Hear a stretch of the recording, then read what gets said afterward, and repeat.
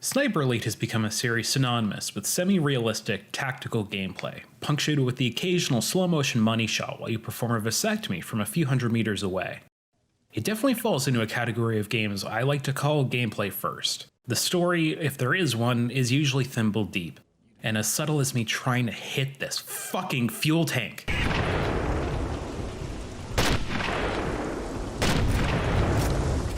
It's an unspoken rule that these gameplay-first titles have to exclusively take themselves too seriously or not seriously at all.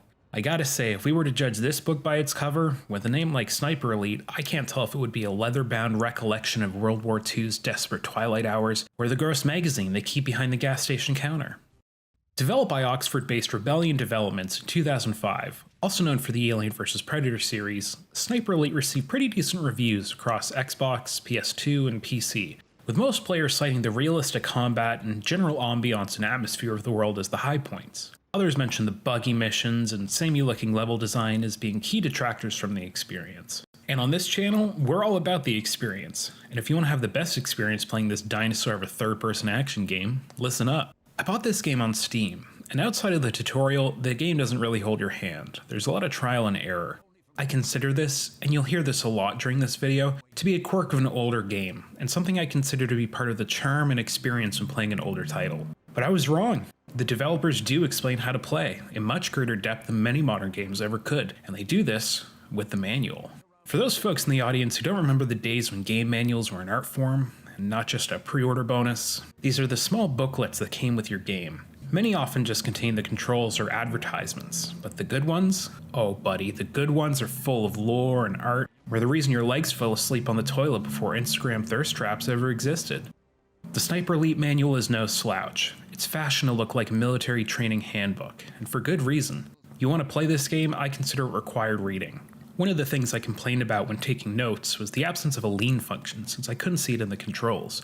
Lo and behold, it's right here on page 5. Could I get it to work? No, but that's not the point. My original notes also call out the complete lack of story. Well, okay, they don't call it out. I had my suspicions since the later entries are absolutely gameplay first endeavors, but it's all right here in the manual.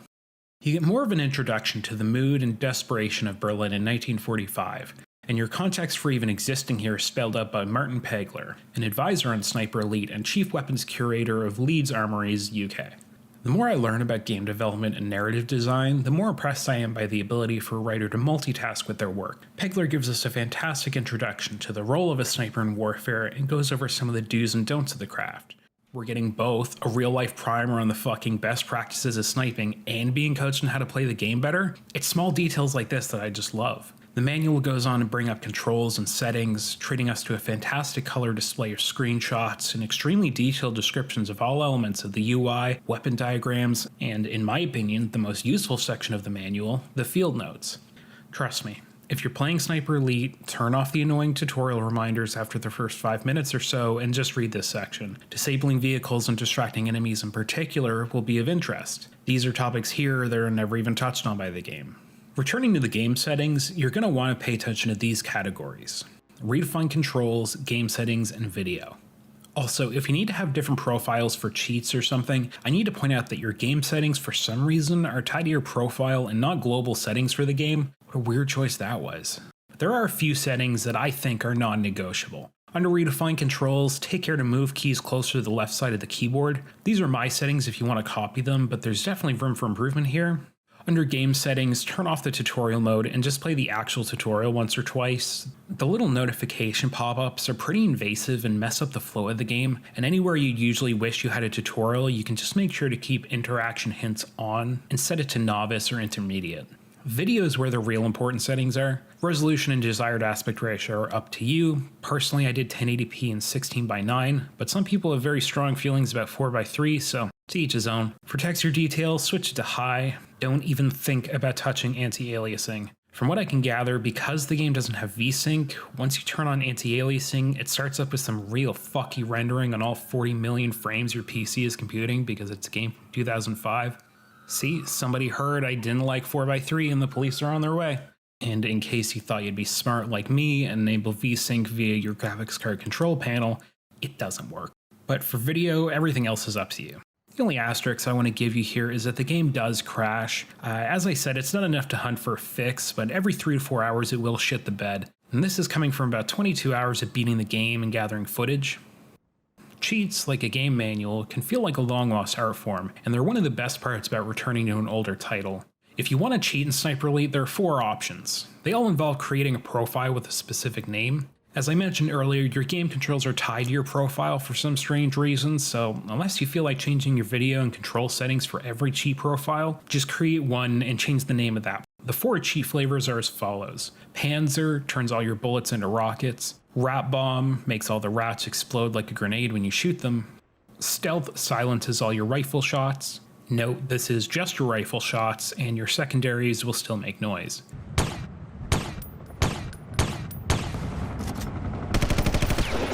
Finally, Reb 00 is the only one I would actually suggest turning on from the get-go. It enables a cheat option in the menu that allows you to turn on God mode, infinite ammo, infinite projectiles, silent mode, and invisible mode. But to be honest, the only reason I think you should enable it is so you can actually use the quick save option and unstick yourself if you get all janked up on the geometry. Usually if you want a quick save, despite what the instruction manual says, you can't actually load the quick save until you die. Before I found out about this menu, I used to run around firing my secondary, desperate to get murdered so that I can go back to the save I just made. Sure, I could make a hard save, but that takes me out of the game for just a few seconds longer than I'd like. The premise of Sniper Elite is one that blends history and fiction together to give us some alternate history entirely believable in the scope of World War II and the events immediately following it. Set during the end of World War II, you play as Carl Fairburn, an OSS agent deployed behind enemy lines in Berlin. My father was a US diplomat stationed in Berlin. I spent most of my youth there. I'd spent 4 years training at West Point before America joined the war. Now I was back in Berlin, recruited by the OSS because of my knowledge of the city and the language. With the Nazis mainly on the defensive, your ultimate goal is to gather intel on and disrupt the Soviet Union's nuclear weapons program. During the waning hours of World War II, it became clear to all of the Allied powers that peace with the Soviet Union could not and would not last, with Winston Churchill describing the new divide between East and West as an iron curtain descending upon the continent. While the Germans never successfully created a nuclear bomb, their rocket technology was some of the best in the world, thanks in no small part to their scientists. This sparked a mad race to claim as many Nazi scientists as possible before the Soviets. In a famous US intelligence initiative called Operation Paperclip, over 1,600 Nazi scientists were quietly retrieved from Germany and secreted away in the US to aid in their nuclear program, and eventually the space race. In fact, the man many people considered to be the father of space travel, Wernher von Braun, was controversially a member of the SS. Anyway, getting back to the game, most of the missions revolve around this disruption of the Soviet Union's efforts to acquire both these scientists and the German infrastructure used in the design of nuclear weapons. The story is minimal, with a small cast of players, mainly centered around groups like the NKVD and the German resistance, although you do pull the plug on Martin Bormann, Hitler's private secretary. And that's it. I can count on one hand the number of named characters, but Sniper Elite is what I call story light. That is, all the taste and flavor of the story, but without all the calories. Sniper Elite is all about the gameplay and ambiance, so if you want to enjoy this game, you'll want a good pair of headphones and no distractions. This is a setting that will suck you in if you let it, thanks in no small part to the audio. OBS was giving me a lot of troubles trying to record this footage, so I found myself in the main menu a lot testing my recording settings, which means I heard the main musical track a lot, and it fucks.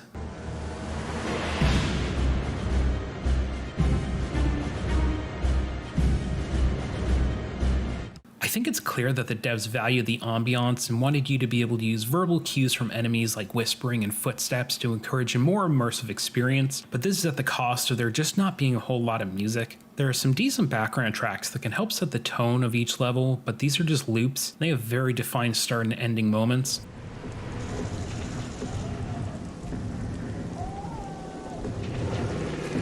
Besides the inconsistencies in music, there are also some fairly hilarious sound effects that I am making the conscious effort to consider part of the charm. These schlocky pew-pews of the silenced pistol, and these horrendous punching effects. They just put a big dumb smile on my face. I find it hard to tell how serious the game takes itself sometimes because of the cartoony sound effects, whereas the voice actors are taking it super seriously. Let's go. Please, no. My brother. They're holding him at the camp. We have to save him. Sorry, my orders are to get Dr. Lohmann out of Berlin. He's more important than your brother. Every line from Carl sounds like he's hoping the secret police are going to cut themselves on the sharp edges of his one-liners. You're crazy. Maybe, but right now we don't have any other options. Nice. Very nice.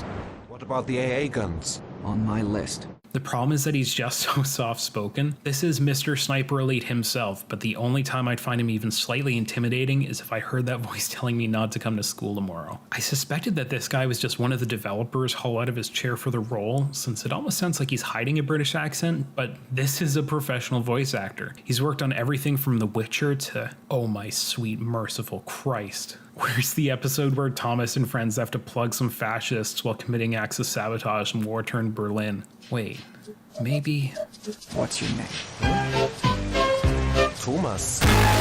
One of the first things that struck me about Sniper Elite gameplay-wise was how awkward the controls are. Not the actual key bindings, although those are definitely a sign of its age, but like the weird acceleration when turning and the fact that our boy Carl is wearing roller skates, he's sliding around all over the goddamn place. Watch this. I let go of the key here, and he just keeps going. There is a key to change your speed which can influence this, but that's mainly to help with sneaking. Maybe the OSS already has V2 tech and it's just strapped to Carl's legs. He definitely looks like a guy that would have a rocket in his pants.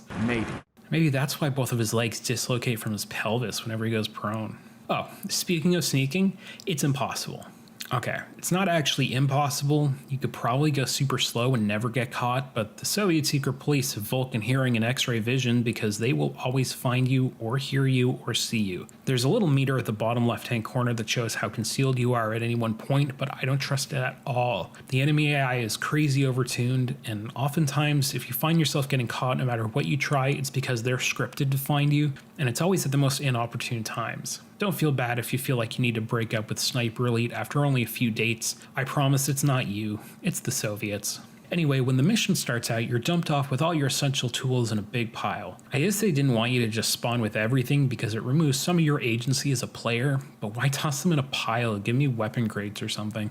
On the subject of weapons, something people are no doubt going to criticize me for is the fact that I'm complaining that you don't function much as a traditional sniper while also carrying around a giant machine gun and rocket launcher on my back. People with the same neurotic need to point out elements of historical inaccuracies like myself might see this and remind me that each of these weapons would have had a dedicated man and a squad to use, but that all this gear is so heavy there's no way Carl could carry it all. And to this I would like to point out that I have a sniper rifle, mines, TNT, time bombs, MG42, and a Panzerschreck, and you don't. I mean, it's a Panzerschreck for fuck's sake. It Shreks Panzers.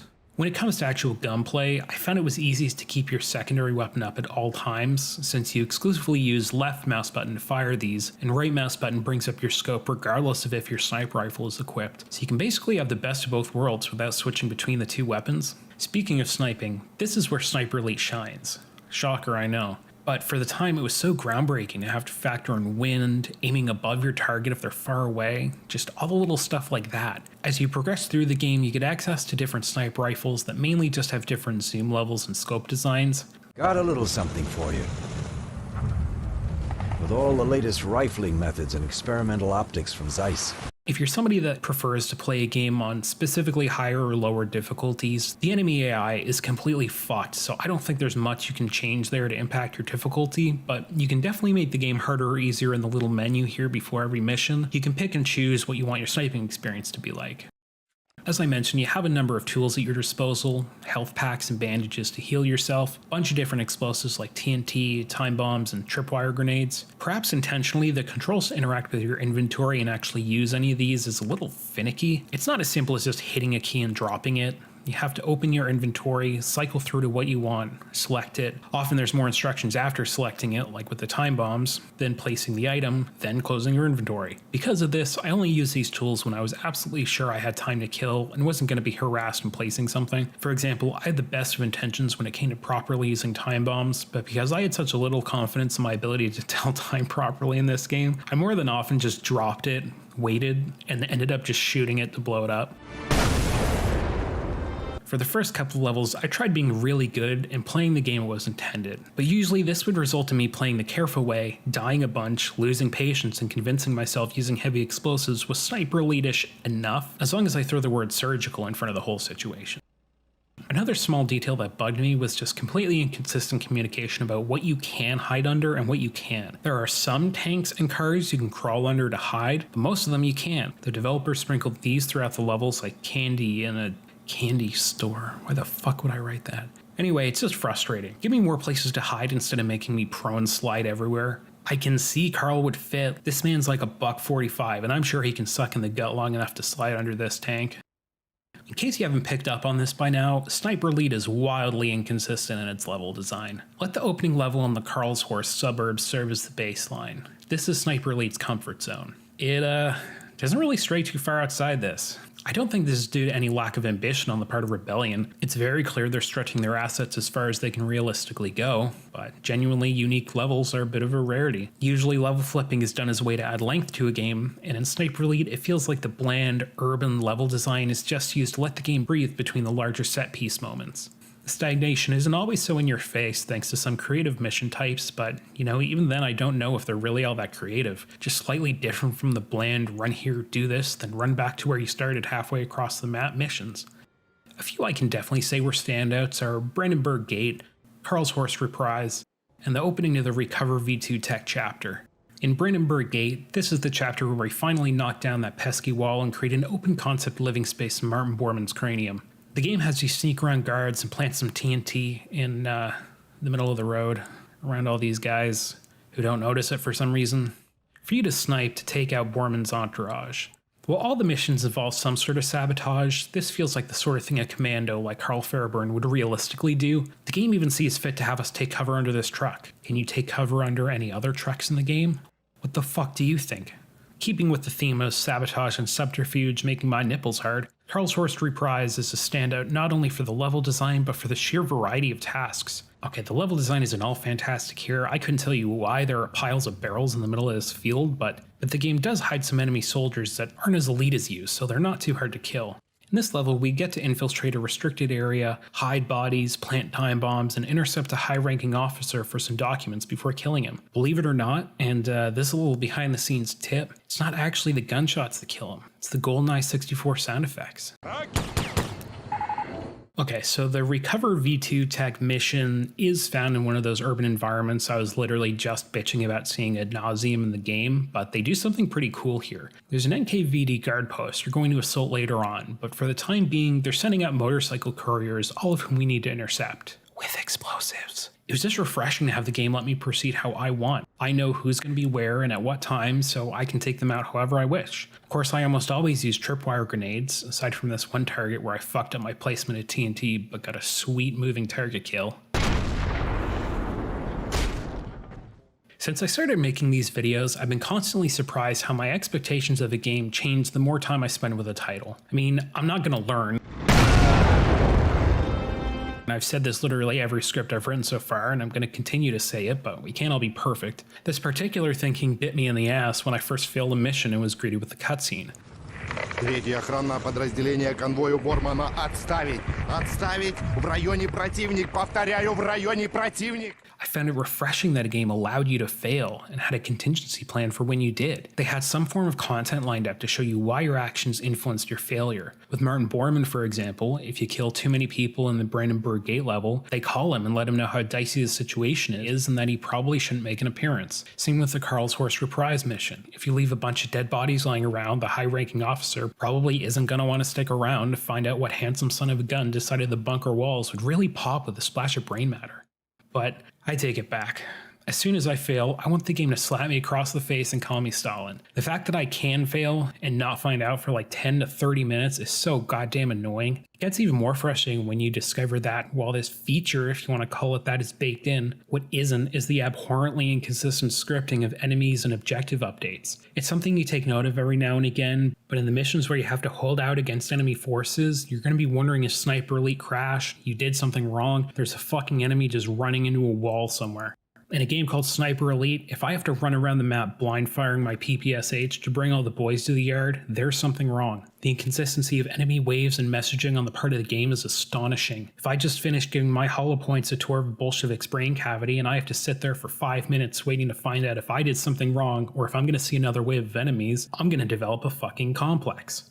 Alright, I won't lie to you, this game does not hold up under modern scrutiny. That's not to say any of its impact needs to be diminished. I mean, in 2005, Sniper Elite would have been on the shelf alongside games like Call of Duty, Brothers in Arms, and Battlefield. These are games that, while not specifically meant to ignore stealth, they're very loud. Sniper Elite is loud too, but it's like when you tell someone to whisper and they keep the same volume, but they just do this sort of voice. The intention was different, even if the end result turns into the same thing. It might be cheating, and I might be looking upon this game far more favorably because I've played later games in the series, but the trajectory set forth by the first entry in the Sniper Elite franchise doesn't change much in my mind. The game mechanics are certainly iterated upon, their presentation would eventually be more polished, and the AI had their Pervitin-laced chocolate bars pried out of their hands, but the core gameplay elements are present and accounted for. Games like Sniper Elite and Hitman do this thing to my brain where, as I'm playing, I'm pretty lukewarm on them, but then when I'm sitting at work or buying groceries or something mundane, I'll think, shit man, I could really go for some Sniper Elite right now. And I think for an old PC game like this, that's just enough. Sniper Elite V2 is a great example of a gaming glow-up. In high school, it was a little quiet, soft-spoken, didn't look the best, and just didn't know when to rein things in. It had potential, but required refinement. But in college, little Sniper Elite grew up in a Sniper Elite V2. It learned more about itself and was able to work closer to its strengths while smoothing out its weaknesses. It could still be loud and bombastic, but knew when to bring down the intensity. It's a Sniper Elite you could see yourself spending the rest of your life with. One frigid night in the Alps, as you gazed out at the snow-capped peaks of Grossglockner, you felt the words slip out before even realizing what you were saying. Grossglockner is the highest mountain in Austria, the highest mountain in the Alps east of the Brenner Pass. Also, I love you, Sniper Elite. The world didn't change, but you learned to appreciate it even more. Because everyone loves killing Nazis. Dude, just like you pull in and you just get spit right out of them. I wasn't very dialed into the community when Sniper Elite was brought back for a second outing, but considering it's the title my brain automatically jumps to when I hear the word Sniper Elite, I can't be the only one that considers this the de facto start of the modern series. Rebellion went through a lot of changes in the late 2000s and early 2010s. They saw some rocky releases with Alien vs. Predator and Rogue Warrior, a K-hole in video game form that I absolutely need to check out at some point. These resulted in the closure of their Derby studio and cuts to their main Oxford location, with Rebellion CEO Jason Kingsley telling GamesIndustry.biz, "Sadly, we didn't find any solution other than closure for the Derby studio. At the same time as we were considering the options for the Derby studio, we were also looking at our staff needs in Oxford, given shifting business models and opportunities." Speaking on who exactly was cut, Kingsley said, "We've had good results over the last year working with outsourcing partners, and this has resulted in a small handful of junior roles at the Oxford office no longer being needed. With the tonal shift of the company towards smaller game titles and leveraging the ability to self-publish on digital storefronts, Sniper Elite V2 represented the culmination of the painful growth required for the studio to stay afloat." Sniper Elite released 2 and continues to receive mixed reviews, as it's remastered and re-released a la the Skyrim model. We're seeing in the industry a lot of discourse over the fact that companies seem to be more interested in grinding existing IPs into the dirt, with most original IPs seen in headlines alongside words like surprise hit, indie darling, or my favorite, worse than cancer, AIDS, and the Big Bang Theory, if the internet has anything to say about it. I mean, if you even hear about them at all.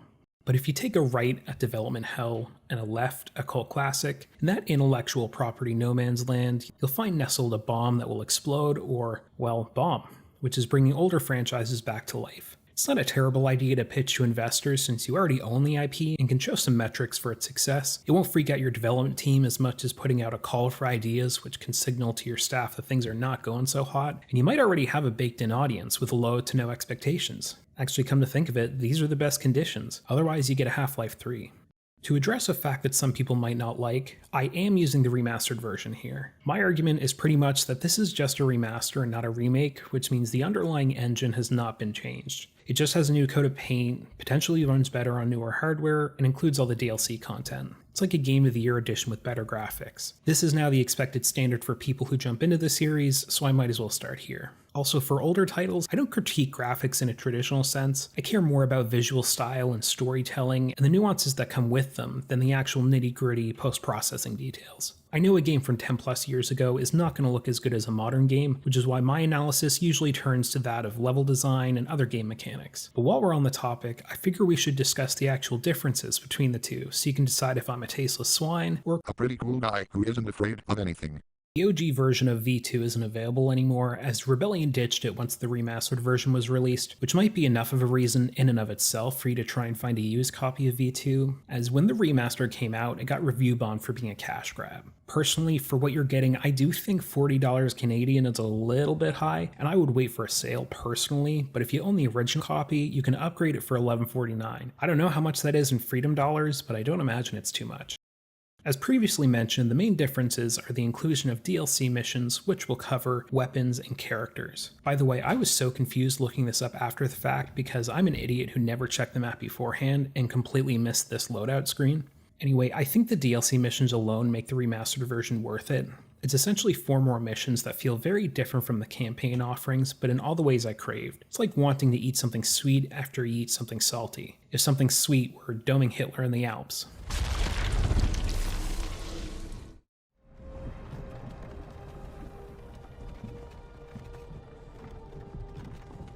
Again, I don't really feel the need to comment too much on the quality of graphics since this is a remaster, but before I get into the critiques I have another hot tip. If you're someone who gets motion sick when playing Sniper Elite, turn off acceleration and motion blur. You want whatever your default aiming device is to be as close to 1-to-1 with what you're seeing on screen. Unfortunately, as graphics get prettier and smoother, I hear from more and more people that suffer from motion sickness because of this. At the end of the day, it's because your eyes are seeing motion that's so lifelike, your brain is anticipating physical motion. If you aren't actually moving around, you end up feeling nauseous. Like I said, if Sniper Elite or any game for that matter does this to you, turn off mass acceleration and motion blur, crank up the FOV, and try moving your screen a little further away.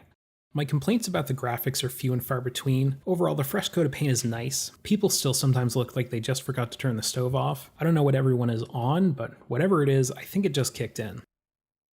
4K textures and HDR support is also fantastic. I really appreciated the ultra-wide support too.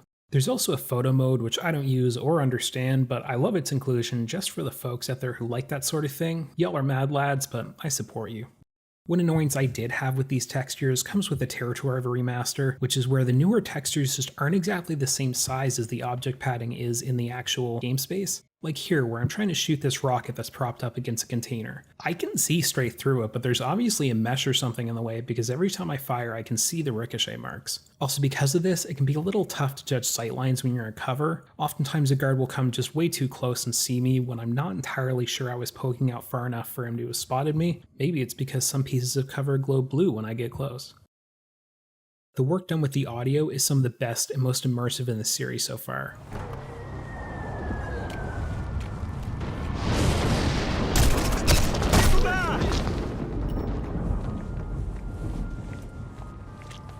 Tom Clark Hill knocks it out of the park as Carl Fairburn. His voice somehow tells me everything I need to know about this man without Marvel making 3 movies based on his origin story. Killing Wolf would have to wait. Nothing else mattered now. I had to stop that launch.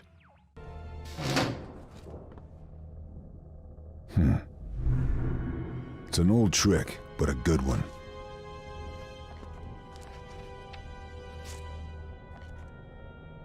Bingo. This had to be Wolf's escape plan. The environmental sound design is also so crisp. Something I mentioned briefly in my Assassin's Creed video, by the way, go watch that one if you haven't yet, is the fact that I play games set in far-off places for the thrill of traveling and experiencing new locales on the cheap, which means immersion to me is paramount.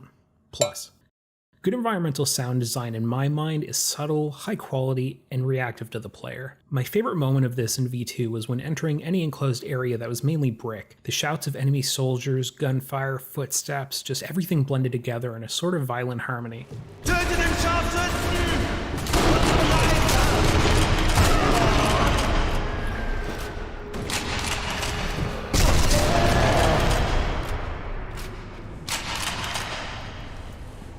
Also, shout out to this train whistle for absolutely scaring the shit out of me.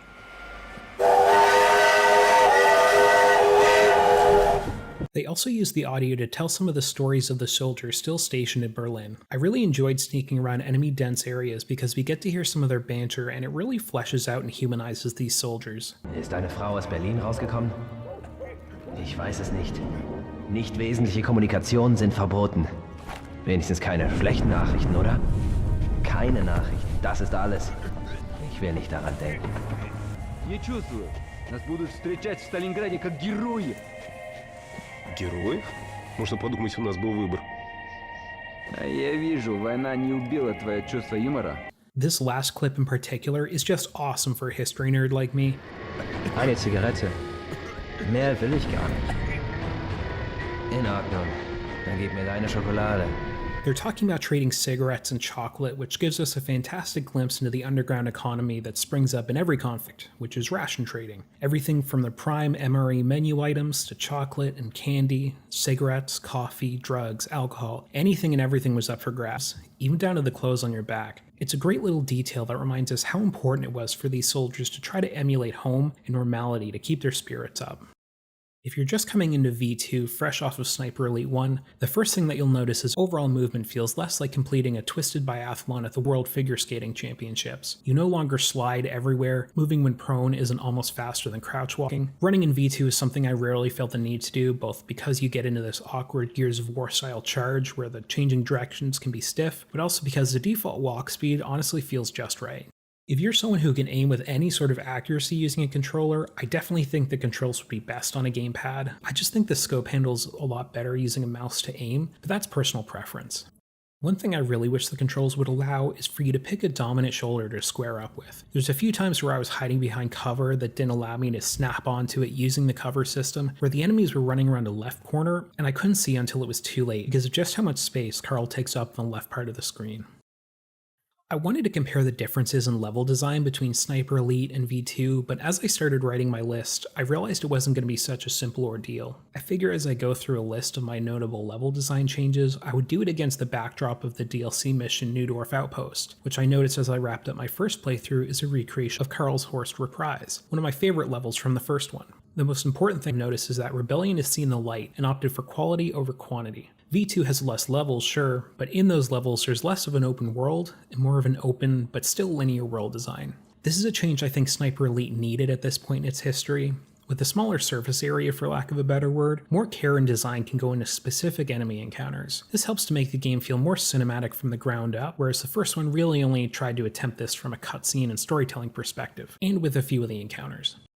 Ultimately, I think that's a direction the game needed to go in for Rebellion to develop some of the systems that really benefit from this kind of level design, but unfortunately we're dropping from sorta open to open-ish, but if you put a gun in my head, I'd really say no. The nature of a more linear game means we're gonna lose out on our ability to choose different paths and routes to complete our mission, and I can tell Rebellion tried to paint over that detail. There are some areas where it looks like you have a few side paths at your disposal, when in reality there's one path and a bunch of really convincing doorways and alleyways, but when you pop out of this extremely linear route, it spits you out into a big arena that has more paths forward than you can count. Because I'd been taking such a direct route, I find it hard to take my mind out of taking the direct approach. Once I get into these levels where the versatility of Sniper Elite can really shine, I get some kind of decision fatigue almost, and forget to take advantage of doing things my way. Like in the Flak Tower level here, I got all the way up to the top of the hill, turned back, and saw like 3 other ways I could have handled the situation. For me, that means there's replayability, but I don't think everyone who plays is going to want to experience the full variability in level design enough to replay a level after beating it. I will say, whenever there's a large obstacle like a group of enemies or enemy armor, there's always a way to sneak around them, but I don't need it. I don't need it. I definitely don't need it. I don't need it. I don't need it. I don't need it. I don't need it. I need it! Another thing that comes with the territory of a reboot/reimagining is the experimentation of the developers. In one of the later missions, we have to hold out against an enemy force attacking us almost in waves. I was waiting for this rocket to fuel up with no indication how close or how far from being done I was. I will say this particular holdout section is a great example of the devs allowing us to ditch the stealth and go loud. We have so many secondaries to choose from that it's very easy to go long stretches without ever using one. Having sections where we can let our hair down and crank out a soliloquy on our Chicago typewriter makes the quiet sections feel even better thanks to the contrast in gameplay. One of the most useful yet simple additions is the inclusion of soundbars indicating when you can take a shot that will be silenced by other loud noises. These are usually planes, explosions, etc.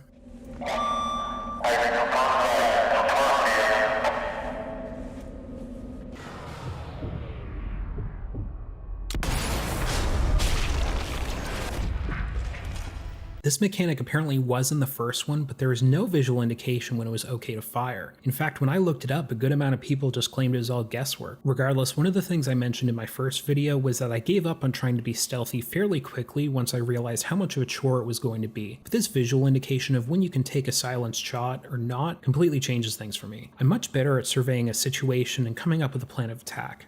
Of course, every new addition has to come with a price, and unfortunately the enemies in V2 have inherited the Vulcan senses of Sniper Elite 1's AI, but also their infectious stupidity, which can send inconsistent signals to the player. I mentioned earlier that I appreciated the go loud sections, that the game didn't just push us down the stealth path and give us a few instances where using our secondary was absolutely required. In fact, there's a button you can press that will instantly make you switch into this go loud mode. It's usually right here on the gas tank of trucks and tanks. This somehow makes every guard in the immediate area instantly and precisely aware of where you are, even if you blew it up with a silenced shot. This is extremely frustrating. I'd expect them to be on high alert and testy, but look at this. As soon as I take the shot, everyone somehow knows exactly where I am. These are the same enemies that will find a dead comrade and freak out for 5 to 30 seconds, then go right back to their patrol routes.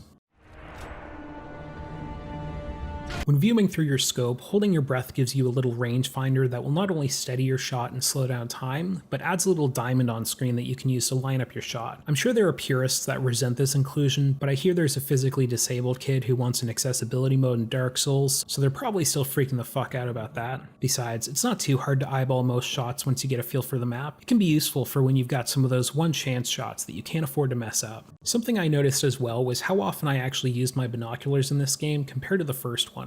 I think the ability to tag enemies is a great incentive for people to scope out the area beforehand. The kill chain of deciding what to do and from where is so much more succinct. Like, one of my big issues with the first Sniper Elite was feeling so unsure about my status, from being hidden to whether or not enemies saw me. Trying to be stealthy was like walking on eggshells. It made me take less chances. When it comes to fixing systems that aren't working, I'm always interested to see how a developer chooses to address a problem, and the inclusion of a ghosting system is an amazing way to so naturally shave down some sharp edges. Essentially, Sniper Elite is always trying to preach the tenet of fire and move, and when you're located by enemies and you abandon your position, there's a little white outline left behind in the very last place you were seen. This is extremely useful because you can not only hide and evade more efficiently, but you can booby trap an area and know with some accuracy where enemies are going to be treading, making the mine and tripwire infinitely easier to use. But I must admit, I've been saving the best new feature for last. This dope as hell, mind-blowing ode to Mortal Kombat in 1992 levels of gratuitous video game violence lovingly spelled out in skull shards and brain matter. In Sniper Elite 1, you would get this amazing shot where the camera would follow your bullet to its destination. But in V2, we get to see even more. Wrapping up the slow-motion cross-map journey of your shot with an x-ray view of your victim, we get to see the studio apartment-sized cavity created inside their body, complete with dishwasher and half bath. It's flashy and dumb and ultra-violent, but damn if it doesn't feel good. It's a feature that's instantly recognizable and satisfying as all hell, especially since you can snipe grenades right on people's belts. The DLC includes two main parts, weapons/skins and extra missions. I'll start with the pre-order bait since I don't care much about them. The first half of the package is new weapons and character skins. Personally, I didn't feel the need to move around and change my rifle loadout too much. I think if some of the other game modes besides just campaign were active, I would have had different setups for different games, but as it goes, I think campaign gives you the right rifle for the job on every mission. For character skins, it's neat, but also feels like something more useful for co-op or multiplayer. I actually found that the game isn't scripted to use them in some cases, as when the bigger cutscenes wrap up, like right here, it'll cut back to a shot of Carl, when in actuality you had on a different skin.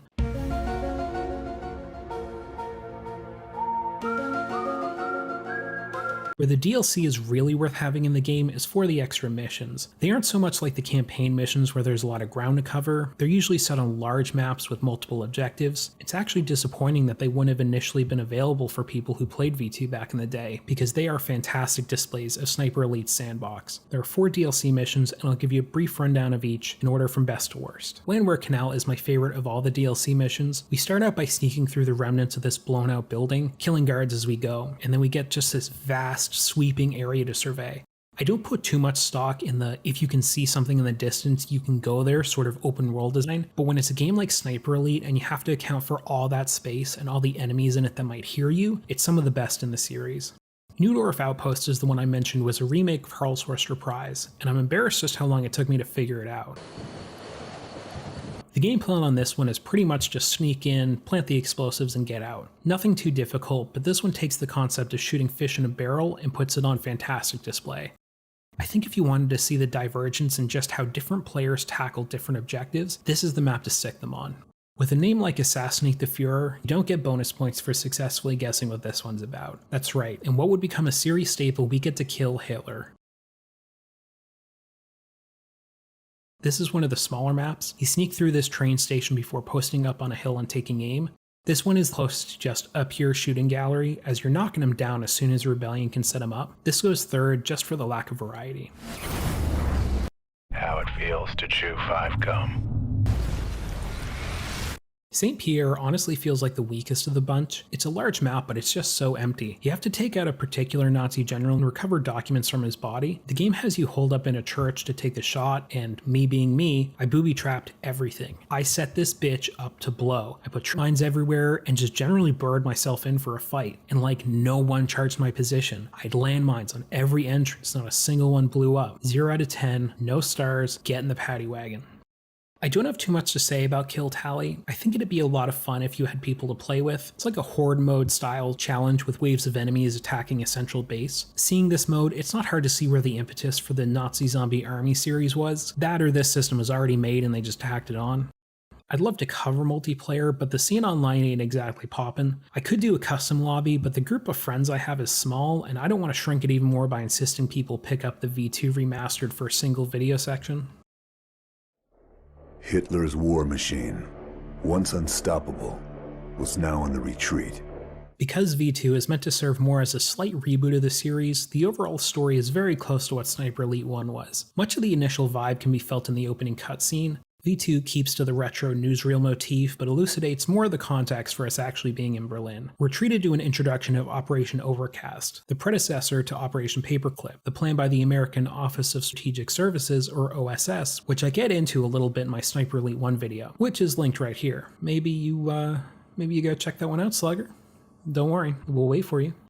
To briefly summarize, as the Second World War came to a close, the major powers involved recognized the powerhouse that was the German scientific community. Seeing conflict on the horizon, it was decided that, rather than risk these scientists falling into frenemy hands, namely the US and Soviet Union, they would covertly smuggle these scientists out of Germany. That's where we find Karl Fairburn at the beginning of V2, assassinating a German defector before he can meet with a Soviet agent. This serves as the game's main tutorial, but also puts Karl on the trail of 3 key scientists he needs to assassinate or recruit, located at the Germans' V2 rocket production facility. You can see how the general story trajectory and themes are emulated in V2 when compared to the first Sniper Elite. It's told in greater detail and is definitely trying to emulate a more cinematic approach, but I wouldn't say the greater quality of all these factors makes up for the general lack of depth. It's a fairly shallow, single-use story that does exactly what it needs to do. It ferries us from one level to the next and gives us people to kill. Alright, just as with the first video, I'm going to give you a brief history lesson about some real-life lore that I think enriches the story a little bit. I will warn you that this is spoiling some of the ending of Sniper Elite V2, so proceed at your own discretion. Skip to the timecode on screen now if you don't want to hear about some harsh realities of World War II, although I encourage you to stick around because the history is important. Alright, now that the squares are gone, I'm going to tell you all about nerve agents. In the penultimate mission of Sniper Elite V2, Soviet Boogaloo, we're tasked with blowing up a V2 rocket that's aimed at London and filled with Tabin. You might not recognize that name, but it's part of the G series of nerve agents, a family tree that also contains sarin and cyclosarin. This chemical weapon was allegedly named Tabin after the German word for taboo, but I had a hard time actually finding sources to back this up. It was discovered after a scientist named Gerhard Schrader's employer, IG Farben, was tasked with creating a new pesticide by the German government. IG Farben is notable for being the supplier, via pest control subsidiary of Zyklon B, the poison used in the Third Reich's notorious gas chambers. The fact that they chose to buy from a pest control company is a sickening glimpse into the deplorable reality of Nazi Germany's final solution. But getting back to Gerhard Schrader, he unfortunately failed at tackling world hunger and inadvertently became the father of nerve agents instead. You see, the compounds used in Schrader's cocktail affect a neurotransmitter that's shared by both insects and mammals. This neurotransmitter facilitates communication between nerve cells, and so by messing with it, you reduce the nerve's ability to function, which has disastrous consequences for the victim, mammalian or otherwise. From the Chemical and Engineering News website, dilute solutions destroyed insect food pests and also caused vomiting, shortness of breath, pupil dilation, drooling, sweating, diarrhea, and death in apes and other mammals. Now, despite Taben's ferociousness as a killing machine, it was quickly discovered that sarin was far more effective, and Taben was stored away in stockpiles, with most of the deaths coming from accidents related to improper transportation and storage. It's something of a mystery why Hitler never used such a deadly nerve agent. Some maintain it's because he was gassed during World War II and knew how horrible it was, but Hitler had no problem using gas to exterminate a large amount of the millions of victims of the Holocaust. I think a far likelier reality is that Germany couldn't be sure the Allies also had similar chemical weapons, so it didn't want to take the chance they might be attacked with something far deadlier. Whatever the reality, I hope this glimpse into just how high the stakes of Sniper Elite V2 are and help to shed greater light on this moment in time.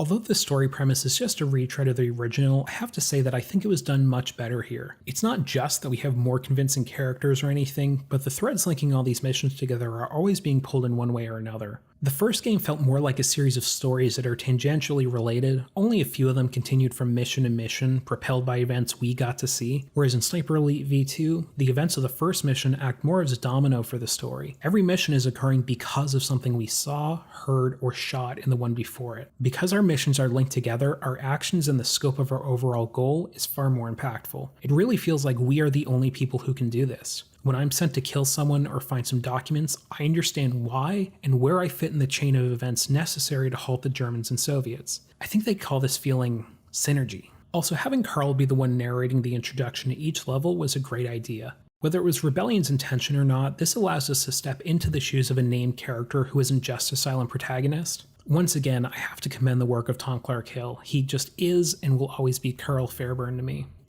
With the Reds and the Krauts knocking 7 shades of shit out of each other back at Museum Island, I'd bought myself some time. I headed for Opernplatz, where Schweiger was being held. I'd been sent to kill him, but now I was trying to save his ass. Funny how some days turn out. The last point I want to bring up is that I like that the individual soldiers aren't being villainized, even if these are the people we're killing 99% of the time. I think the only overtly evil folks are the high-ranking officers we're tasked with killing, although I might have just missed it. We never actually see an unnamed soldier committing deliberately inhuman acts, even if the acts of war sometimes make that line very, very thin. But my point is, we hear average soldiers more often than not talking about home, about their families, about how they know they're not heroes. I know it's far easier to paint our enemies with a single brush, but the world isn't black and white. The soldiers defending Berlin at this time more often than not would have been women and children, and when you look at some of the things the Allies did, they can just as convincingly play the role of boogeyman in a German civilian's nightmare. But if you're a neo-Nazi, you can lick my Overall, I think Sniper Elite V2 is a great example of what a series reboot should be. The core identity stays the same, but what makes it great is expanded upon. Even when I played the first entry, I repeated over and over that I liked what was at the root of the gameplay, but there were some serious issues that stopped it from shining. V2 smooths out those edges and reins in the scope to something more manageable. If you want to experience a more self-contained story, I think you could do a lot worse than Sniper Elite V2, and although the gameplay elements I love are more or less sprinkled in with the later entries of the series, what's here to love is clear and instantly recognizable. When we last left Sniper Elite, it was #Rise and Grinding in its early 20s. But it made a few mistakes and slowly came to the sad realization that we all face sooner or later. Sniper Elite realized it lost a bit of itself along the way. It wanted to get back to some of what made it so unique in the first place. Sniper Elite V2 played it too safe, too formulaic. For 3, it would have to truly bring it. But before it could return to its roots, Sniper Elite had to find itself again. It decided to hit the road and go to North Africa for a while. But with time, Sniper Elite would even come to make a friend. Maybe even a lover? With the release of Sniper Elite V2, Rebellion did a fantastic job of keeping open lines of communication to fans. The reception was okay, but the whole journey of release and post-launch support definitely introduced some growing pains. including garbage AI and severely claustrophobic linear level design. So with Sniper Elite 3, the team really got to show that they were listening. What people perhaps don't realise is that even in those maps we were responding to the feedback. The non-linear gameplay was already something people were desperately craving, and in one of the last maps we released, which was called Nerdorf Outpost, we'd already been R&Ding for Sniper Elite 3 by that time, and that was actually sort of like a test level where we did a non-linear level, so it was much more open, and people really enjoyed that map and responded to it very well. And yeah, it's just interesting that that was already really had a lot of the DNA of a Sniper Elite 3 level, but in the Sniper Elite 2 era. So that was really exciting for us. Even as I read more developer Q&As and watch videos just like the one I played for you, it's very apparent that Rebellion valued player agency and choice. Just giving us open maps isn't enough. We need to feel supported by the game's mechanics and sandbox. Honestly, I would argue that was the problem with Sniper Elite 1. The levels were pretty open, but there is very little care given to supporting encounters and gameplay at such a scale. I'm glad to report that that is most certainly not the case here. Options for being stealthy have increased and strengthened in some pretty key areas. You can do silent takedowns when in melee range, and you can tell that Carl Fairburn has been spending a little too much time with Dick Marchenko because he goes out of his way to turn enemies around before stabbing them.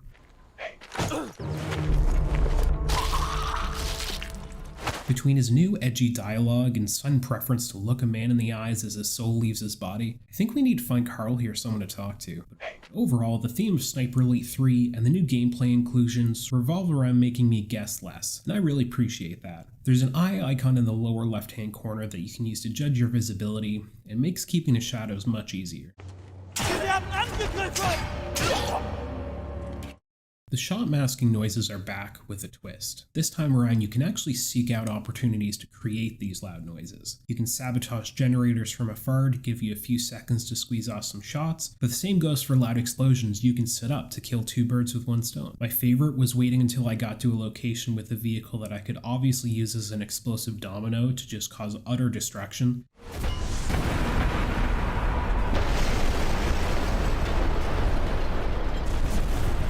And hey, speaking of vehicles, there are vehicle kill cams now too. Besides just giving you more sensitive bits to shoot, you can actually watch your bullet travel into the working components of engines and fuel tanks. And to be honest, I'm way less of a stickler for staying quiet and always playing it the stealthy way, because the game actually gives me opportunities to recover from being spotted or going loud.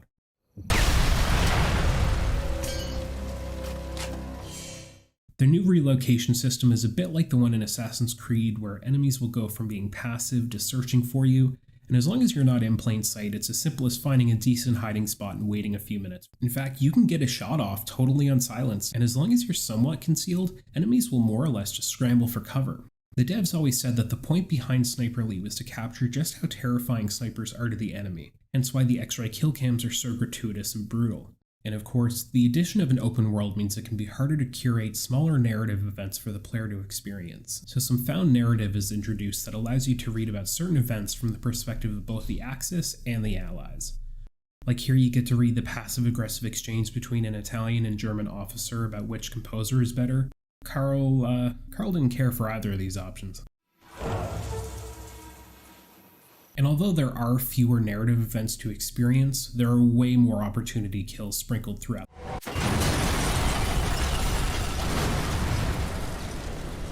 This makes ensuring you've packed all the right gear absolutely essential. Not because it will make your life particularly easy, but because it can feel really shitty to see a great opportunity to mine a particular area or set a trap for a group of enemies and not have the right gear. Luckily, if you pay attention to the introduction of each mission, Carl will actually give you a few hints about what you might want to bring. The pass is heavily fortified, with plenty of narrow spaces and close-quarter surprises. I'll need to watch my six, and pack a couple of mines to cover a quick exit. I'm not gonna act like this is some fantastic, subtle narrative gameplay device. Carl is fucking telling us what to pack, but it makes me feel like there's a reason to use the full breadth of the equipment available to us. But the true testament to Rebellion's commitment to shaking up people's playstyles is in the inclusion of the shooting range. Fire when ready! The shooting range supplements the open world design and encourages you to try new things. Cause look, I love feeling like I'm being tactical and playing to the map's design, But I'm a lazy entitled YouTuber. If I had to load into a game to try out each new rifle, probably wouldn't change my loadout that often. But in the shooting range, you can try out each rifle on varying difficulties.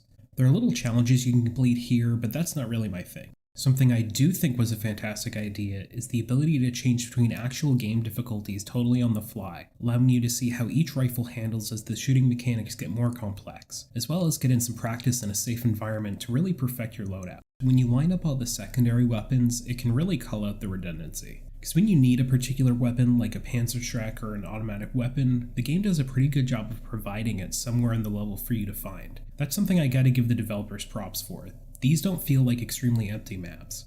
Exploration is worth it for sure. But in the shooting range, when you have them all lined up, you kind of realize you have the same weapon pretty much copy and pasted. Sure, they're all called something different, but they all serve the same purpose in the game's sandbox. The only real different one is the Panzerschreck. To be honest, if you give me a choice between a submachine gun and a rocket launcher, I'm gonna choose the rocket launcher. Guys, it tracks Panzers. We kind of run into the same issue with the sidearms since there are 2 that are silenced and a bunch of other ones that aren't. Why would I ever choose the unsilenced option? Sure, they can be more powerful, but the range on the Wellrod isn't that bad. And if you have the Season Pass, which I think is just kind of default at this point, you get access to the HDM. It's semi-auto, the range is decent, and I'm not afraid to say Carl wears the hell out of it. Once you spent an initial 5 minutes here, you've pretty much seen everything there is to see. It's a gift with limited utility, like a treadmill for Christmas. You'll use it once or twice, and then drive to the Canadian Tire 3 hours away to exchange it for a snowblower. This time around, I was actually able to get multiplayer to work, and I played it for just long enough to know I'm real fucking bad at it. Shout out to the 8 people in the world who are still playing this game though. No one talks shit about me going 2-12, and to be honest, they really should have. There's also a challenge mode here that's kind of like Kill Tally from V2. Well no, it's exactly like Kill Tally from V2. I played it for 20 minutes longer than it deserves. I promise I'll have more to say about these sort of game modes for Sniper Elite 4 and 5. Sniper Elite 3 takes place 3 years before V2, in the North African theater of World War II. We travel across Italian Libya, Egypt, Tunisia, and Morocco as Sniper Elite himself, Carl Fairburn. Alongside the British long-range desert group, we sniff out another secret plot cooked up by another German bad guy. You know the drill, we're gonna visit some cool places, blow stuff up, and look damn good doing it.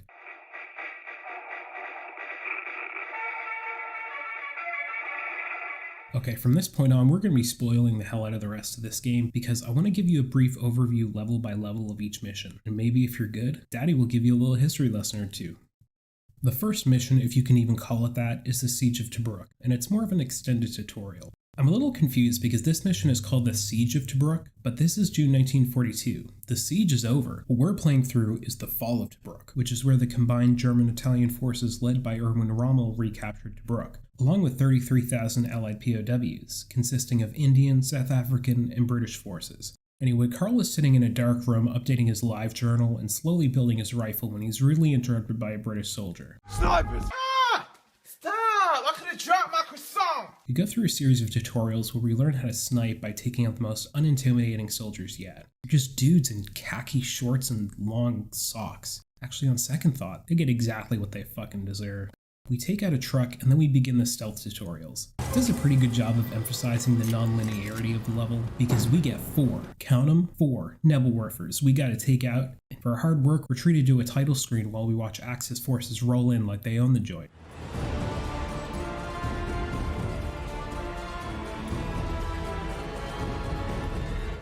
For our first real mission, we're on our way to the Gaborone Oasis. We're on the trail of who I assume is this game's villain, a man named Valen. Carl explains that he's a big proponent of nerve agents. If you're not sure what makes nerve agents so bad, you should go check out the V2 video right here. We're treated to a John Madden style breakdown of the map, something we'll get before each mission going forward. Carl notes the spots of elevation, points of interest, and mission targets. In this case, we're tracking down some officers that might have intel on Valen and where he's gone.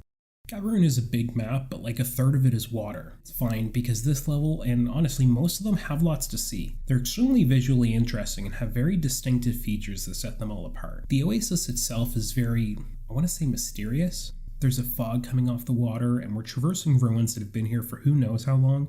I think it was a good call setting this one at night because visibility is much smaller and we have more opportunities to try out all the new mechanics at our disposal.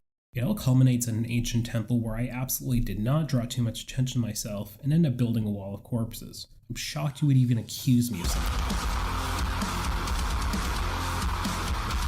Our next mission finds us in Hellfire Pass, nicknamed Hellfire Pass by the British. This extremely tight, close quarters map was the scene of another notable chapter in the North Africa campaign. Rommel's forces were significantly undersupplied, and the decision was made to dig in rather than continue forward. 88mm cannons were concealed, and the turrets were even removed from destroyed British tanks for reuse. Nothing went to waste. When the British returned during Operation Battle Axe, they were surprised to find much of this hidden artillery already trained on them. This resulted in a high number of tank casualties, an eventual retreat. And what made this whole situation all the more of a black eye for the Allies? Rommel was just reusing tactics used to defeat him at Tobruk just weeks earlier.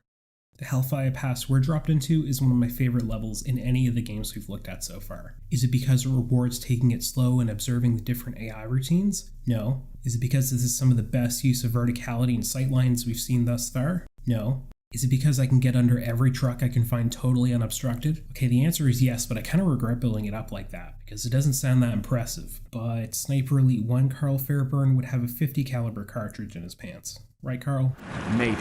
Fort Refugio is another night mission, and it really reminded me how frustrating I find it when you can shoot out some of the lights and not others. I totally get what a fucking nightmare lightning and shadows can be for performance, and considering this game was co-developed for PS3 and 360 in addition to PS4 and Xbox One, I'm sure the devs would have included it if they could, but it's still annoying. I mention it because if it wasn't such a pain in the ass trying to sneak into this fort, it would have been one of my favorite missions. But because I can really only shoot out the searchlights and lanterns, I felt like the paths I was being corralled down by the game didn't make that much sense. I'm also the guy that walks straight up the driveway and wonder why I'm getting caught. But once you get in the fort, it's great. This level is very Raiders of the Lost Ark in all the best ways. Carl has to locate an informant named Brower and get him out. Unfortunately, we find him locked in a cage. Fortunately, getting people out of locked cages is one of Carl's love languages. What happened next was a blur. Carl knew the mission, he knew the stakes, but what he didn't know is how damn easily he would fall in love. God damn, I gotta say the checkpoint system in this game is atrocious. Totally my fault, I could have made a better effort to quick save, like they make it super easy for me. But in my defense, during the high octane moments, I'm not thinking about when the last time I saved was. I'm thinking about the structural integrity of the underside of my desk, because it feels so damn good to blow shit up. Next up is Siwa Oasis, and we're starting to hear rumblings of the Desert Ghost, the nickname given to Carl by the Axis soldiers. I think this is a really cool nod to the mystique that elite soldiers and units can carry in warfare, and totally leans into the theme Rebellion was trying to push about portraying how terrifying snipers could be to the enemy, so much so that they become these omnipotent specters haunting the battlefield. In particular, two absolute legends come to mind. The first is Lyudmila Pavlichenko, also known as Lady Death. Credited with 309 kills, she's remembered as the deadliest female sniper of all time.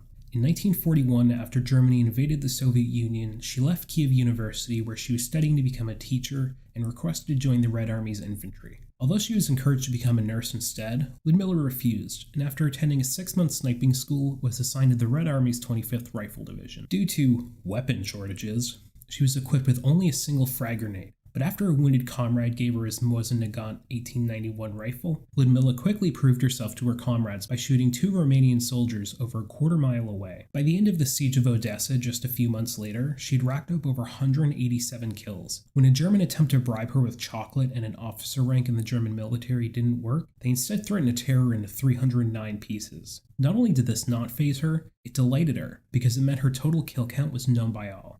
Our other real-life sniper lead is the White Death himself, Simo Hauha. Simo served in the Finnish army in the Winter War against the Soviet Union. Oh yeah, a lot of people don't know this, but before Germany invaded the Soviet Union in 1941, Stalin was totally content being BFFs with Hitler. Something about friends respecting friends' living space? Anyway, after Finland refused some land treaties with the Soviets that would give them a bit of a buffer zone in the event of a German attack, Stalin figured he could just roll in and take it, starting what would be known as the Winter War. Because the Finns were so outnumbered by the Soviets, they relied heavily on hit-and-run guerrilla tactics. Simo had already gained notoriety as a marksman during his earlier years in Finland's Civil Guard, apparently hitting a target 500 meters away 16 times in 1 minute, with a bolt-action rifle that only held clips of 5, while still in training. Simo was used as a massive propaganda tool by the Finns, so it's always difficult to separate reality from the myth. But even as a young man, Simo was very quiet, reserved, and hated to be the center of attention. But he claimed in a private memoir that wasn't even meant to be read that he had shot over 500. He referred to this number as his sin list, and understanding that context, I'm apt to believe him. Now, I'm sure you're asking yourself, What does this have to do with the Siwa Oasis level of Sniper Elite 3? Not a damn thing. Welcome to the channel. Anyway, this level is pretty great. It's split into two distinct areas. When we start out, we're outside the city here in some very lush farmlands. I know we've already been to an oasis, but that was at night, so it wasn't clear just how much visual interest and variety there was to see. I'm really pleased with the environmental design in general of Sniper Elite, but this entry in particular is notable because I think it would be very easy for all of the levels to kind of run together. But Rebellion is doing a great job at showing how distinct various areas across North Africa can be. Speaking of distinct, talk about giving the player some options. This map in particular has a few different ways you can proceed to get into the city. I took the side route to get a head start on the flat guns, which allowed me to climb up high and get a decent view of the inner city. The game plan here is to collect some intel contained in one of Alan's notebooks. However, there are 3 potential officers that have it, so you need to tag them and just wait. Man, everyone memes on escort missions, but at least there's some kind of exposition or banter to keep you slightly entertained. I know it comes with the territory of tactical games where you'll inevitably have to sit and wait, but that doesn't mean I have to like it. Especially here where I mess up and kill the guy before he can show me where the documents are, so I have to watch the whole meeting and walk all over again. Whatever, so I kill the guy and I'm on my way out when we find ourselves in the middle of a boss fight. Or at least as close to a boss fight as we'll get in this game. This concept gets reused quite a bit as a cap to certain levels, which can start to feel like we're just adding artificial length to the game. I mean, there were only 8 missions at launch, and we're more than halfway through all of them now, so our boy toy Brower comes in way too fucking late to serve any use, considering he brought the cavalry and I still have to run around to take out some snipers. I guess it can be tough when you're giving the player a surplus of information about a mission as far as where to go and what the objectives are in advance to ever really surprise them. But the way Rebellion did it here felt very clumsy and tacked on. It's like I finished the level and they heard me muttering to myself about how easy it was, so they decided to hit me with a few, but wait, there's more moments. It's all good, the level is over, and now we move on to my favorite, Kasserine Pass. Alright, so this one, oh wow, look, this poor half-track is having a bit of trouble there. Luckily, the scripting issues in this game are mainly relegated to stuff like this and checkpoints. There's not too much sitting around waiting for stuff. So a good amount of this level is sneaking through these tight passes and avoiding enemy armor while taking out some Nebelwerfers. Par for the fucking course, it's a day that ends in Y, so Sniper Elite is going to give us some Nebelwerfers to blow up. But once we get past that section, we get to the real showstopper of Kasserine Pass, these ruins that the Germans are dug into. Now in the actual Kasserine Pass, there are a bunch of Roman ruins, but none of them are built into the side of a rock face like this. To me, this looks more like an allusion to Petra in Jordan, specifically the treasury, but as far as I can tell, this specific landmark is fictional. Regardless, the whole offensive required is great, just real solid Sniper Elite action. I wouldn't even try to play this one stealthy. Everyone knows where I am, but it's a small price to pay for me to treat each one of their spinal columns like my own personal Jenga tower. Once everyone is taken out, we can sneak in and search for the safe. First we gotta cross the map and get the safe combo. I knew this was too easy. So I get the safe code, Brower shows up just in time to become British taco meat. I take out another tiger, and we get to watch a film reel perfectly narrated for our expository needs. Das ist die neueste Wunderwaffe, die Ratte P1000. Turns out the bad guy's big plan is to build a giant tank, the real-life German wonder weapon, the Rat. Oh, does that mean you're getting back-to-back history lessons? Sure does, bud. If you've never heard of the Land Cruiser P1000, nicknamed the Rat, there's a chance you're taken aback by this idea, but in reality, the Third Reich was always horny to make shit bigger, with Heinz Guderian, the man who would popularize the use of blitzkrieg warfare, going on to say Hitler's fantasies sometimes shift into the gigantic. The Rat would have been a little under 130 feet long with her guns pointed forward, with armor between 5.9 and 14.2 inches thick. For armaments, the Rat had 2 280mm naval guns, supported by 4 128mm flat guns. This 1,000-ton bastard required engine capacity between 16 and 17,000 horsepower, and a crew of 20 plus to operate. The Rat never got past the blueprinting phase because it was a fucking terrible idea. Like on paper it sounds cool, but to reiterate, this big bitch would have weighed over 1,000 tons. That means to get anywhere, it would have needed to go there under its own power. So if it broke down, that meant it was a sitting duck. You can stick as many naval guns as you want on her, but it would have been a massive target, and I'm not so sure it would have ever gotten many hits in on the enemy before being disabled somehow. So let's say, for argument's sake, it was deployed in Europe. No bridge is going to support this thing. It's bigger than the fucking bridge. Oh, in North Africa? Did I mention it was over 1,000 tons? North Africa would have been a nightmare. All that sand, it's coarse and rough and irritating, and it gets in everywhere. Who did Edward Grotta think he was? A fucking Jawa?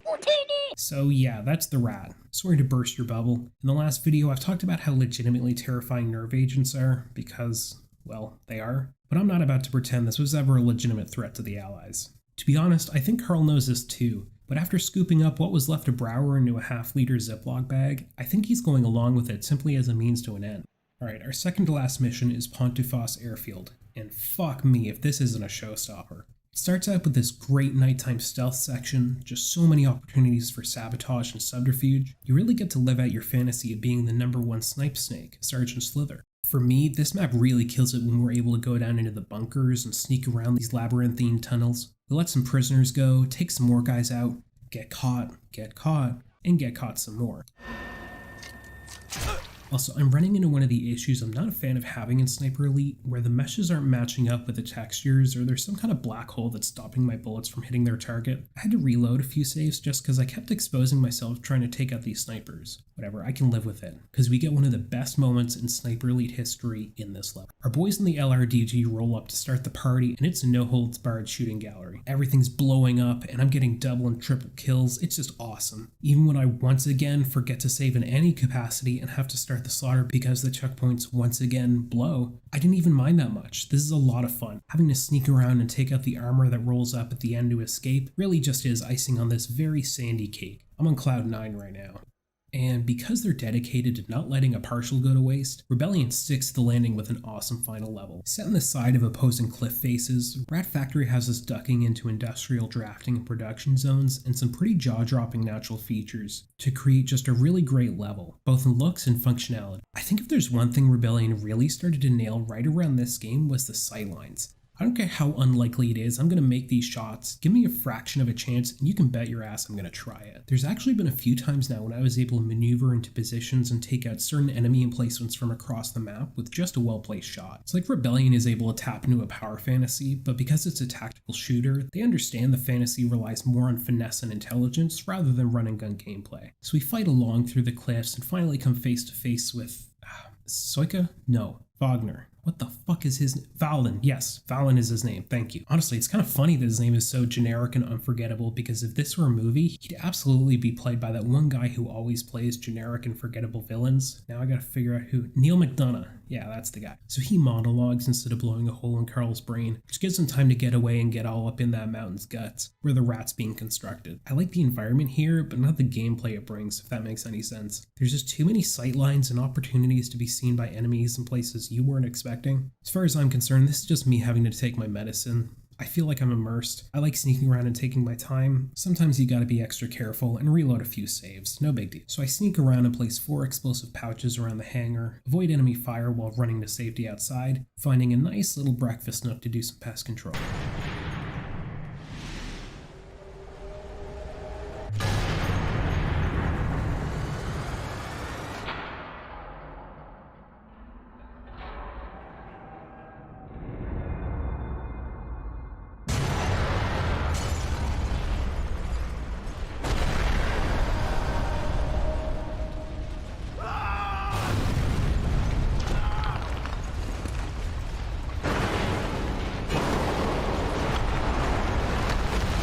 Valen gets yeeted by the explosion, and Carl isn't too concerned. He steals Valen's Luger and releases the caged bullets, insisting free range is the way to go, which is why he brought some from home. Luckily, he brought enough for the class.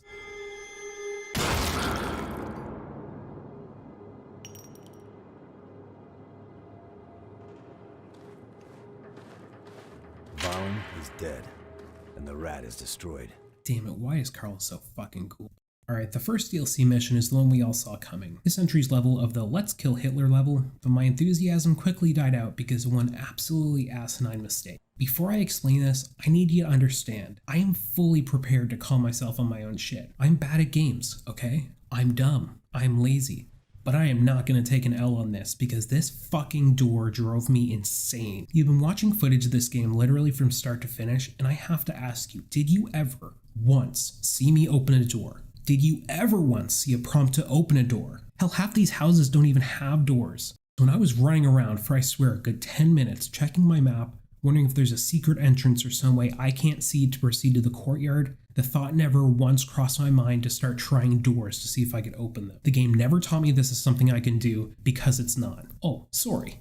It's not, except for this one magic door that's my portal to sweet fascist killing ecstasy. Look at this, I ran by this door 100 times, but unless you're standing in the right spot, you won't see the prompt to open the door. I could see there was something kind of special about this door because there's light poking through, but in my mind that meant there was a trigger somewhere that I haven't hit yet. Maybe I had to kill everyone, who knows. After this happened, I was beside myself. It's so obviously a loading zone, I get it, but I'm pretty sure we got a cutscene fairly close to this moment that they could have just given some excuse in the cutscene for why we couldn't double back and had to go forward. Okay, I've had my conniption fit. On to the rest of the video. The remainder of the level is fine, pretty cookie cutter by Sniper Elite standards. We're not 100% sure this is the real life Hitler, so we need to sneak around and find some documents written by soldiers who work here to try to find out if this is a body doubler. There's some decent cat and mouse action, but then it comes down to whether or not this is the real Hitler. Carl straight up says he could just never know what the right answer was. I think there's more to dig into here, but I'll have to save it for some other time, because there's a plot to kill Churchill a-brewin', and I'm not just talking about his teeth. Alright, so as you've gathered, the general premise is that there's a plot to assassinate Winston Churchill. That is not at all used as the vehicle to introduce a German sniper who's also considered elite and kind of a superfan for Carl. Not one bit. There's 3 separate levels here. One is like a redux of Siwa Oasis, one is the version of Rat Factory I wish was in the campaign, and the final one is an Uncharted level, basically. There's a good mix of missions here that tend to be exclusively sabotage based. You could argue that pretty much everything Carl does is sabotage based, but here we see him doing stuff like destroying enemy food supplies, destroying minefields, and walking headlong into an ambush, and it was revealed to the player in a half decent way. I mean, just look at the look of betrayal on Carl's face. He looks like a jaundiced, sunburned testicle, just totally haunted. It could be worse, however, since there's a stack of trench guns right outside the tent that no one thought to move, so I'm able to live on my various Brendan Fraser and the Mummy 1 and 2 based fantasies while shooting my way out of here.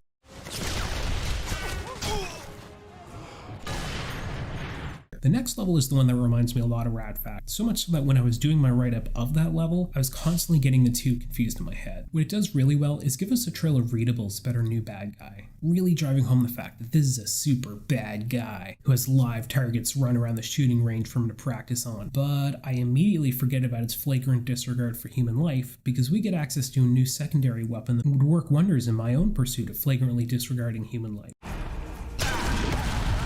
The next level is our showdown with Rob Vogel. Oh yeah, I didn't tell you, his name's Rob Vogel. And outside of being a fantastic level with lots to do and see, seriously, this might be one of my favorites in the whole game. Do they ever fumble the fucking landing on this one? See, Rob Vogel has started wearing this badass iron mask, and for the final showdown they have you face off against him and his team of snipers, who are lurking in the shadows and could attack you from anywhere. But all this tension goes right out the window when you consider I domed Rob Vogel without even realizing that's who I was shooting.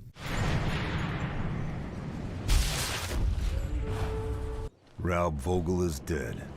I can respect the desire to try something a little different, but this was so anticlimactic. I almost would have rathered he came out in an even bigger Tiger tank and been sniping me from the top hatch.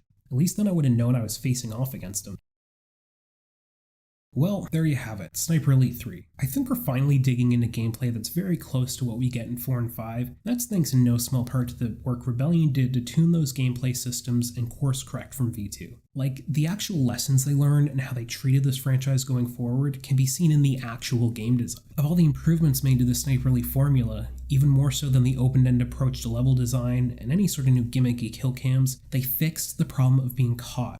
They fixed the problem of being caught being the end of the road for people who like to be stealthy. Whereas in V2, you'd have to reload a save. In 3, if you do get caught, you just have to look at the situation from an incident response and containment perspective. God damn, did I ever think I'd be writing that in a script? For fuck's sakes, I'm having trouble talking to you, but I am smart. You just kill whoever saw you, get away quietly, wait for people to stop searching for you, and don't make the same mistake again. Or do. I'm not your dad. But you see what I mean? Rebellion removed any definitive punishments for trying things different. There's more reasons than ever to use your full arsenal, and once again, if you mess up, there's not an obvious tonal shift to how you need to finish the level. They've given the player agency in their own gameplay stories and freedom to make mistakes and have fun. This adds replayability, this adds player freedom, and most importantly, it adds the ability for me to crawl under trucks. And in my books, that's just dandy. Good old Sniper Elite. We've watched it grow from a young buck into a full-blown war criminal in what feels like no time at all. Its time in North Africa was fun, but it met this one chick and she's Italian and it's completely changed its whole personality for her. I don't know what's going on. On Twitter, all Sniper Elite's bio says is back on my bullshit and has a link to an MLM. We'll have to see how this all shakes out. Alright, so there's a lot that's changed from Sniper Elite 3, so much so that I'm going to put all the noteworthy stuff in its own section, because otherwise my brain will scream at me. For mechanics, I think the biggest one you'll notice playing the game or watching the series is that Carl took a little siesta in the Animus and is now parkouring like a monkey, if the object he's climbing is painted yellow, of course. For how rudimentary the climbing system is, it was a great step towards making the maps, which are now larger, way more interactive. The verticality is off the charts. By this point, I'm sure you're sick of me saying this, but I'm all for the developers rewarding player exploration. As I played, I would see an area I was meant to go, say assassinate someone or take out some guns or a spotlight, and I would then look all around that area on my map and see what the most creative or engaging way to take it out might be. Once again, there's only 8 levels in the base game, but these can take forever if you play like me. Each one of these took at minimum an hour and a half to complete because there's so much to see. When I would die, a little part of me was happy because that meant I got to try it the other way. Take another route, use another tool to complete my task. And while I made the joke that Carl can only climb things that are yellow, it is a great way to remind people like me who have played all the Sniper Elite games in an 8-week period that this is the game that allows you to climb things. Plus, it's not going the route of Assassin's Creed where there are some questionable surfaces you can climb. Everything makes total sense, both for being realistically climbable and being in an appropriate location. These chains, these should be here. These exposed beams should be here too. Although it does look a little cartoony when Carl slides down this pipe. Actually, you know what? I'm going to go slide down a drain pipe right now to show you how real it is.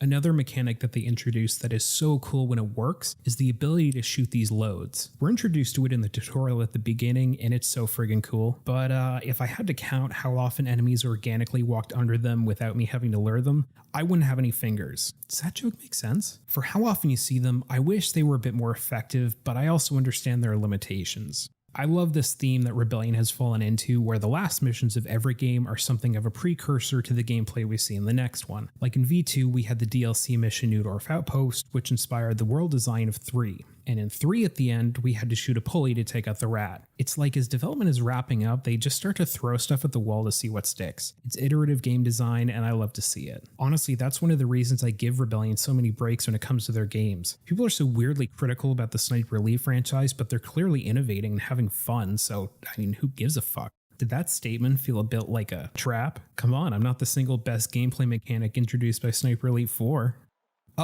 Oh no. Oh, you're too kind. This was such a surprise. But yeah, the trap system is unreal. But specifically, I'm talking about the ability to booby trap bodies. That's right. Take those Geneva Conventions and throw them right out the window. Desecration of a corpse? Sergeant Slither approves of this message. Besides using rocks to get the enemy's attention, we've lost the ability to start fire, but Carl learned to whistle during the break, and he uses it to catcall every black shirt he can find. This menu might look a little busy, but we'll get to it later. The point is that we now have an ability to call an enemy to our actual location, which honestly makes corralling them easier. Maybe it's just me, but I find this to be way more effective to lure them into traps. You've got your mines, you've got your TNT, and almost everything has a secondary fire mode. But if we get an upgrade, I think it's only fair the enemies do too. Their AI has received a massive upgrade, and it's honestly nothing short of fascinating. First of all, they all have a purpose. You have radio men and elites, both of which are capable of calling reinforcements and rallying troops, but this isn't just a switch that gets flicked in the back end. They have to actually go through the animation of loading a flare and firing it into the air, for example, which means if you see one of them about to do it, you can focus fire on them. I love this sort of signaling to the player. But even better is watching how they interact and how the hierarchy of all the soldiers is actually shown through their gameplay. Take this situation, for example. As the enemies closed in on my last known position, the privates went first, they tossed a grenade in to clear the area.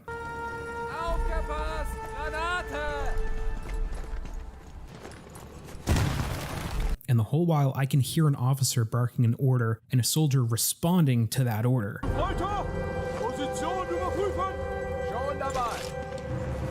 The days of Sniper Elite 1 where everybody just bum rushes your location are over. They're almost surgical about it. It's pretty amazing. I got to watch this take place, but when they're actually closing in on you, the heat is most certainly on. Hell, the only reason I was still in this area was because they had me surrounded. It just so happens I managed to hide first. In other AI activities, they will respond to events you cause now too. If you sabotage a generator, they'll walk over to investigate it. Hell, you can rig those to blow up too. Remember when everyone was freaking out because they couldn't tell what was cake and what wasn't? That's the world of Sniper Elite, but everything's rigged to blow your nuts off. Speaking of which, remember my review for 3, I complained that you couldn't shoot out all the lights? If you don't, you can watch it right here. Well, guess what? In this one, you can. I haven't found a light I couldn't take out. Even for the lights that are hanging here, for example, the whole light moves if you shoot it. So not only is the bulb an actual object you have to hit, you can really set the mood and check out the great lighting by having the hanging light swing around like we're about to interrogate someone in an 80s detective thriller. I think they call this a Guantanamo strobe light. My personal favorite though has to be shooting the paper lanterns in the mansion level. The visual detection system is back, but in a bit of a different way. See, in 3, it was this little eye, but it didn't tell us much about range. There was a lot that was left up to interpretation. Remember how I said the most important thing in 3 for me was that Rebellion made me guess less? Well, they did it again, but even better. If you watch the little circle on your minimap, it expands and contracts based on the light source you're in to show you what radius in your immediate vicinity you're visible. But this wouldn't be an Analog Nightmare review if my biggest takeaway wasn't some super small addition that most people would never notice. And for this game, ladies and gentlemen, Carl finally started doing shoulders. When we aim down sights, we can change what side of the body we're squaring up with. Keep it up, Carl. Looking good, buddy. Oh, speaking of looking good, let's get into the new interface that's so busy, I think it requires its own section. Alright, so let's start with the loadout. The first difference you'll notice here is the skill tree. And I gotta say, if you're someone that hates skill trees, you're gonna love this one because you get 2 options per level. Would I like to see more? Maybe, but I think they're paced well enough that after every second mission or so, you're gonna have enough XP to hit the different level ranks. Also, all of them are mildly useful, so there's none that feel absolutely essential. I was able to tailor the skills to my playstyle, but it didn't bug me or make me feel like I was missing out on the other choice. You can change your scope too, but why don't you just follow me down to the weapons, because this is where it gets different. Just follow me for the changes and try to keep up. First thing you'll notice is the variety of weapons. Might just be because I've unlocked a few and have the season pass, but there are a bunch. What I will say to you is this: if you're gonna play Sniper Elite 4, then pick your weapons early and stick with them. You'll notice there are upgrades available. You can see how to unlock those by going under the upgrades menu. The reason I say to pick your weapons and stick with them is because there's a lot that are unlocked with just regular actions that you'll do in the game anyway, so you can unlock these as you play without feeling like you're grinding too hard for them. Sometimes you might just have to keep in the back of your head like, oh, make sure to go prone before you shoot someone, but there's nothing too complex.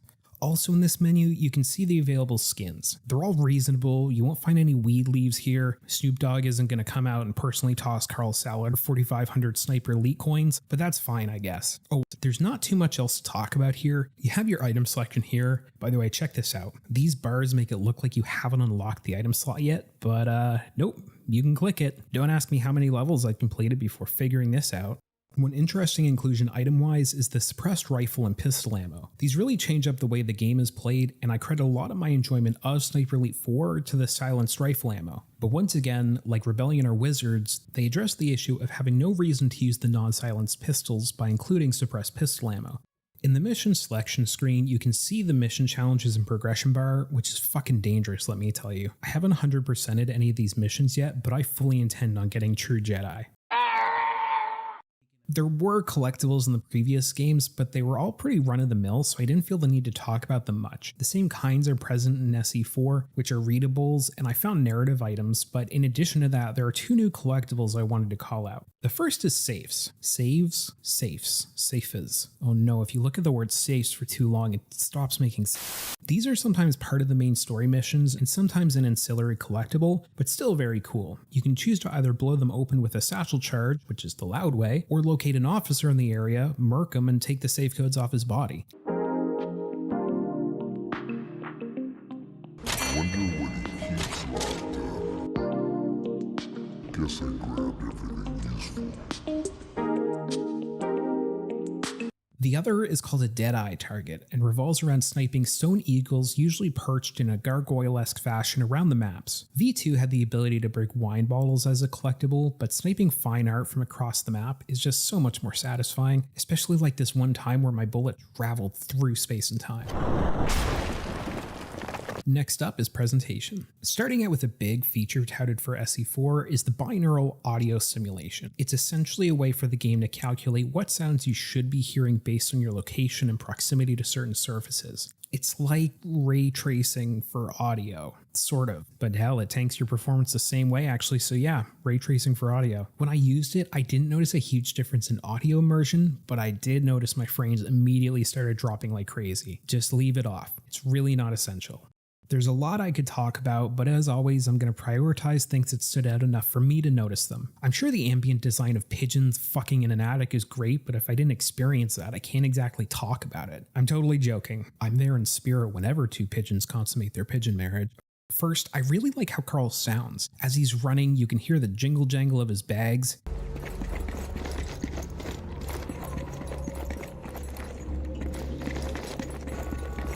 Depending on what surface you're on, it actually sounds like 200 pounds of muscle with gear strapped to him is walking in boots, especially when climbing.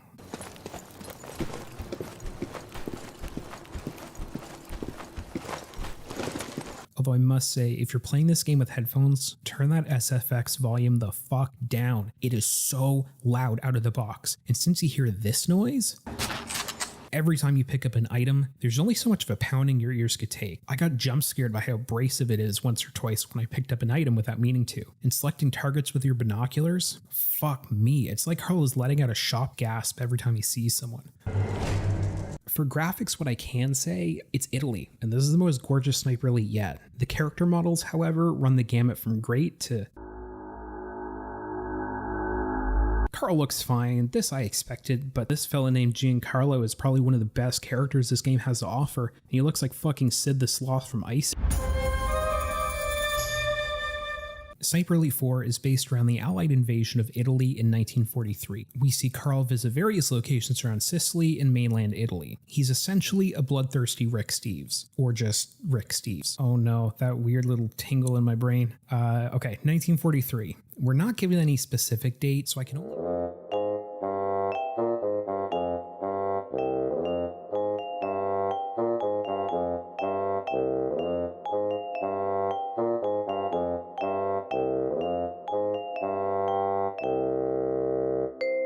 Anyway, as a reminder, Carl worked for the British SOE, the Special Operations Executive. SOE is exactly what it sounds like. It was the key force in conducting espionage, sabotage, recon, and other types of irregular warfare against the Axis. The SOE has a large amount of history and even more mythos. Just listen to the awesome nicknames attributed to the SOE. They were called the Baker Street Irregulars, Churchill's Secret Army, and the Ministry of Ungentlemanly Warfare. Any one of those could have been a new wave band name. The sharp tacks among you who also chose to remember Sniper Elite lore instead of calculus will remember that Carl is technically American, but works for the British because of his dad's ties to the organization. But in Sniper Elite 1 and 2, Carl is working in Germany for the American OSS. This is because those games technically take place later on the timeline, making Sniper Elite 3, 4, and 5 prequels. Sniper Elite 4 is where we actually see Carl start to work in tandem with the OSS. Our introduction to the OSS is via Jack Weaver, an OSS agent, liaison to the SOE, and the various partisans in the Mediterranean. I hesitate to call Weaver Carl's handler because, as we all know, Carl cannot be handled.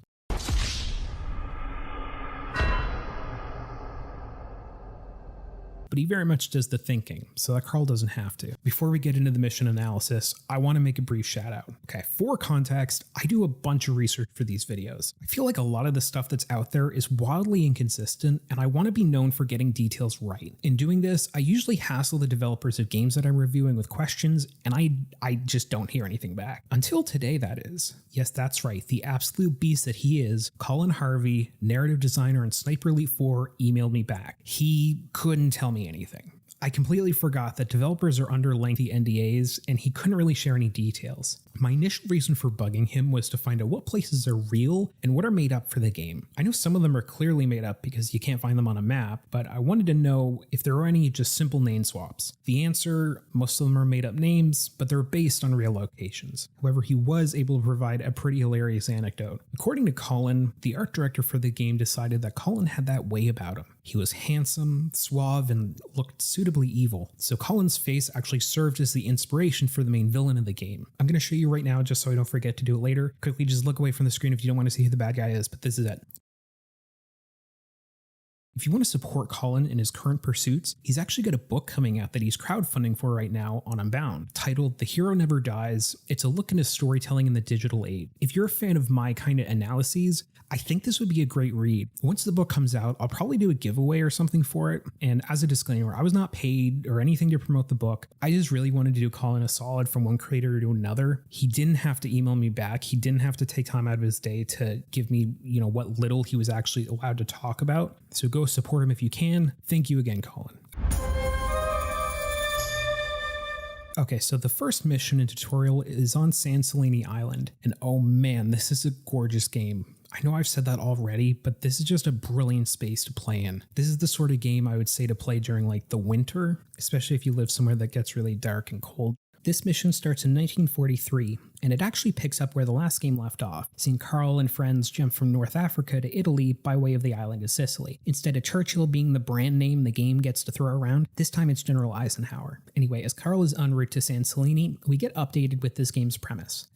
A captured Italian ship called the Orchidia is dispatched with some experimental radar equipment to monitor German radio traffic when it's intercepted by an enemy plane. The plane uses some cutting-edge new missiles that can be radio-controlled, and they function a lot like a kill streak from Call of Duty. Once they're fired, they can be driven essentially in whatever direction is required. We're on the island to take out some of the Luftwaffe's top brass, namely General Tobias Schmidt, which, if you ask me, is pretty dumb. Probably could have sprinkled a little bit of opium into a rat trap and Hermann Goering would have come running. Okay, maybe not running, maybe like a little tweaky power walk. So yeah, the point of this game is back to rockets. And to be honest, one that I think is suitably less world-ending than the previous games have been. This technology definitely sounds dangerous in the wrong hands, but it's not a nuke. We don't have the fate of the world on our shoulders. Speaking of carrying some weight, there's also a great balance struck with Carl this time around. At the beginning of Sniper Elite 3, he sounds edgy as fuck when describing the British soldiers who don't want him there. He doesn't just sound like a loner. He sounds like that guy that thinks listening to an inflammatory dickhead podcaster, you can fill in the blanks with whoever you want on that one, without headphones on public transport means he's going against the grain, unlike those other sheeple. But this Carl, he's upset at the deaths on the Orchidia. He sees this mission as his way of making the sacrifice that all those men made worth something. I like this Carl a lot better, but I digress. We get what I like to call a walk and talk tutorial. You've already started playing the mission, and the tutorial feels as hands-off as it can be. We get introduced to the new melee and climbing systems, not to mention the one where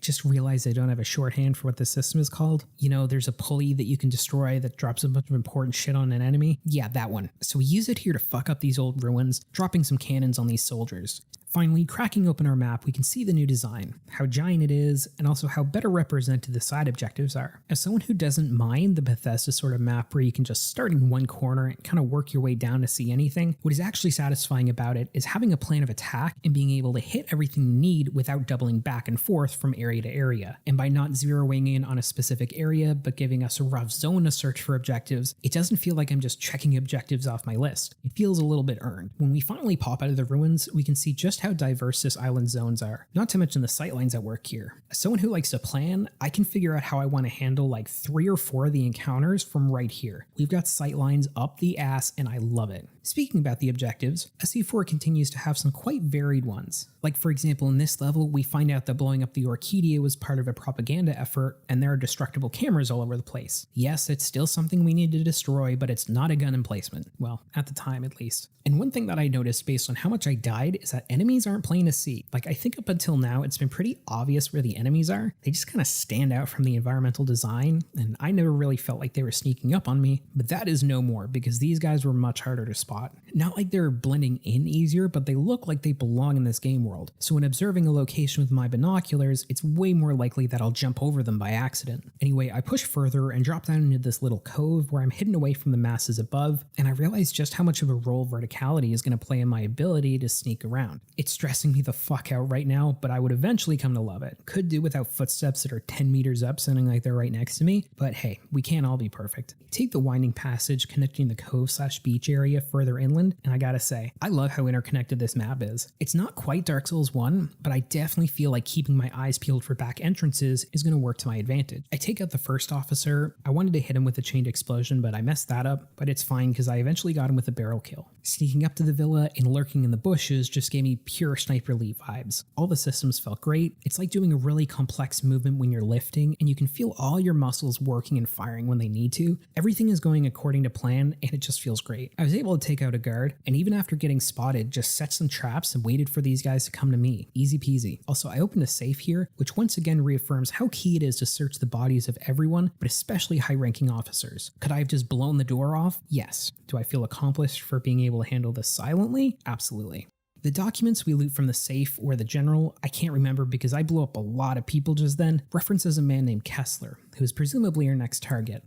Okay, so our next mission is Batani Village. This is one of my favorites. Besides being very diverse in its geography, it's just fucking beautiful to look at. So yeah, we're on the hunt for Andreas Kessler, a guided rocket scientist, and as Carl puts it, philanderer, alcoholic, committed Nazi.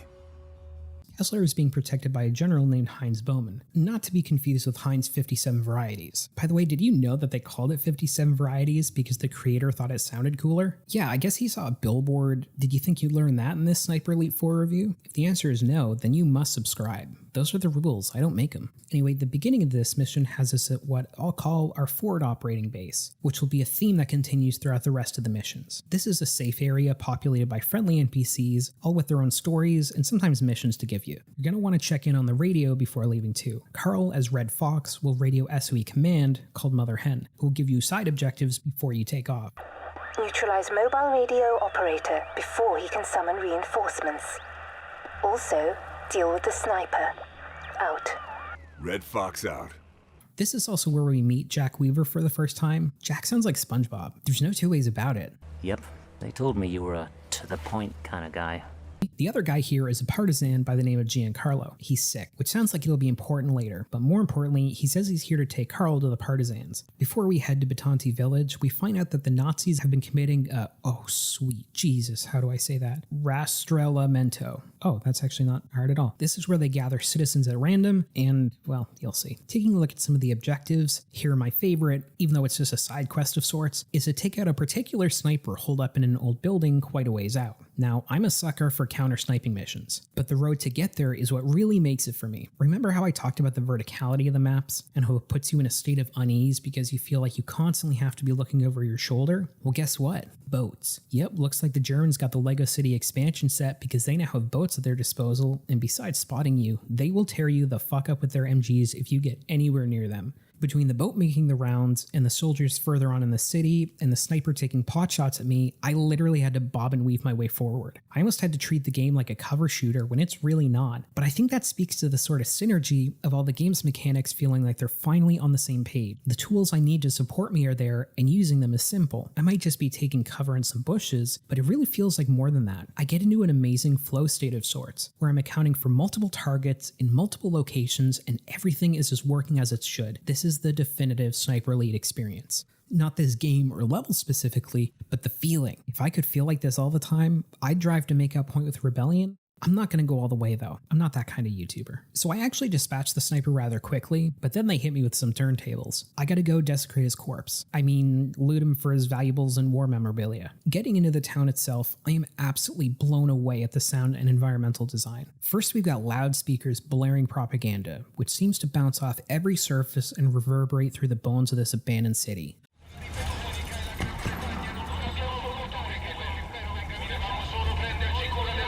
Awesome and unnerving. And as far as the environment goes, this is a town that feels lived in, recently enough that the lack of anyone feels like a wound. Even something as hilarious and stereotypical as a basket of bread strewn across the ground, like I almost wonder if that bread's still hot. When we get into the main square and we start to see partisans who are lined up and gunned down, we start to see where everybody's gone. Once we reach the partisans HQ, we see that their leader, Sophia, has taken them to the town's castle to fight the Germans. Oh, and as we get to the castle, we find the red carpet has been rolled out for us. Carpet is red because it's covered in blood blood, and it must be windy because there are dead fascists strewn all across the place to keep that carpet weighed down. We finally meet Sophia, the angel, and oh boy does she have chemistry with Carl. Comedic chemistry, of course. We need to talk. The SOE Sniper. Nice of you to join us. The next level is Reggiolino Viaduct, and this is the first big set-piece level of the game. Set piece is what I'm calling it when Sniper Elite turns into a bit of a Michael Bay-esque wet dream, by the way. Sophia says there are no Carls allowed in her club because they've been dicked around by the Allies one too many times, so he has to pass a test, blowing up a railgun that's conveniently parked on an old viaduct. Before we head out, we call into SOE and get another side mission to recover footage from a crashed spy plane and blow up the wreck. They are leaning into the sabotage and enemy disruption hard in this game, and I love it. Securing spy footage, blowing up friendly tech so it doesn't fall into enemy hands. Yes! Rolling up on the crash plane is just a really solid encounter. The enemies aren't dug in that much. It does feel like a random scene of devastation that they stumbled upon and are only now securing, which is why these bitches ain't shit and I blowed that plane up. Some of the other optional objectives are blowing up a fuel dump and blowing up an armored car that's patrolling the map. It's nice to have a dynamic target like this that we can observe, anticipate its movements, and use our tools to destroy it in that way. In the past, when we've had to destroy vehicles, they either weren't moving or were already alerted to our presence. But let's dig into the meat and potatoes of this mission, or pasta and marinara. So we take out the initial guards around the railgun and sneak down to the lower structure of the viaduct to place some explosive charges. Some people think that big explosions are dumb. I want it converted into pharmaceutical form and to take it as a pill. I swear, that would put Pfizer out of business. So I plant the charge, run away, and make that big beautiful bridge go boom. It feels like I don't have too much to say about this mission. It's really not that. It's just a really great gameplay level. The synergistic feeling that I mentioned earlier is stronger than ever, and rather than writing jokes or taking notes on nitpicky details, I was focusing on enjoying my time. Alright, we're headed to Loreno Dockyard. Weaver says there's a large security presence there, which means something important is being shipped in and shipped out. Because of Operation Husky, there are Allied bombers in the area awaiting Carl's signal to blow whatever he finds sky high. For side objectives, we have to disable the air defenses and blow up a weapons cache the Germans have received. But let's see what our partisan friends have for us before we head out. Talking to Lucio, we find out that the harbor master is corrupt and they want him to be made an example of. This is already a way more interesting setup than the Germans have something secret. Go find out what it is. Giancarlo, on the other hand, isn't doing too hot, but he's keeping it to himself because of how much the Angel has to deal with. Apparently her father, the original leader of the partisans, was taken by Boehm's men, and besides feeling the weight of responsibility to lead her already decimated force, is a little hesitant to take over because that would mean accepting her father is really gone. When Carl speaks to Sophia, he holds back that he knows anything about her father, observing her sharpening his old blade. I don't think this is Carl being cautious about revealing how much he knows, but rather not trying to make her feel forced to talk about it. Regardless, she confirms that until they find her father's body, she won't stop hoping that he's still alive, but then quickly changes the conversation to the task at hand. There's a shipment of typhus vaccines being kept on the docks and would like us to intercept them for the partisans. Hold on, Giancarlo, Daddy's coming. Creeping up on the dockyard, this is the first mission where I really take the suppressed ammo for a spin. You get a lot less of that, and I don't think it has the same stopping power as the unsuppressed version, but I really enjoyed using it to trigger all the explosion I can. Getting into the main storage area is where I encounter the great swinging lights I mentioned earlier, and these lend themselves to some great tactical gameplay. For everything I feel like this mission doesn't do well, I'm having trouble putting a lot of it into words. It's more so that I'm not having fun with it. But since this is a game where even the worst missions are far better than Sniper Elite 1, I do have some good things to say. I think this level really demands proper use of the stealth mechanics, and that you benefit from following them rather than deviating and blowing literally everything up. The dynamic and destructible lighting really lends itself to this idea, not to mention the absolute asslet of security.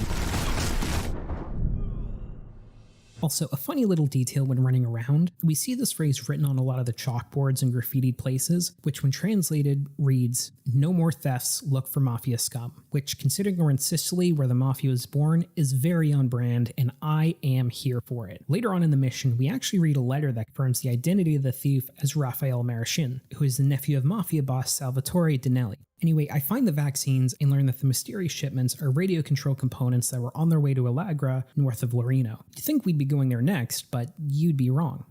Abruzzo Monastery is next, and it's one of the best levels. So I meet Salvatore Dinelli, the mafioso mentioned in the correspondence by the corrupt harbor master. Our goal is to get him to help the Allies and the partisans. Since the mafia aided the Allies during Operation Husky, this wouldn't be anything new. We meet with Dinelli, and I'm sorry, what the fuck is wrong with this guy?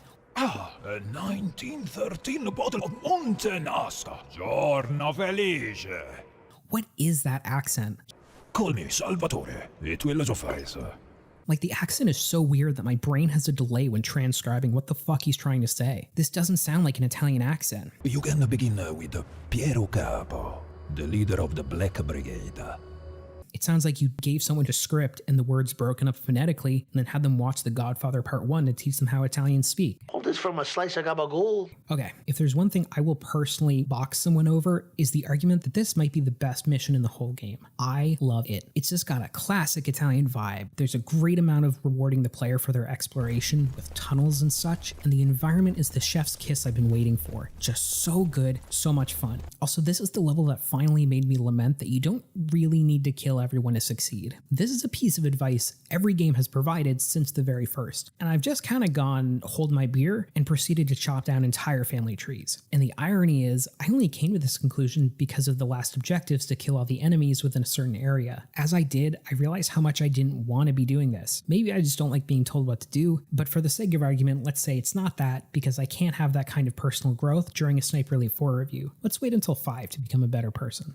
Sneaking through this villa has my blood absolutely pumping. My hands are getting sweaty, I'm forgetting to blink, I'm so keyed in they might as well be keys of cocaine. Climbing through the catacombs, or whatever they're called, we get up into the monastery and collect the final documents that absolve the Abbot of blame. His seeming cooperation with the fascists was purely meant as a means to help smuggle people out of the city. Okay, now that the heartwarming stuff is over, let's kill everything in sight.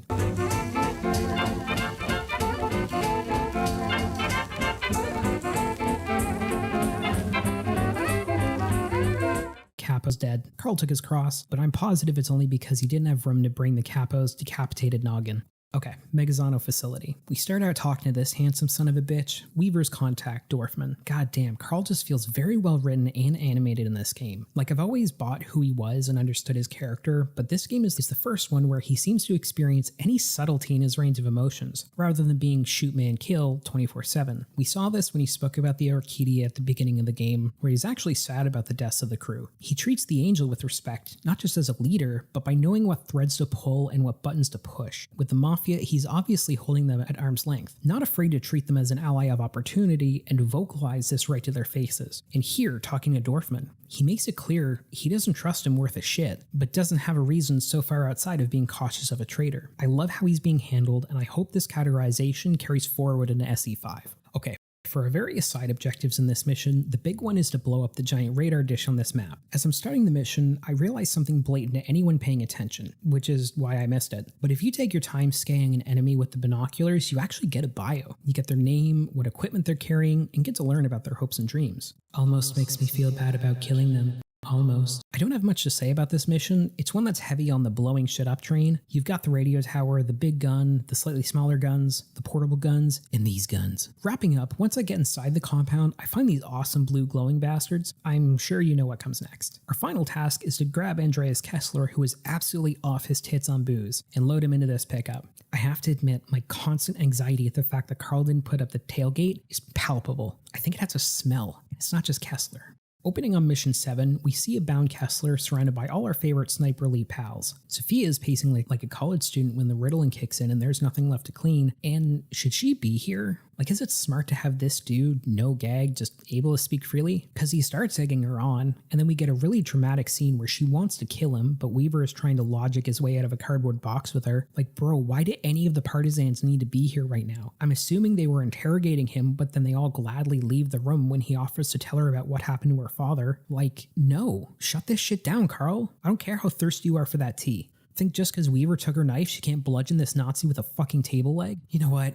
I don't really care to examine any of this lead up anymore. Kessler's dying, Sophia took her partisans to the interrogation block where her father is allegedly being held, and Boehm has a bestie named Rothbauer that happens to be in the same town. For secondary objectives, we have another counter-sniping mission, which is always a time and a half. I don't mean to snipe shame, but I gotta say that I think he deserves this one. I literally walked into one of his explosives downstairs and was still able to sneak up on him for a melee takedown. As a sniper, isn't that like his only weakness?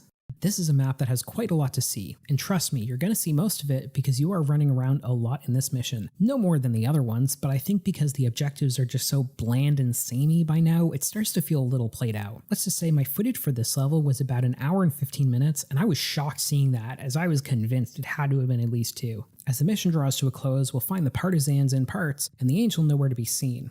A massacre.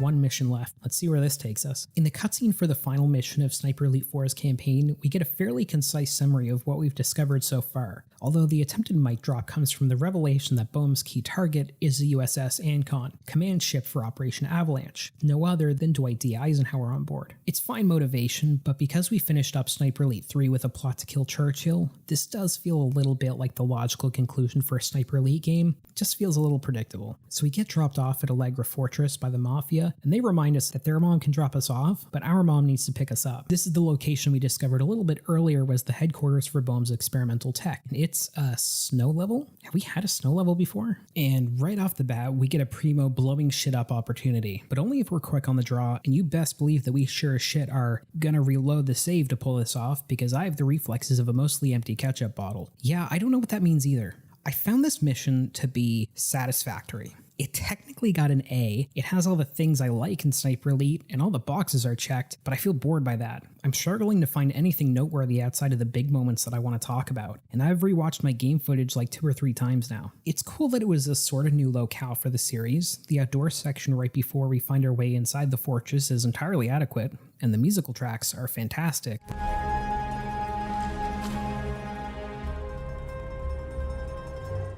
Something that was done remarkably well was interactions between the enemy. Pretty close to the entrance, I hear a young soldier get stopped by an officer. The officer asks why the soldier is patrolling in this particular area, and the soldier informs the officer that in the attack on Megazzano, an enemy soldier snuck in via an unguarded section. So the soldier, on his own volition, started patrolling where he thought the enemy soldier might be found. Unfortunately, that information hasn't been sent out on German or Italian radio stations, meaning the soldier must have tampered with his radio to be able to intercept Allied transmissions. The officer essentially says that later on he's going to inspect the soldier's radio, and if it's been fiddled with, he's going to have the soldier executed. What an awesome little encounter to stumble over. It's a concise narrative and one I found very intriguing. I was already on board with reading documents you pick up off of dead bodies hearing this, and knowing there might be more to find out, this became my singular purpose. Keep in mind, I overheard this exchange, so I don't know who it was, so I killed everybody. The payoff was not what I'd hoped. So anyway, I make my way through the facility. I destroy the radio-controlled missiles, which made me feel like I was going crazy because there was one I just could not find, and I sabotage the hydrogen peroxide facility that's here. Both of these tasks are a little boring since you're just tracking down multiples. There are 5 missiles and 4 parts of the plant to destroy, and once I kill everybody, it basically just became running from location to location, doing the same thing multiple times.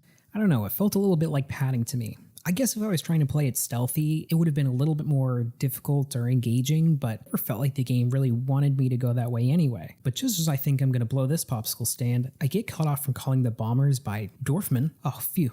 Good thing you're here, man. Good thing you brought your own gun. Always got my 6. Bring her in here!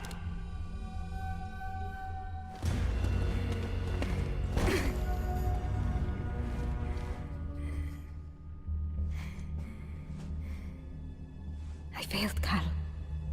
I failed them all. I failed my father. Yeah. See, there is no hope here. No, not anymore. We're going to torture her. Yeah. And, you're going to watch. Lieutenant. All it takes is a spark.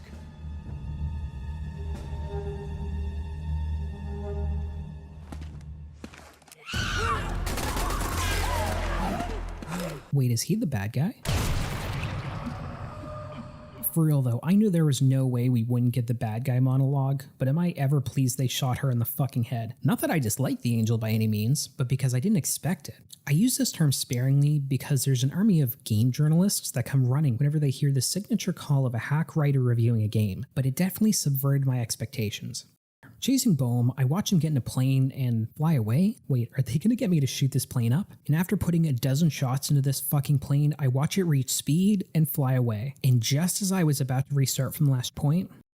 Wait, is it coming back? Yes, yes, yes. I don't care how unrealistic. I don't care if Sniper Elite just jumped the shark. I just shot a plane out of the sky with an M1. God damn, this series gives me everything I want just as I want it. Oh, hold on. Carl's gonna outrun a fucking drone strike. Give him a minute. I know I say it all the time, but Carl's so fucking cool. For our first foray into the DLC, we're going to look at the Let's Kill Hitler mission for SE4. The map we get to play on in this mission is quite good. Actually, it's amazing. We start outside and have to navigate our way through these sea forts inside the U-boat facility, but first we have to start from the beginning. And if I'm going to do that right, you got to meet the crew. Lothar the Lung Tiedman, long-range specialist. Think Carl's got the itchiest trigger finger? I wouldn't hold your breath.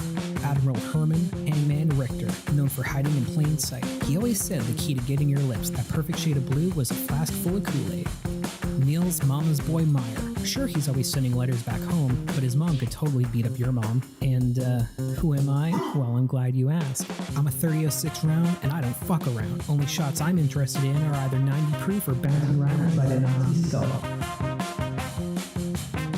Okay, I think I've distracted you enough to get inside. This mission offers a few ways to off the Dolph. My favorite is the most extra yet. You set up near the entrance and just hang out until Hitler eventually walks under this U-boat cradle and...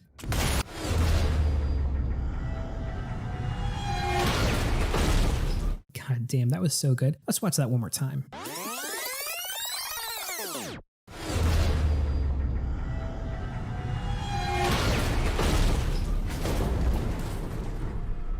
You can also cap him in his boat, or just blow up the whole facility. If you have more patience than me, you can also drop a depth charge on him, but I've been eyeing the next DLC mission for a while now. It's called Deathstorm. What's it about? It doesn't matter. It's called Deathstorm. Okay, so Deathstorm finds us in the middle of Operation Strangle, an interdiction campaign to destroy German supply lines en route to the front in northern Italy. Oh, interdiction means, quote, steady bombardment of enemy positions and communication lines for the purpose of delaying and disorganizing progress. I just learned that word, and I needed an excuse to use it. Where was I? Oh yeah, so alongside Operation Strangle is the Alsos mission. It was part of the Manhattan Project and was meant to keep tabs on enemy progress on atomic, chemical, and biological weapons. I'm not going to get into the whole history because this script is already over 16,000 words long, but I wanted to set the stage. I wanted to play the music. I wanted to light the lights. Carl's role here is twofold. There's a mysterious package on its way into the port at Rocca-Sul-Mare, and where there's a package to be grabbed, there's going to be a Carl. The other job is to neutralize the various defenses so that the Allies can cluck the daylights out of this sleepy seaside town. This is another snow mission. I hate to boil down missions into such simple nomenclature, but the filing system in my brain runs at dial-up speeds, and I need to keep things simple. Anyway, I found it fairly enjoyable. One of the side objectives here is to grab the logbooks from one of the two ships currently in the harbor, and you need to determine which one has the contents we're looking for through careful observation, investigation, and I just ran into both. It was this one. For the mysterious package side of things, we find this one contains gift-wrapped plutonium, marked with the words Todessturm, or Deathstorm. The Nazis have some kind of wonder weapon that only Carl can stop. Oh no. So we meet up with our contacts and get the briefcase back to the Alsos project. Okay, why do they not put the gate up when they put important shit in trucks? Did they not have tailgates in 1943? Were they not invented yet or something? That shit is gonna go flying the second the driver takes a hairpin turn. Not that Italy has any of those or anything. Fuck. Deathstorm Part 2, Electric Boogaloo, is pretty great. You have to track down a propaganda minister, among other things, but what makes it great is the introduction of the, oh wow, how did I write this down thinking I could pronounce it? Fallschirmjäger. These are the kind of soldiers who either listen to Back in Black on their way to a job or just sit in total silence. Known as Valkyrie Squad, they're an elite section of the Jaegers that you lure to your position with a fake radio call. They roll up, park their half-tracks like they're introducing the villain of a Fast and Furious movie, and roll out. They're all clad in black. Their leader is wearing an absolute banging fit. Everything about them screams elite, including their actual screams. Yeah, I died to these guys so many times that knowing where they were going to show up, I put down so much shrapnel, it'd make the Laotian rats that sniff out landmines have a stroke. Otherwise, I don't have much to say. The end firefight in the library where we have to shoot our way out is kind of cool, but I'd be lying if I said that I had any concept of what happened here story-wise. I'm sure we'll learn about it in the intro to the next mission. Okay, so this is Analog speaking to you from Writing Land, and before I get into this level, I need you to know that the only note I have marked under this mission, like I take notes and stuff as I'm playing so I can get back into the headspace as I watch back footage, and the only note I have written here is Nazi Goose is bad. What does that mean? Let's find out. As I promised, the introduction catches me up. Deathstorm itself is a plot to irradiate the Allies during the D-Day landings.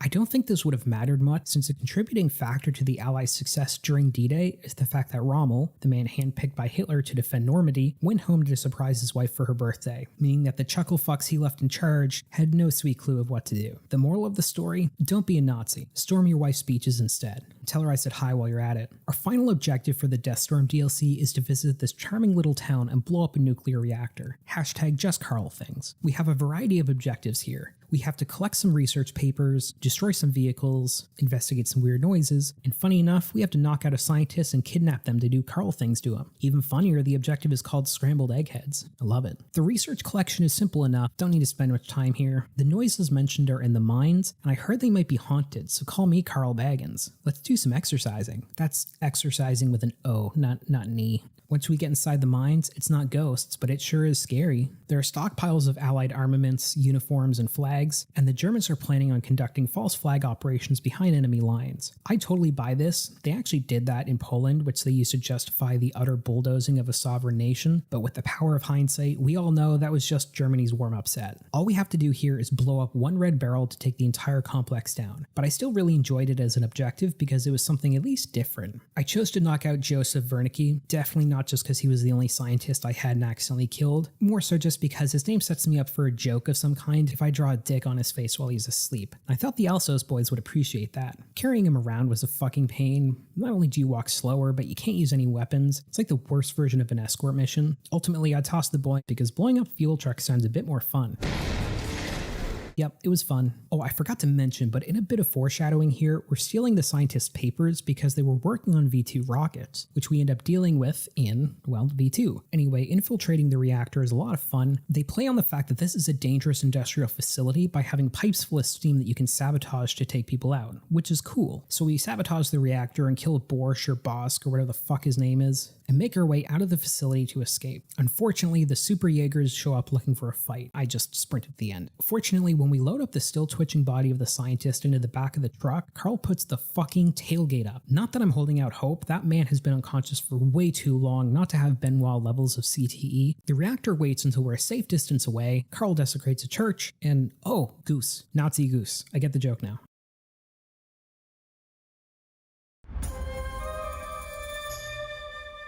No one plays it.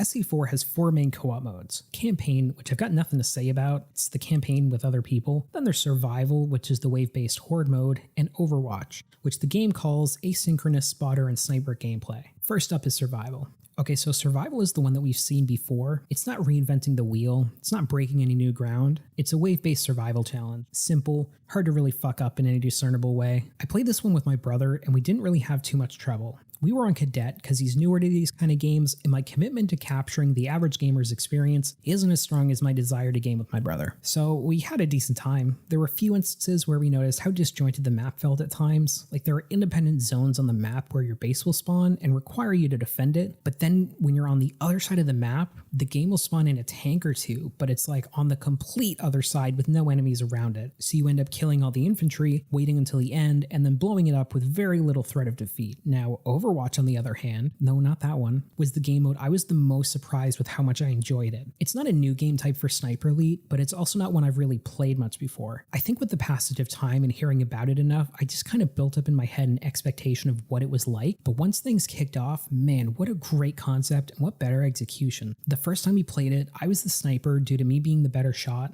and my brother was the operative due to his newfound love for silent takedowns. Seriously, this kid will sit there and wait as long as he has to for his target to turn his back. In other words, he don't give a fuck about your armor lock. Anyway, we played through the train yard mission and holy shit, what a visceral and engaging feeling. My palms were sweaty, I realized I'd forgotten to breathe a few times, I was dialed the fuck in. Our usual banter slowly faded away, all we did was call our shots, give short and precise updates. We were laser focused on this mission and the minutes felt like seconds. As the guards would close in around him and he got close to being spotted, my brain would race. Lateral thinking and problem solving skills honed over months of playing nothing but these fucking games kicked in. It was a video game, sure, but that was my brother out there and I had to keep him safe. Very rarely do I get keyed into a game like this. When we talk about immersion, usually we talk about the simulation aspect. We see and hear what our character in game does. It's about distracting us from the world we inhabit that slowly brings the player into the game world using these techniques. But this kind of immersion is something else entirely.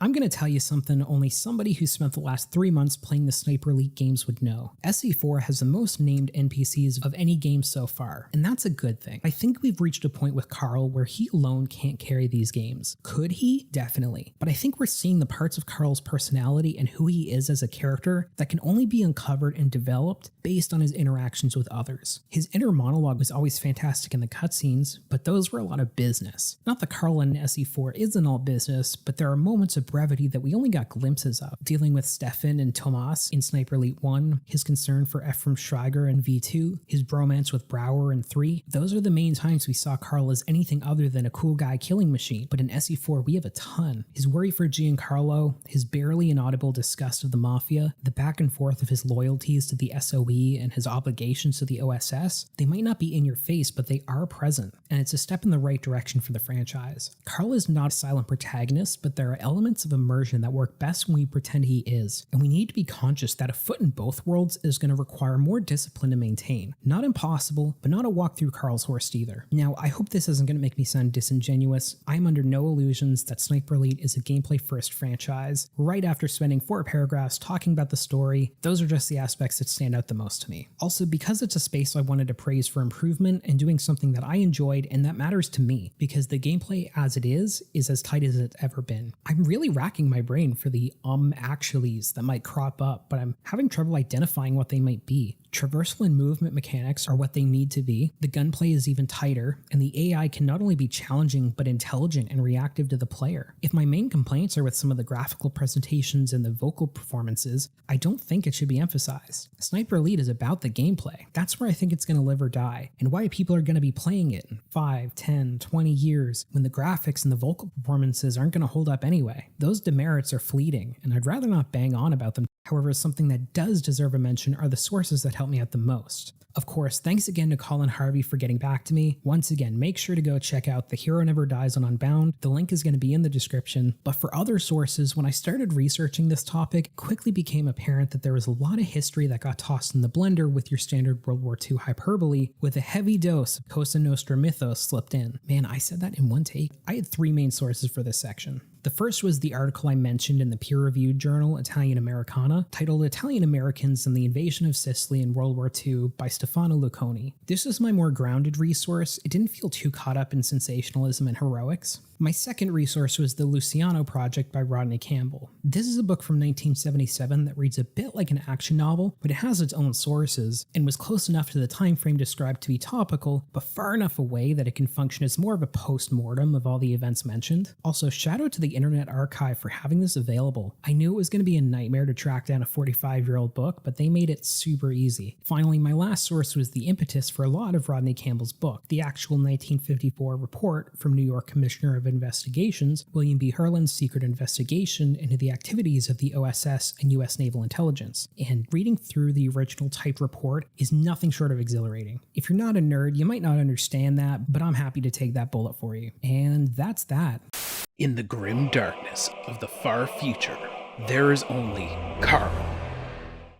So, to satisfy my own neurotic need to cover as many games with this logo on it, I have gone truly analog. Let's see how it goes, shall we? Sniper Elite, the board game, was developed by Rebellion Unplugged and specifically designed by David Thompson and Roger Tankersley. Crowdfunding for the game began on Kickstarter in August of 2020, and by the end of the campaign, just 21 days later, it had raised £91,726, far surpassing the £22,000 goal. The campaign had over 1,600 backers, with available reward categories fittingly named Spotter, Cadet, Marksman, and Elite, ranging from a £1 starting reward all the way up to the £80 tier, which includes the base game, the expansion called Eagle's Nest, and the deluxe upgrade kit, cause no, even their physical games aren't free of day one DLC. Now, right off the bat, you're going to notice this box is heavy, and opening it up, the whole package certainly feels premium. Inside the box, you get a double-sided game board containing both the submarine pens and launch facility maps, 2 secret dry erase boards, 30 shot tokens and a velvet draw bag, a dry erase marker, 10 tracking cubes, 12 action cubes, 10 ink-washed miniatures, 12 sniper equipment cards, 6 specialist defender cards, 18 objective cards, a solo board, and a custom die. I want to start by talking about these minis because I do partake of the plastic crack, and my first thought upon seeing them is that I wanted to paint them up. Now, if you're a more talented painter than I, you likely could, but for your average miniature painter, I think they might be a little tough. The fact that they're ink washed is nice, it really brings up what details are here, but they're not quite raised enough in my opinion to give you enough for the paint to grab onto. Like, if you look at this orc here I've been working on, there are very raised, definitive edges that can take a good amount of paint, as well as any wash and a varnish of some kind. And yeah, as I'm writing this, I realize that I don't actually know any of the principles behind good miniature design, but I don't know it for board games either, but for what it's worth, I did ask some of my favorite painters what they thought, and their sentiments essentially were to get good. So take everything I'm saying with a grain of salt. Now, while you can play this game both multiplayer and solo, it will come as a shock to no one that the multiplayer version is the far superior way to play. By the way, I'm going to go over the setup for both versions, but please don't look at this as any sort of a definitive guide when it comes to gameplay. That already exists, and it's this video right here. I know that because even Rebellion doesn't have a how to play video, they just link to his. But the setup for multiplayer goes like this. You have the defenders, which can be played by up to 3 people, and the sniper, who's played by 1. The sniper's goal is to complete 2 objectives before being wounded twice. To decide your objectives, depending on which map you're playing on, randomly draw 2 objective cards, and these will determine what objectives the sniper has to destroy. The sniper also gets to pick 3 loadout cards that can do various things, from allowing the sniper to shoot twice, to silencing footsteps, to moving defenders out of your way. You also have a shot bag that's loaded with a few different kinds of tokens. I'll explain what they're for and how they're used in a bit. On the defender side, you have to put them in their designated zones, minding the fact that officers have their own particular spaces. This color grouping is what allows 3 different people to control the defenders, as each squad has their own actions and movements available during each turn. However, this can end up being kind of a half-assed way to play for the defenders, so it was either myself and another person, or myself, another person, and one other guy who's half paying attention and sometimes gives input to the defender, but not always. You know who you are, Matt. Anyway, the defenders also get to pick some cards. They can pick 3 specialist cards that each get assigned to a particular squad. These are all insanely useful and range from a medic, which allows the defenders to shrug off a fatal shot, to the kennel master, who gets 2 dog tokens that absolutely should have been minis, and these will guard up to 2 spaces. Each specialist card should be known to both sides, and get 2 action cubes to correlate their squad color, how many actions are left, as well as a suppression token. The rest of these colored action cubes go onto the countdown tracker, which is used both to keep track of which squads have gone, but also how many rounds are left in the match, as well as the health level of the sniper. And the sniper always goes first. As the sniper, your goal is to destroy 2 objectives before you're either wounded twice or this countdown board gets to 0. After your first objective is completed, the counter gets reset, but you do always have this ticking clock to contend with. The sniper starts at one of the starting arrows, however, it can't be in the same zone as either of your objectives because you just end up being too close. And if you were paying attention in the unboxing portion, you'll no doubt remember the dry erase maps. Here's what they're for. Because you're never present on the board in mini form unless you've been spotted, all of your movement is done in secret on your dry erase board. These boards provide their own benefits and disadvantages. On the one hand, it's great to be able to actually go back afterwards and see what route the sniper took. However, when doing this, there's a good chance you're going to notice they either broke a rule or weren't playing properly. Most of the time it's not their fault, there are a lot of rules to remember, but you definitely have to trust the people you're playing with, as cheating is quite easy to do. The way I like to think of it is this game has Uno statutes. The only rules are whatever you can convince the table they are. I mean, whatever the table agrees to, of course. Take the loadout cards, for example. Some of them specify you have to declare their use before taking a shot, others you just play silently and reveal at the end. I think clearing things up with your opponents about stuff like this, as far as what exactly is expected, is always a good idea. As the sniper, during your turn you can do 3 things. You can move, you can shoot, and you can complete an objective or loot. You can do these in any order, or you don't actually have to do anything, which, while a risky move, when you think of the timing of the game, it can be a decent option if defenders are zeroing in on you. This is because movement as a sniper looks like this. You can move 0 to 3 spaces, however if you move 0 to 1 spaces, it's silent. 2 to 3 spaces is considered a loud movement. If at any point on your path you pass by an adjacent space to a defender, you have to let your opponent know that that unit heard something. It's also worth mentioning that you can't enter a space a defender is currently on, but they can enter your space, unknowingly or otherwise, on their turn. Some of the maps have different environmental aspects that change how you move around the board. For example, some spaces are enclosed and can only be accessed via a door, while others are elevated and can only be accessed by a ladder. There's also a difficult terrain space that takes double the movement points to walk through. However, in every single game I've played, we never once stepped foot onto these, and they're extremely easy to avoid. On to shooting, because what's a Sniper Elite game without some sniping? That might be a burn depending on how you feel about the most recent entries, but in order to shoot, you have to have a target within your line of sight and count in a straight line the number of spaces between you and the target, including the space they're on. You then get out your shot bag and tell everybody how many tokens you're drawing. The goal is to draw the same number of aim tokens as the number of spaces between you and your target. The catch is that there's more in that bag than just aim tokens. There's actually up to 4 different kinds. These grayish blue ones are your aim tokens. These are what you're aiming to draw. The red ones are noise tokens, and if you draw 2, this is one of the ways your miniature can be revealed on the board. The yellow tokens are recoil tokens, and if you draw 5 or more combined recoil and noise tokens, your shot misses regardless of how many aim tokens you drew. Finally, there are the blue suppression tokens. You get these for killing officers of each squad for the first time, and these can be used to cancel out a noise token. If you succeed, the chosen target is taken off the board, though they may be redeployed by the defenders later. The outcome of your actions, shooting related or not, can also change what gets added to the shot bag. Killing a soldier adds an aim token, as panicked soldiers are easier targets. Taking down an officer earns a suppression token, and a second officer kill grants an aim token, because you're harder to track without leadership. Completing an objective or getting caught during a spot action also adds a noise token. And I will say, it's pretty neat to at least have the reasoning behind certain gameplay mechanics. Game design is one thing, but board game design is a complete other beast. And so far, the trademark characteristics of Sniper Elite are being translated fairly well. As for the other actions during the sniper's turn, you can complete an objective by getting to that numbered space, revealing the card, throwing some expletives at your friends, and then revealing your miniature. If you reach a numbered space that isn't one of your objectives, you can do a loot action, where you pick 3 of the unused loadout cards randomly and get to pick 1 to keep. Once this space has been looted, it cannot be looted again for that game. Jumping over to the defender side, your win conditions as mentioned are to either wound the sniper twice or to just run out the clock. At your disposal are 3 squads, each with 3 units,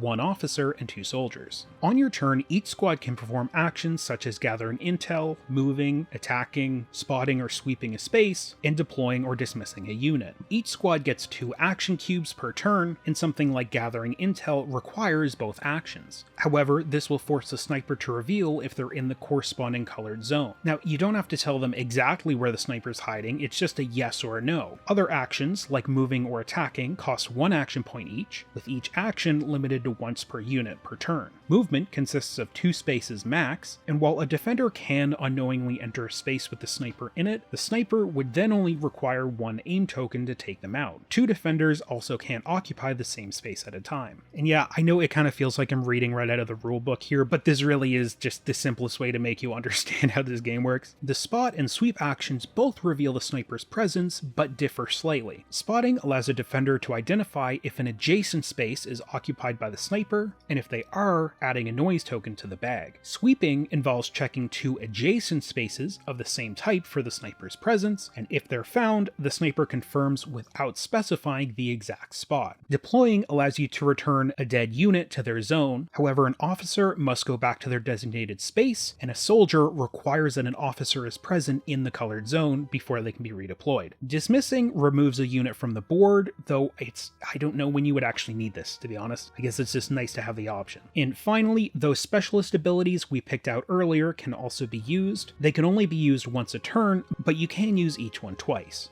Now, let's say you want to give this game a spin, but the question, do you want to play Sniper Elite the board game, might lose you some friends. There's also a solo mode. For this one, we won't be using the hidden board, specialist cards, or action cubes. In that countdown tracker, we flip it upside down and it magically turns into the solo board. Also, don't forget your solo cards and your die. This time around, you're going to be putting the units on the numbered objectives instead of the officer and soldier spaces. Taking a look at the cards, these are going to be responsible for the actual flow and direction of gameplay. You've got 3 sets of solo cards, 2 for each map, and 1 that is used on both. All you've got to know is that a mixture of the solo cards will be played like this. There's a defender deck, and 3 cards on the solo board, with 1 always face down. You also draw 2 of the loadout cards, placing them face up. They're flipped over when used, and you can't begin with 2 of the same ones. Taking a look now at the objective cards, we're going to grab the stack for the map we're playing on, draw 2 at random, and if they're part of the same suit, i.e. in the same colored zone, you gotta put 1 back and continue to draw until you have 2 different ones. Next up, I'll take you through what I like to call your HUD and UI because they most closely mimic actual mechanics we see in the game. Starting with these clear tracker cubes, they're going to be used to mark your current sector when starting, as well as all of the objectives in the zones you're not starting in. These are your possible objectives and will be important later. This little bit on the solo board is where you're going to mark your LKS, or last known sector. This is the mechanic that is going to allow the defenders to remain in hot pursuit. This is the location they'll always be heading towards, and some cards will force you to reveal your current sector to the defenders. The LKS is sort of like that little ghost of Carl that remains after you were last spotted in the game. And also, while we're talking about these little clear guys, different cards may also instruct you to clear different possible objectives.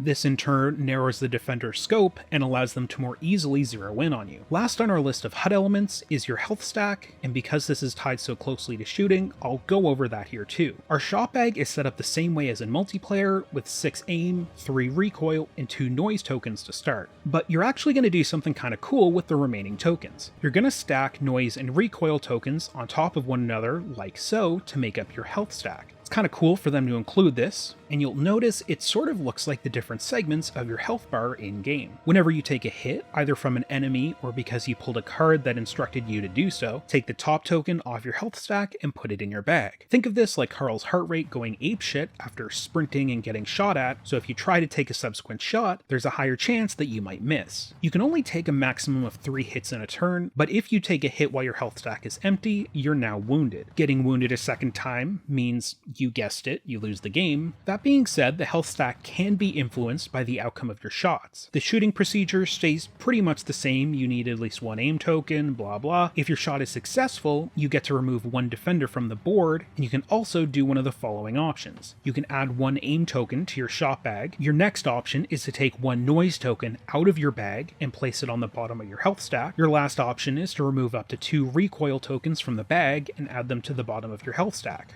And for every noise token drawn, you have to move the closest defender 1 space closer. If they end up in your space, you take a hit, but you ignore any further noise tokens. Moving this time around is very similar to the multiplayer game. Moving 0 to 1 spaces will result in no noise, whereas moving 2 to 3 spaces will result in alerting the defenders. And if you move 2 to 3 spaces and aren't in a different colored zone than your last known sector, you take a hit. Looting is also the same, except this time around, after looting, the space is eliminated as a possible objective. This in turn can make things harder for you, so choose your looting targets wisely. Completing objectives is also almost the same. A noise token gets added to your bag. Where things get interesting is all of the possible objectives in that sector are cleared. You then look at all the remaining possible objectives and work from 1 up to 9, and you move the defender farthest from you to guard that objective. You also take any solo cards that have also been completed and shuffle them back into the defender deck. The sniper still goes goes first, but let's see how things work for the defenders this time. Remember that solo board and that die with the different chevrons on it? This is how it works. At the beginning of the defender's turn, you roll the die, and based on what number you get, that's the solo card that must be resolved. If the card is face down, you flip it over.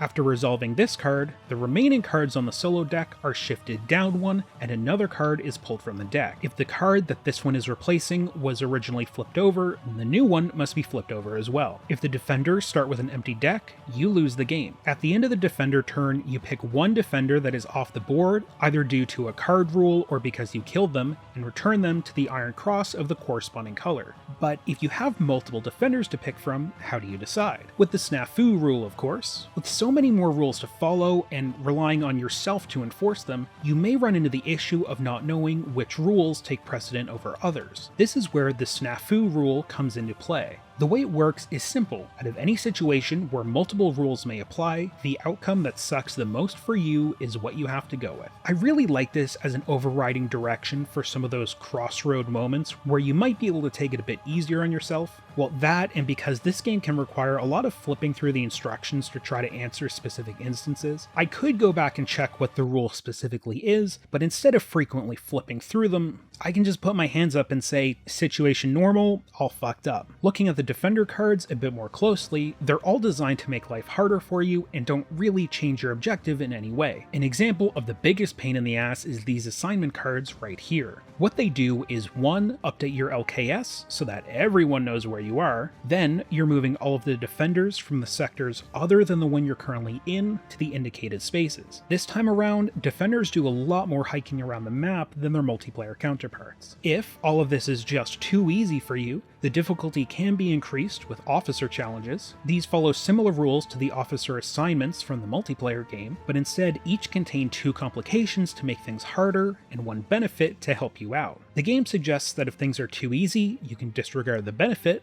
and if it's too hard, you can disregard the complications.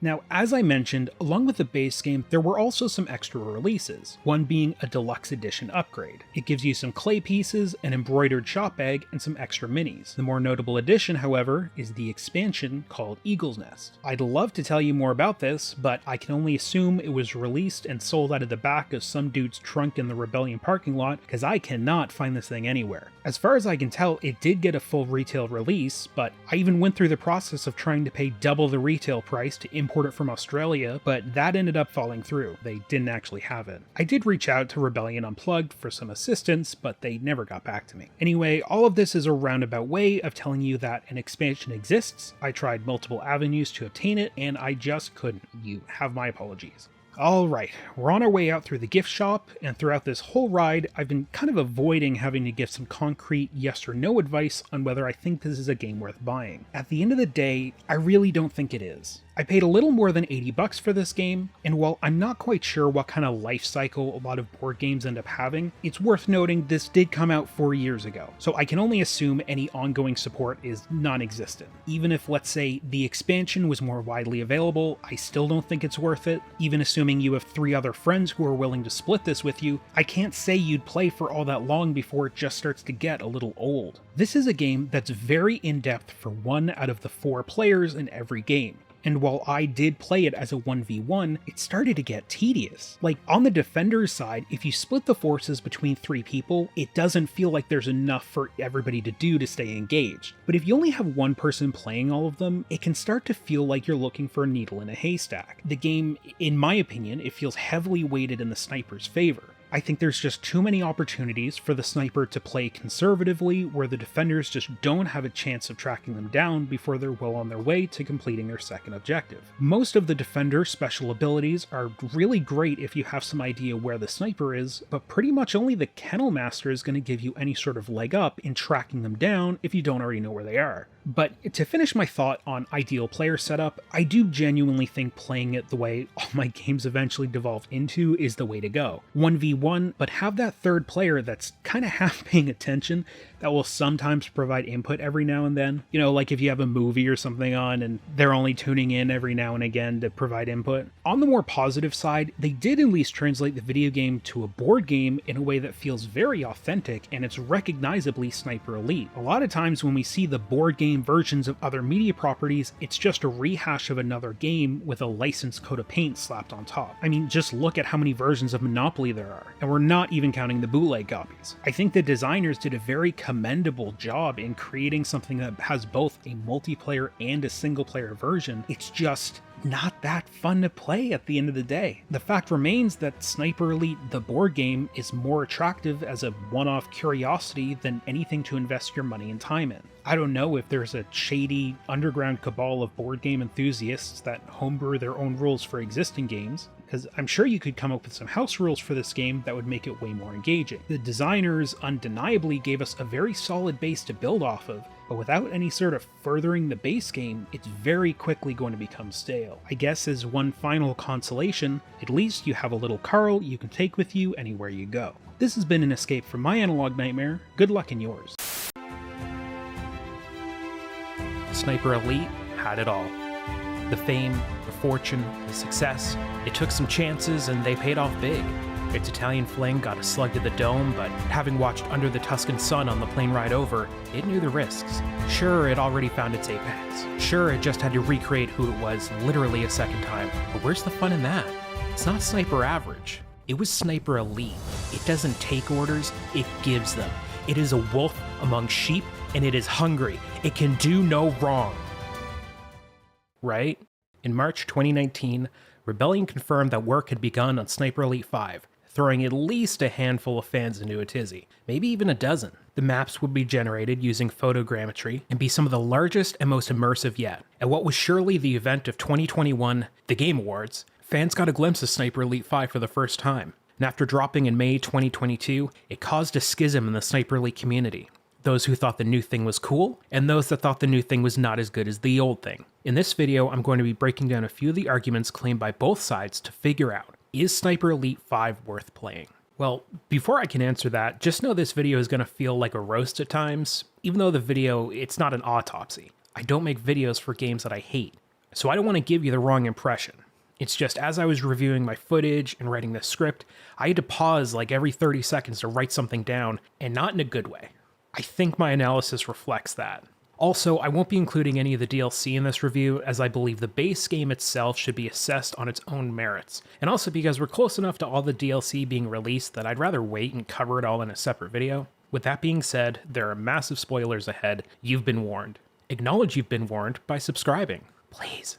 So you must be asking yourself, especially if you come here from another video in my Sniper Elite retrospective, what exactly has changed this time around? Well, we've got the inclusion of tools you need to find around the map to complete certain objectives. There are one-offs like poison and rat bombs, but the main three are bolt cutters, a crowbar, and a satchel charge. Because yes, these don't magically appear when you want to use them now. Within each map, we also have the ability to find new insertion points, which besides being a great spot for writing me to have put a joke, don't know what I was thinking there, these are optional starting locations you can use to change up the flow of your game, or help cut down on excess map crossing when mopping up achievements and collectibles. After each level, you get a little magic quadrant that will tell you how lethal you were, how great of a guy you are, and this is an important factor to include, since Sniper Elite now has non-lethal ammo. AI, while having a few new tricks, largely feels like it's gotten a downgrade. If you shoot an enemy in the arm, they'll drop it and switch to their sidearm. A neat little addition adds some life to these bundles of polygons, but that's about as much life as you're going to see. And despite the new tools at our disposal, all related to attracting attention, like this helmet on a stick that's supposed to tag enemies, and the non-lethal excuse for an anti-personnel mine that sparkles and plugs in your iPod, I gave up on trying to lure any enemies into traps. For those that are interested in not only trying to lure or trap an enemy, but even outmaneuvering them, there's also this spidey sense / eagle vision ability that Carl has now that'll let him see enemies through walls. This really doesn't bug me at all. It sucks in some gameplay modes that I'll cover, but from a realism standpoint, it's introduced in a cool way where Carl realizes he can see and hear an enemy through a hole in the wall. I chalked it up to the video game version of how all our senses work together in real life to inform us of certain facts. Sniper Elite can't let us smell the scent of somebody who's just smoked a cigarette or is off their tits on liquor. It can't let us hear all the super fine details of grains of sand scraping under someone's boot after they come in from outside. It's all of these things in a gameplay form that tries to mesh well with how the game operates. Another change that seems to be divisive is the inclusion of a weaponsmithing system. It's less like loadouts from previous games and more like a really slimmed down pick 10 system from Call of Duty. You make changes in between levels, but can also make changes in-game at workbenches scattered throughout the level to help you change your loadout. Probably my favorite inclusion as someone who likes multiplayer but hates having to actually interact with other humans. Axis Invasion allows you to have other players invade your campaign as a sniper Jaeger, or you can invade other people's games. It brought a new series of skills and mechanics to the game, and was generally the most well-received of all the new features. If you played Axis Invasion when it first came out, it's apparently been heavily updated and modified from how it played at launch, so if you have a different experience than I did, that's likely why, as I'm essentially playing this exactly a year after launch. Rolling on into the rest of the multiplayer, while reviewing the whole series, I've been promising for a more in-depth look at the multiplayer. I finally get to the most recent entry, which is barely a year old, and finding multiplayer matches, while not impossible, definitely isn't easy. Axis Invasion is by far the worst offender, like I had to change my region multiple times to try to find a match, but for a game mode that you have to go out of your way to turn off, that's pretty rough. But for the multiplayer modes I did get to play, holy shit is it not for me. There seems to be no divide between the sniper duels. It's either twitchy as fuck or extremely subdued. Like if fly fishing and golf had a really violent baby. Team Deathmatch was deeply unpleasant. The experienced players knowing exactly where to camp gave me PTSD flashbacks to Halo 2's Jackal Snipers. The other mode I played was called No Cross, and is a fairly cool idea on paper. You're on a large map, and both teams are separated by an impassable no man's land. There's still lots of camping, duh. But in this case, because there's so much area to hide in, it doesn't feel like you've always got a target on your back. It just gets boring. After a while, people get too scared to move, and then you realize there's still 5 minutes on the clock. I don't feel the need to go over survival and co-op again. I already did in my review for SE4, and they're essentially the same thing. I'm really sorry to anybody who wanted me to dig deeper into the multiplayer. If you feel strongly about it, you got one more video on this game coming from me, so let me know in the comments. But there just isn't much for me to talk about. I just have a general distaste for this form of PvP. Although one P I do have a taste for is the presentation. Sniper Elite 5, as you'll see, has a lot of issues, but the music is not one of them. The soundtrack experience has always been great for this series, and the music follows the general guidelines of 80% recognizably Sniper Elite and a 20% flourish of music reminiscent of the location we're visiting. And SE5 nails this, potentially better than any of the games previously. The soundtrack makes great use of horns and strings to capture a very foreboding atmosphere, almost like it's trying to warn you. Any soaring highs always contain a bit of danger and melancholy, like the track's Secret Weapons.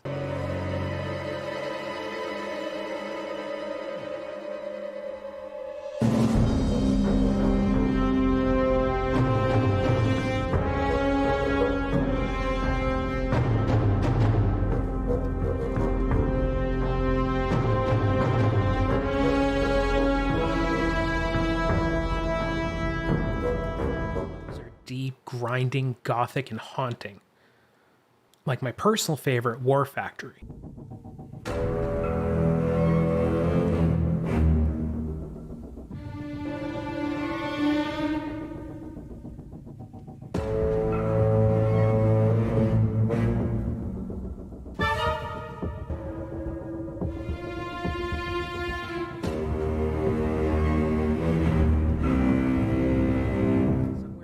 Lies something that's playful and twisted, like in the track for the game's opening level, Atlantic Wall.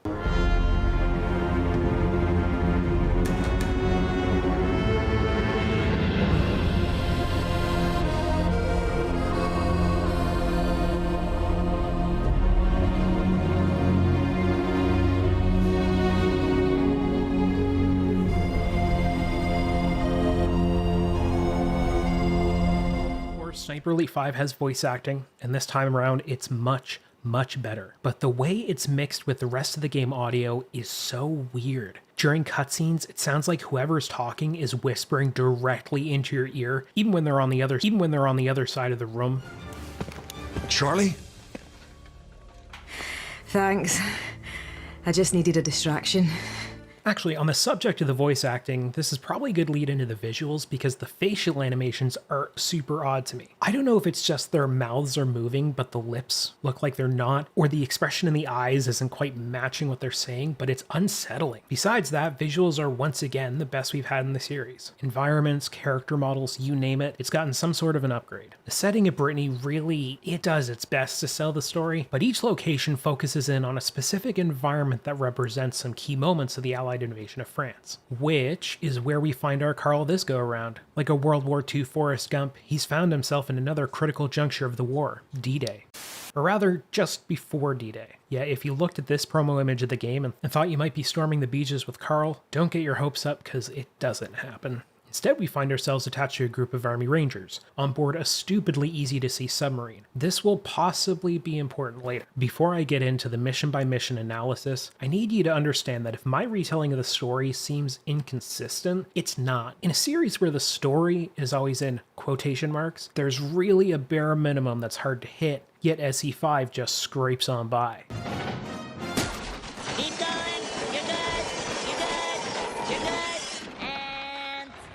Our first mission is the Atlantic Wall, and I think in this single mission I can point out everything that bugged me about SE5. To say this game starts off on the wrong foot is an understatement. Honestly, I wonder how many people started SE5, realized all the bullshit they were slogging through, and just gave up. As mentioned, we start on board a submarine off the coast of France, getting hassled by Jeff Sullivan. Sully doesn't like Carl very much, and throughout this whole scene just sounds perpetually pissed off. Fair enough, but this is the opening level, Jeff. Give the nice folks a minute to breathe. After taking out the searchlights, we motor to shore on Tutorial Island. I know it's not an island, but I'm gonna call it an island because I know it just bugs the shit out of you. Now right off the bat, I'm reminded of the first Sniper Elite, and that won't be the first time you hear me say this in this video. I'm reminded by the ambience and overall destruction we can see in the skies and hear in the distance. Previously, games have had impressive soundscapes, but here we feel like a very small cog in the massive military machine that is Operation Overlord. Bombers and flak are lighting up the sky, we hear air raid sirens and distant firefights. Not unlike the first game where we're treated to an ambience of total destruction, which kind of sounds like the title of a Megadeth album. The only thing missing from both of them is the occasional woman screaming in the background. And if you couldn't tell, the objectives in this mission are going to revolve around helping out the Flyboys. But let's be real. It's Sniper Elite. This could be taking place on a lovely summer afternoon on a random Tuesday, and we would still find some excuse to blow up some German artillery. We go through the usual Tutorial Island fare: run, jump, crawl, craniectomy, when finally we stumble upon an outpost where a French resistance member is being held. Here's where one of the first big issues with SE5 crops up. See the size of this encounter? You get far more of these than you do of these. Small to medium-sized engagements, 3 to 5 enemies, where those 8 and 12x zoom scopes are going to be completely wasted. I think this is why you see the sentiment so much around this game, that you, quote, don't snipe in a game called Sniper Elite. I mean, sure, you are sniping here, but you don't get those massive elevated sight lines like you did in previous games. Just these short stretches a few dozen meters away from where you'll be sprinting in a few seconds anyway. We take out the guards and meet one of the main side characters, Charlie. Her voice actor is great, but the facial animation leaves a bit to be desired. She has that weird pursed lip like everybody else does, but her eyes look glassy as fuck. She either just took a massive bong rip or she's about to burst into tears. After splitting up with Charlie, we get introduced to our next mechanic, the ability to sense enemies nearby. This might turn some people off. There's some reasons why it can be a little OP, which I'll get into later, but to be honest, I like this mechanic. It gives me that temporary sixth sense that allows me to see what enemies are doing behind certain walls. It's a gameplay mechanic that allows me to have more fun. The next room we go into is the Armory, where we find the next addition to SE5, different ammo types. And I hear you cry, but Greg, we've had different ammo types before, to which I'll say yes, but not like this. Before we basically had regular, chocolate, silent, and then AP rounds for dealing with vehicles. Now we have 6, regular, subsonic, match, soft point, armor piercing, and non-lethal. Regular is exactly what it sounds like, normal ass FMJ rounds. Next is subsonic, which offers even less penetrating power than you did in high school, but they're significantly quieter. Then there's match, these offer less bullet drop and are better for sniping over longer distances. We have soft point, which do more damage to unarmored opponents. Armor piercing rounds are to help you deal with vehicles, and non-lethal rounds are for fueling angry game journalists. For each class of weapon, you can take up to 2 extra ammo types. It was nice to be able to use some weapons like the sidearm and secondaries with a bit more stopping power by removing the suppressor and using subsonic, though I will say results may vary. Weapon stats are important, people, which we'll actually see in just a second. See, in SE5, we get the return of a familiar sight, temporary weapons, only shittier. Yeah, remember in previous games when you'd find a Panzerfaust or MG42 and think, I'm gonna hold on to this until I need it? Yeah, that won't happen unless you keep it as your active weapon, cause as soon as you switch to another, you're gonna drop that shit. Have fun lugging those weapons halfway across the map just to get any use out of them. To be honest though, what might make me even more sour is how we interact with them. Remember how before we had the option to replace weapons or just pick up the ammo? Well, now you can only pick up the weapon, and taking the ammo out of it can only be done with the perk that you unlock later. And to pick up the weapon, we use the same interact key as we do for everything else. Infuriating. Like here, I pick up a different rifle without realizing it because my attention tends to be drawn elsewhere, and that barely off-white coloring on the bottom of the screen doesn't shout, this is a temp weapon. Anyway, even though this rifle was suppressed, it was not loaded with subsonic. So when I get set up to execute the plan I'd worked out,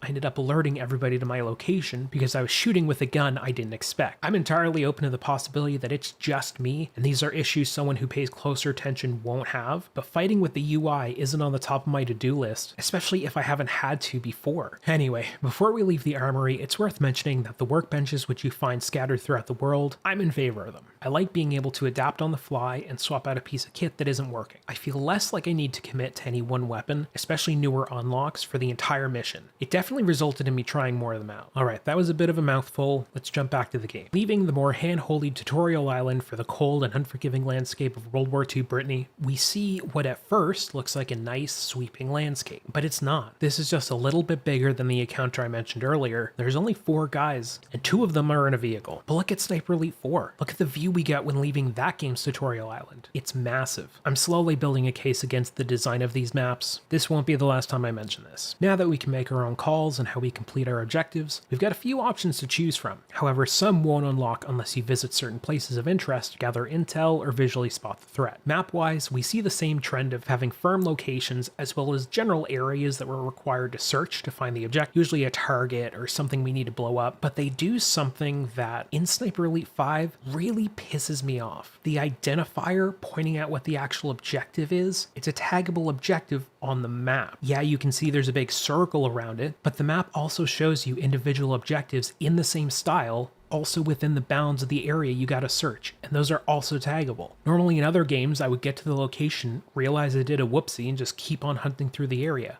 But SE5 stopped me from doing this because the environments are awful. Not visually. Visually, they're stunning, and extremely interesting to look at. Look being the operative word, because it's what you can't see that's getting ready to bite you in the dick. SE5 goes hard on the invisible walls, unpassable hedges, and terrain that looks climbable but isn't. So on a map like, I don't know, the very first one you experience, if you're a dingle like me and think there's an objective marker here you have to go to, you're gonna assume there's a route the developer intended for you to take, like there always is, leading you to run all the way around looking for that Goldilocks path. On the story front, the sub we came in on is spotted and destroyed by the Germans. Carl actually looks at this explosion, which I think might be a first for the series. Nazi bastards. Our main objective is to destroy the giant-ass radar, which we can do either by destroying the pillar supporting it or destroying the power source. Neither one makes the big guy go boom, so don't get your hopes up. Optional objectives here are a bit more fun in my opinion. There is the series staple, blow up some anti-air guns, of course where you find baby AA emplacements. We know the mother can't be too far away. This mission feels really explosion heavy, which is all the more frustrating now that you have to pick up satchel charges you find on the map instead of just magically whipping them out of your Carl bags and blowing shit up. Oh yeah, I haven't fully explained my beef with the new tool system yet. Satchel charge, crowbar, bolt cutters.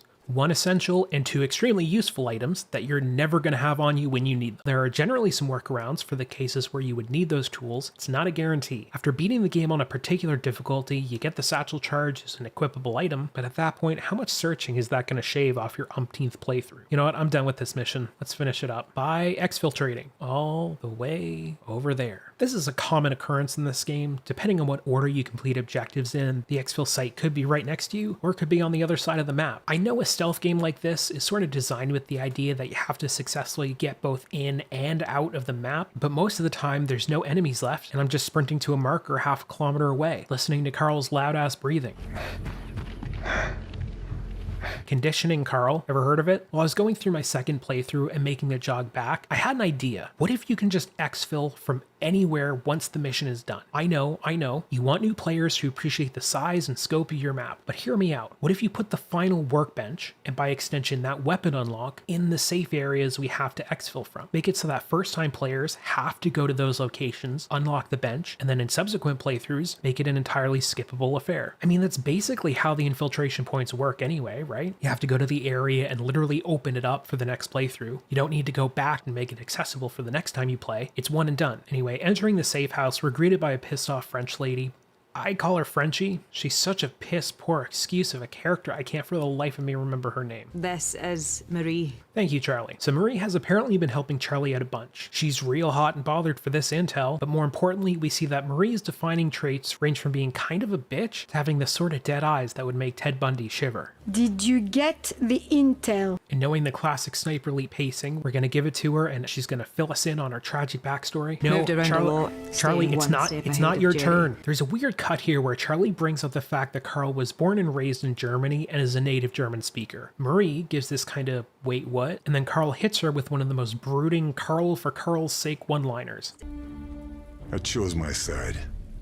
It kind of makes me think that there might have been extra dialogue in there that would give this story some substance. It's not the first time this happens, and I'm gonna hit you with a bit of a spoiler. The substance never comes. This story sucks. In between missions, we get wrap-ups from the SOE HQ lady, who seemingly is the only reoccurring character besides Carl, and I think these wrap-ups are because Rebellion knew people were gonna be skipping through the cutscenes, and they needed to have some way to communicate what's going on to the sort of players that just mash continue whenever a text box comes up. You know who you are. I guess it's cool, because each one ends with an intercepted transmission from the big baddie Muller, but it's hard for me to see it as anything other than an excuse to learn more about the villain in a format that's cheap to produce, so it seems like he's more fleshed out. I don't know, I don't like being such a jaded prick, but SE5's got me feeling away, man. Oh, and Sullivan survived the sub getting blown up. That'll come up in a completely unimportant way later. On to Occupied Residence. And we roll up to Muller's estate after what was likely one of the most emotionally frigid road trips ever. Can you imagine being stuck in a car with these two? That aux cord wasn't even glanced at. The two disembark and Maria's like, oh, by the way, Muller isn't here, which is a massive waste of time. Maybe that would have been a good topic for the drive.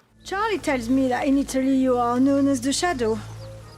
Remember Sniper Elite 4? The last time a chilly European broad tasked you with a surprise challenge in the middle of the woods? You were having fun then. You're having fun now, right? Local Resistance gives us some info, and we're on our way. I do kind of miss those safe zones from the previous games we started each mission with. It gave us a chance to interact with more of the main cast, and if one were so inclined, to discover more of the story. But you could also just breeze past all the NPCs if you didn't care. To get to Muller's estate, you have 3 possible routes to take. The other 2 are pretty stacked, so I take the path that leads me through the woods, away from too many guards. Initially, we get a decent mid-range sniping area with some guards and easy environmental kills, but as we wind through the path, we get to a barn with some rifle ammo and a generator to mask our shots. You know what that means, and I like where this is going. What the fuck? What is this tree doing here? It's splitting the TSA in half. Oh, that's a total snipeable area. And it gave us the shitty halves. If this tree wasn't in the way, I'd have a perfect shot right through to the fence line. But instead I get, what, the MG nest? Some crates? And they don't even blow up? If this were the 2006 international cinematic phenomenon, Crank, and I was Jason Statham, I'd be dead right now. And you can't tell me this is to evoke the real life scenario of needing to fire and move, or that no one vantage point is going to be perfect because I started on the ground. I had to go out of my way to get up to that window, not the other way around. Luckily, I picked up a key to some old tunnels under the estate that allows me to sneak in undetected, my preferred home invasion method. Entering the cellar, we find a lightly guarded armory with a bunch of Panzerfausts I can't wait to not use, and then the main courtyard, which is guarded enough that you won't be fucking around if you want to keep things quiet. Inside, we find an appropriately ornate array of hallways, suits of armor, and super uncomfortable looking chairs, which means if you didn't know, this is a rich person's house. Muller's office is locked. Wanting to take this a bit quieter, and because I didn't have one, I opt to not satchel charge the door and go looking for the key instead. The area outside Muller's office is a little crowded, and our secondary target Kumler isn't around right now, so I laid some guards to rest in there, out of sight, and set out to find some keys. Oh yeah, secondary targets. I forgot to mention, but besides the optional objectives, every mission has a high-value target that SOE wants taken out for one reason or another. In this mission, Kumler, Muller's nephew, is the man on my list. We find him drinking out of his uncle's stash in the ballroom, but this Cinderella has a date with the chandelier, and being a bit of a romantic, I just had to bring him together. Breaking into Muller's office, searching for intel, we find the mechanism for a hidden room. We have some allusions to friends in the Japanese, and references to an Operation Kraken. We don't know what it is, but we know who's involved, where they'll be, and when. We hit the road, but not before completing our secondary objective, collecting all the relics Kumler was stealing from the occupied residence. We follow a trail of letters, which eventually lead us to a courtyard sniper, who's helping his brother steal the artifacts from Kumler. We meet back up with the Resistance, and hit the road for Beaumont Saint-Denis. In between missions, we catch up with Muller, who finds out his pad's been ransacked, and watch him interrogate a member of the Resistance. All the bullshit about needing someone who's quiet goes out the window as the saboteur immediately tells Muller about Carl, calling him the Shadow. In a shocking act of continuity, Muller is scared shitless because the sniper who took out the rat and the Razor missiles is in France. Carl's reputation precedes him. Finally, we leave Muller in a fade to black, finally understanding what it means to suffer from success. And next, we have Spy Academy, the level people point to when you say Sniper Elite 5 doesn't have any sniping. And when you first turn the corner, I mean, wow, we're almost overwhelmed by how much there is to see. There's scope glint of enemy snipers, a motorcycle patrolling the beach. Every time you open your binoculars, there's something else to see. And we do actually benefit from simply sitting our ass down and waiting, observing to see who's gonna walk around what corner or where a supply truck is going. And the whole time you're just blown away by the monolith that's before you. When Rebellion talks about Sniper Elite taking advantage of modern hardware, this is the example that backs it up. And for the most part, they're right. But there's only so much sniping you can do from right here. As soon as you cross the bridge or the beachfront, you're right back into the medium to close quarters areas I've been talking about. In this particular case, that's just my reasoning for why I don't think this is the level to lean on when talking about sniping in this game. I don't hate it by any means. It just doesn't have the consistency all the way through to back up that claim, in my opinion. Our main task is to discover where the meeting between the Kraken bigwigs are, and eavesdrop on it. But I want to come back to this in favor of the side objective, disrupt the spy training. Now going into that, you might be thinking, okay, probably going to be a few standard enemies wearing plain clothes or something, but it's so much more than that. You step through the door and these fuckers were running lines in makeshift American sets. The enemies we have to mow down are whatever, I guess, but the environment we have to fight them in is just a delight. The collectibles here cue us in a little bit more to what was happening, but as much as I enjoy disrupting any form of higher learning, there's a meeting somewhere that I gotta crash. The gathering is being held at the top of the church, which is a very fun romp to get to. Both of my runs, I botched the whole eavesdropping part of our orders and had to resort to retrospective investigation, as there was no one alive to interrogate. Fortunately, they were very diligent in keeping minutes, so all I have to do is grab some documents. The optional assassination target for this level was one of the guys I just mowed down.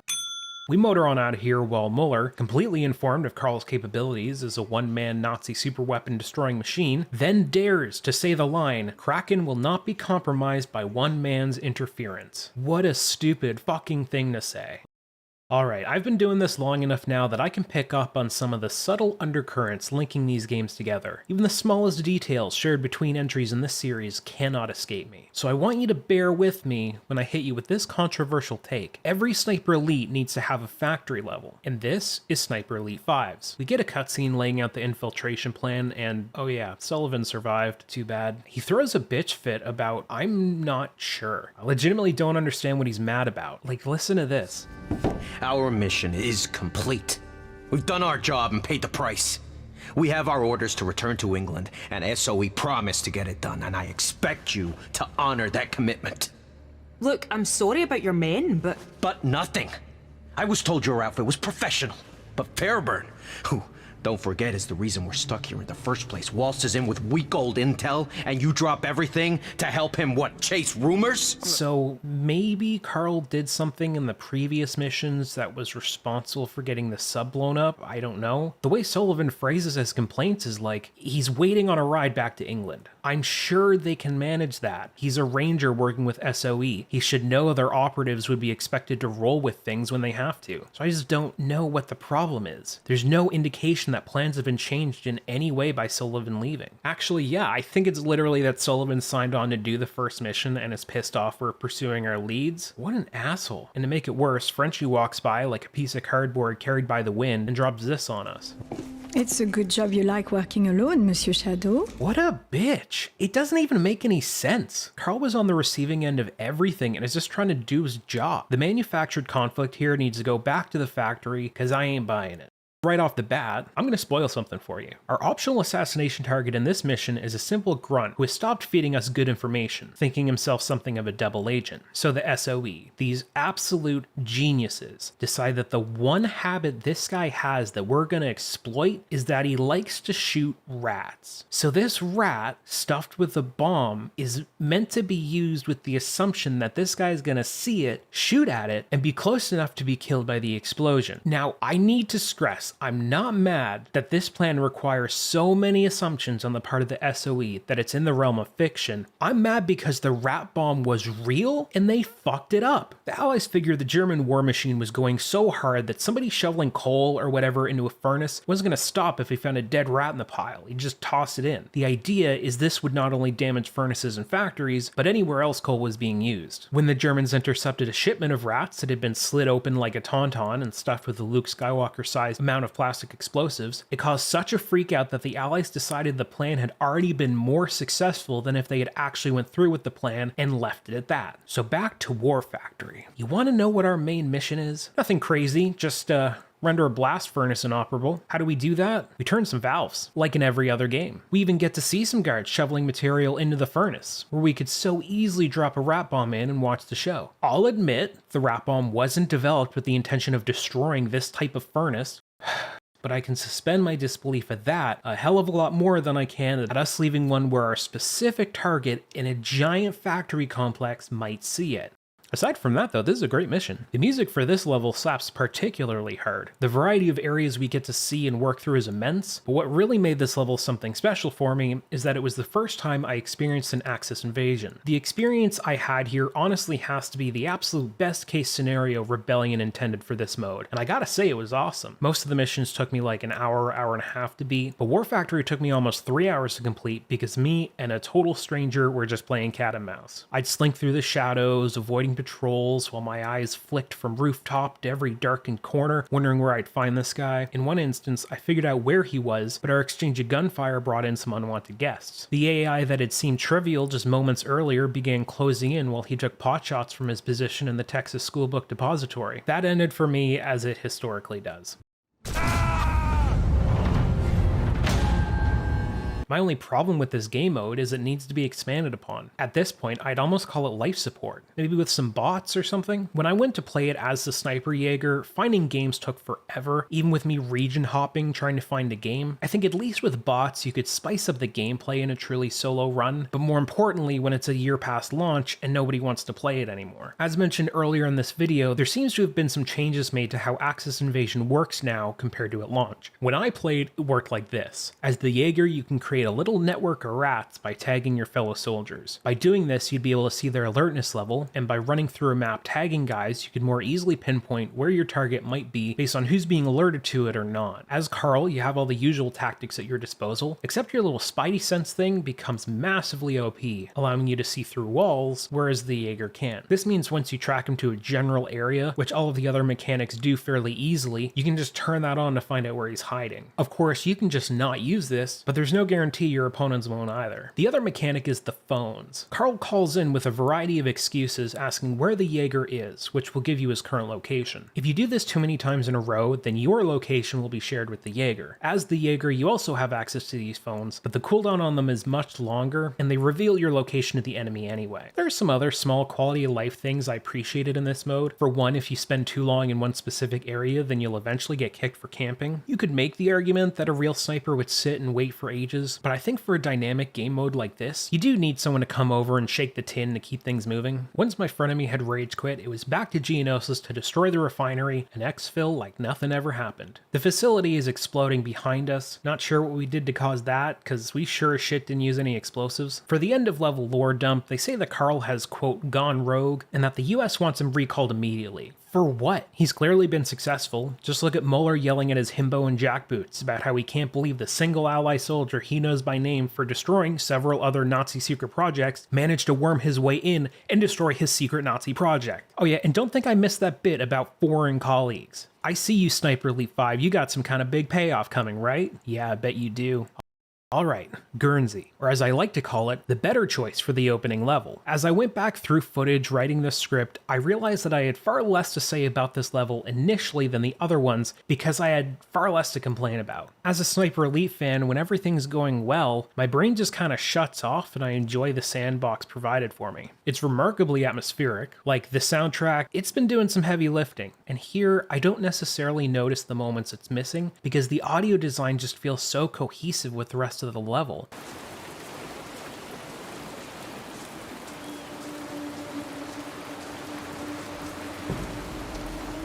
All the important bits of presentation come together in a really seamless way. When it comes time to massacre an entire garrison, I first have to break out my notebook and start my checklist of everything in this mission that is, as the kids say, bussin'. Right off the bat, we reaffirm what everybody already knows, that staking out the area and stalking full-grown men can be quite rewarding. We find out that the Nazis are holding off on repairing the cables securing the radio tower because they got company, and don't want it to let slip that anything could possibly be wrong, meaning there's just 2 brittle cables keeping it up. Just gonna take this guy out with one well-placed shot.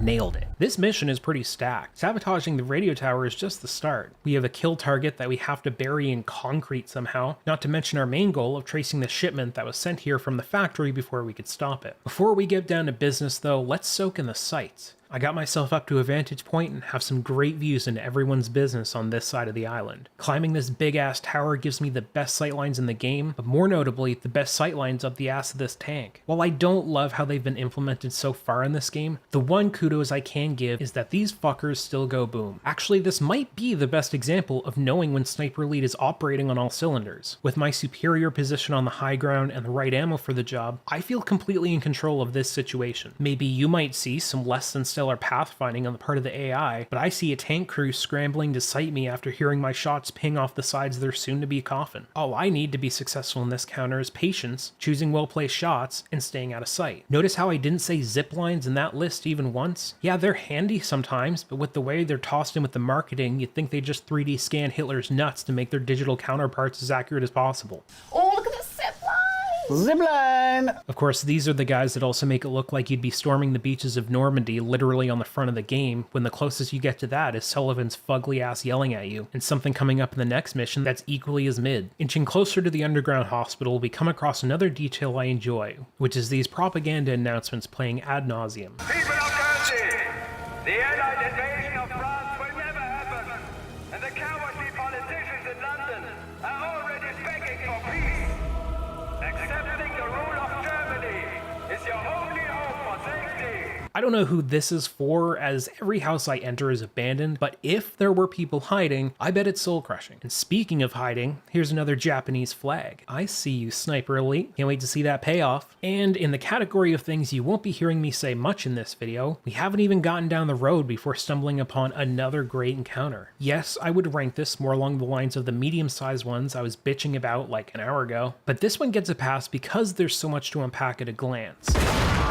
After clearing a building clearly just built to make Axis Invasion more interesting, we find the entrance to the underground hospital, and those esteemed guests mentioned by the soldiers earlier. But first, an explanation of what Project Kraken actually is. And for once I'm glad it's not some extravagant superweapon. They're simply rubber plates that allow a submarine to stay invisible on radar. They mention these plates can be easily retrofitted onto older submersibles, and that no radar equipment they've tested on the prototypes, Allied or Axis, showed the boats. I'm a really big fan of this as the big bad plot, because it's nefarious in its simplicity. Untraceable U-boat wolf pack stalking the Atlantic is a terrifying prospect. Would it have been an instant win for the Axis? No, but it would have been a significant leg up on the Allies. Anyway, as the secret meeting we're spying on comes to a close, we hear a surprising name, Nakamura. Now, I'm gonna go out on a limb and say that might not be German. Not that I'm planning on sticking around long enough to find out. Our next task is to destroy the prototypes, and we have a few ways of doing it. We can overload some valves, drop some bombs on the fuel lines, or my personal favorite,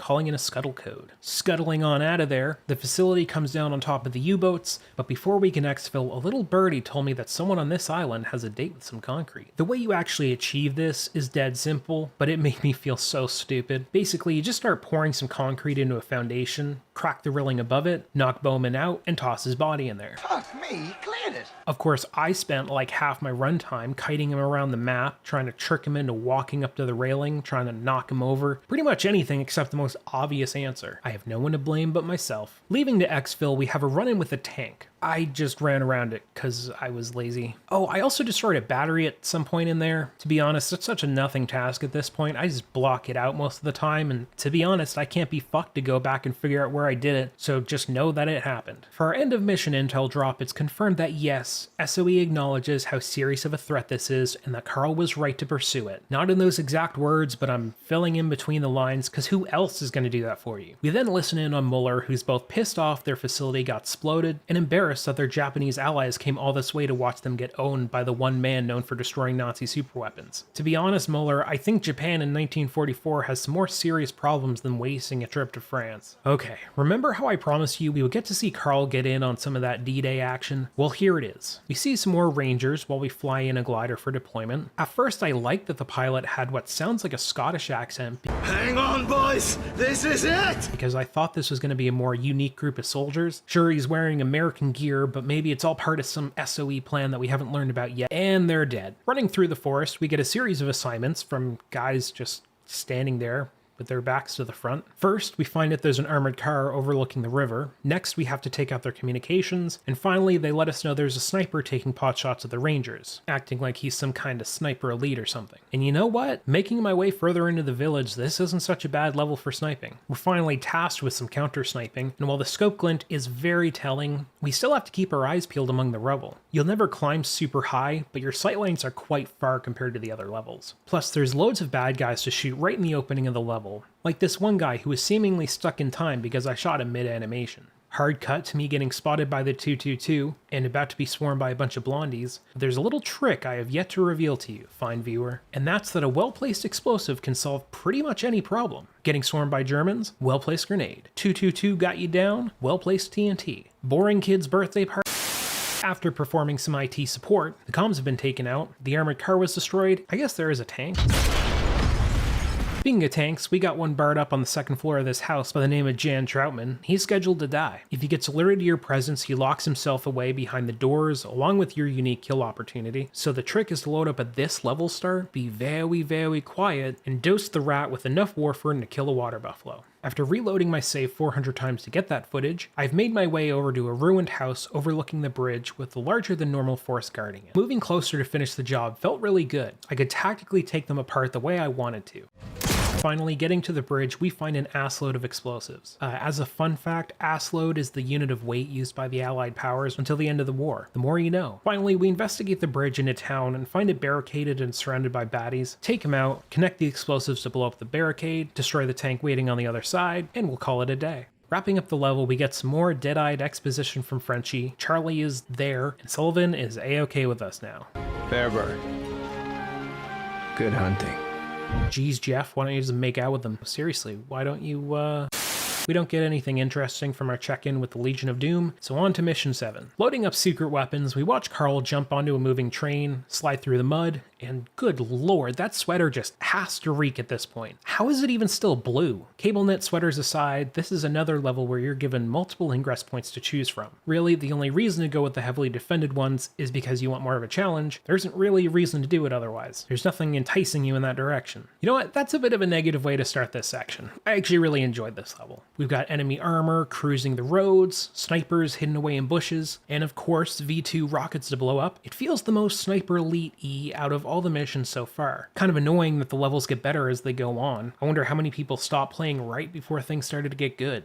Either way, to start, I decided to go check out the point of interest outside the perimeter of the dome, where I stumble upon 2 points of intrigue, Manifest and a mystery. The Manifest lays out the production process for all sorts of weapons passing through here, not just Kraken. We take some recon photos of the different tanks and armaments, and move on to raid some of the weapons labs further on in the complex. The mystery is more of a workplace drama. Being the absolute nosy bitch that I am, all of my surveillance targets have been talking about this guy named Jungers, who actually turns out to be our target for this mission. He's the self-important scientist responsible for developing new weapons, and when he comes around, things slow to a crawl around the site, both to keep up appearances and jump at Jungers' every whim. Guard posts, and even the materials offloading crews are understaffed, and people fucking hate him for that. The entire plot of this level couldn't give a shit now. I'm thirsty for more of this tea and to meet the man himself. Catching up with him, he sure is a prick. He's clearly a gifted scientist, but has a major superiority complex when it comes to the rank and file. This footage might look like I'm searching through the weapons lab,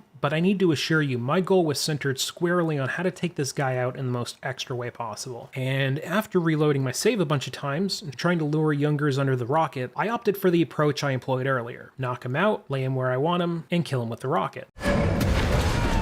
Nailed it. So wrapping up all the weapons lab data, we find out the Germans are planning the construction of their V2s to be viable under a variety of circumstances. Retreat, compromised and limited supply lines, etc. They're also working on some experimental tank weapons. I like that this weapons lab isn't just focused on Kraken. It shows that the Germans have just about as much faith in Kraken as they do all the other harebrained schemes. Churn out quantity and worry about quality later. With that task out of the way, we've got one more pit stop before we roll up on the dome. Carl smells another V2 somewhere else on the island and cannot help himself. Rolling up on the test site, we take out the multitudes of nerds guarding it, sabotage the gyros, and realize that this fellow was trained on Normandy, suggesting it was Muller's plan to bomb everything and everyone on the beaches if it means halting the Allied advance. Concerning, but that worry slowly faded away while we manually launched this rocket.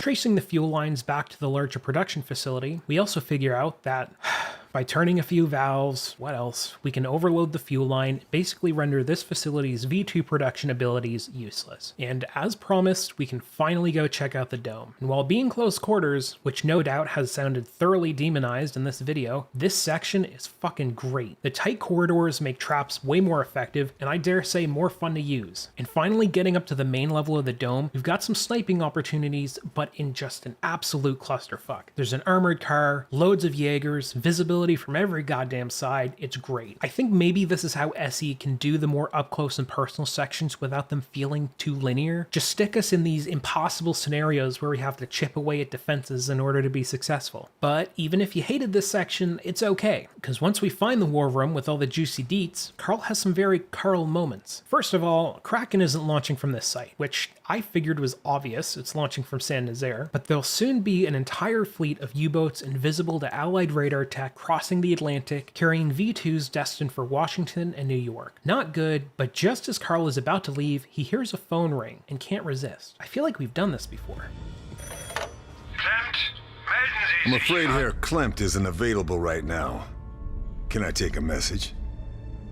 Who is that? Who do you think it is, Muller? Of course, it's now time to exfil, but Carl, see, he's got a problem with V2s. And not just the men, but the women and the children too. Which means if there's one more left unexploded on this base, that's mission failure for him. Take out the boat patrolling the lake, shoot the service panel, causing the capsule to close, launch the rocket, and it's easy as that. We exfil, jump in Frenchie's truck, and back on the road we go. Our penultimate mission is Rebel in Ruin, and it opens with the questionable phrase, Muller has been 2 steps ahead of us this entire time. I guess so? He struck me as more of a bumbling moron called up to the major leagues from a nursing home, but sure, I guess he did have that hidden room which took us no time at all to discover. To be honest, the only way I think he steps ahead of us is because he simply started first. In a very short amount of time, Carl's leveled the playing field enough that he's running out of shoes that are required to drop. But I guess because the Germans are getting ready to send Kraken to hit America, we're gonna assume Muller's cut-throat planning is what's to think. Alright, I'll quit being an asshole for a bit, because what we find in the bombed out ruin of Saint Nazaire is the closest we've gotten to a Sniper Elite V2 level in ages. Let's see, air raid sirens, punctuated by the occasional scream, check. Rolling packs of Nazis to contend with, check. A church we can have a shootout in? Well, I'm sure you know the answer to that one. This mission can really be separated into different main hub areas where certain objectives take place, and the first one here is as close to shooting fish in a barrel as you could ask for. After taking out the goon squad and taking a conveniently placed zipline, we come across just the most poorly hidden resistance safe house I've ever seen. You climb like 2 levels, take a right, and there's just a big ol' French flag flying, all the lights are on, feet are kicked up, World Cup turned to Def Senior levels, and there's nary a weapon in sight, as you were. Entering the wider world of this tiny-ass map, we encounter more of what I like. Visual clutter, distractions, hidden snipers, all the things that say to a Neanderthal like me to stop, slow down, and observe. Coming up on our first objective, knocking out communications equipment, is when I start to realize the real challenge in a setup like this. You have your sixth sense, but you'll never catch everyone. You have some good lookout positions, but you'll always miss somebody. Every enemy has someone else looking out for them, and you've just got to dismantle this bomb like an onion. Peel it back one layer at a time until it's diffused. You know, a classic onion bomb, just like your mom always taught you. Had I jumped right from V2 to this game, I wouldn't have batted an eye because that game trained me to think like that. But going from larger maps to these more claustrophobic ones shows me that that tactical, close quarters gameplay can exist alongside kilometer-long trick shots and still require you to use similar problem solving for both. What I don't like is this pussyfooting between the two and ultimately satisfying no one. Like partway through, you can climb the church to find an awesome sniper's nest that opens up the map and the enemy armor to your shots. You're looking down on the rat maze with total situational awareness. If only more than like a third of the levels had moments like this. Finally coming up on the blown out sewers, and after pulling Shawshank in the wrong direction, we find ourselves within the facility on a new map. The intersection is fine. For all the grandstanding I've been doing about the sniping in this game, I find myself somewhat split on sections like this because it's a hallway. Like, I know we're inside a massive complex, but it's a hallway. Anyway, we're given our final objective after sneaking in, destroy all 3 of the Kraken U-boats using all the tricks Sniper Elite can provide. Shoot the thing to drop the thing, turn a valve, then turn another valve, and of course making the risky final shot to make the thing go boom. Wrapping things up with the obligatory happy ending cutscene, we see the Rangers liberating San Nazaire. Sullivan comes in like, "Carl, I understand you now because I had family in Washington and you saved their lives." Love that that's how we've capped off the big interpersonal drama. It started out of nowhere and ended providing nothing. But of course, the bad guy is still alive, and just so happens to be back at the chateau we designed earlier. Infiltrated, the one we infiltrated earlier. This isn't some kind of asset flip, guys. Charlie delivers the news to Carl that Muller is alive, Frenchie pulls up in her big dumb truck, and off they go. Oh, also, the game reminds us that the Japanese were in on it. Yeah, the last high-value target you have to take out is a high-ranking member of the Japanese Navy. Look, they've made an appearance. Now we get to say they're in the game. Anyway, we're at the chateau. Charlie and Frenchie go, "Oh no, how will you ever make this shot?" I have reservations about doing that voice again. Carl makes the shot because it's fucking Carl. Old Deadeyes sets up for the home run into V2. Roll credits. Look, I put as much effort into covering this level as Rebellion did in designing it. I think when the Game of the Year Deluxe Super Rare Ultra Edition comes out, and you get to play this game plus the DLC for $5, people will think of SE5 differently, but for what it launched as, there doesn't feel to be much here. That's partly why I wanted to wait to cover the DLC in its own video. But with the campaign out of the way, I'm sure you're dying to know just what is wrong with Sniper Elite 5. I did 2 runs, one on normal, then one on hard that was more completionist. Experiencing this game twice in such a short amount of time, and between 2 difficulties, really helped me identify what arguments I'm hearing from people that I think hold weight and divorcing them from the arguments that don't. Therefore, this section shall be known as what is and is not wrong with Sniper Elite 5.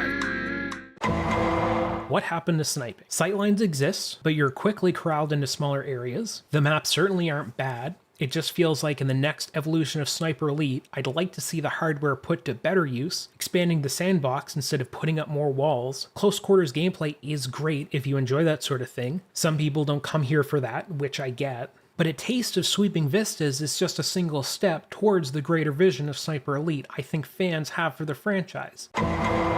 Non-lethal. Non-lethal kills are fine. It's another way to play. It puts more constraints and challenge on players who want to tailor their runs in certain ways, and it's not something you need to go out of your way to experience. You also don't have to go out of your way to avoid it either, unlike invisible walls and unpassable terrain. I think of all the items on this list, this might be the only one I consider to be glaring. I was gonna call it unforgivable. See, in the other Sniper Elite games, I never once thought about or criticized invisible walls and barriers, either because they were so invisible I never encountered them, or I didn't go out of my way to find them. In SE5, I didn't start the game intending to criticize them. They're everywhere. They're borderline unavoidable, and I think if you were to ask most gamers, not just Sniper Elite fans, but literally any gamer, if they'd rather a large map cut with impassable terrain, or a smaller map that is entirely part of the sandbox, I would guess most people fall into the latter. On the other side of all this, if we were to ask what the trade-off for that would be, well, we know it's to have larger maps, but these maps are not larger in a way that a game called Sniper Elite should be taking advantage of. They're just larger.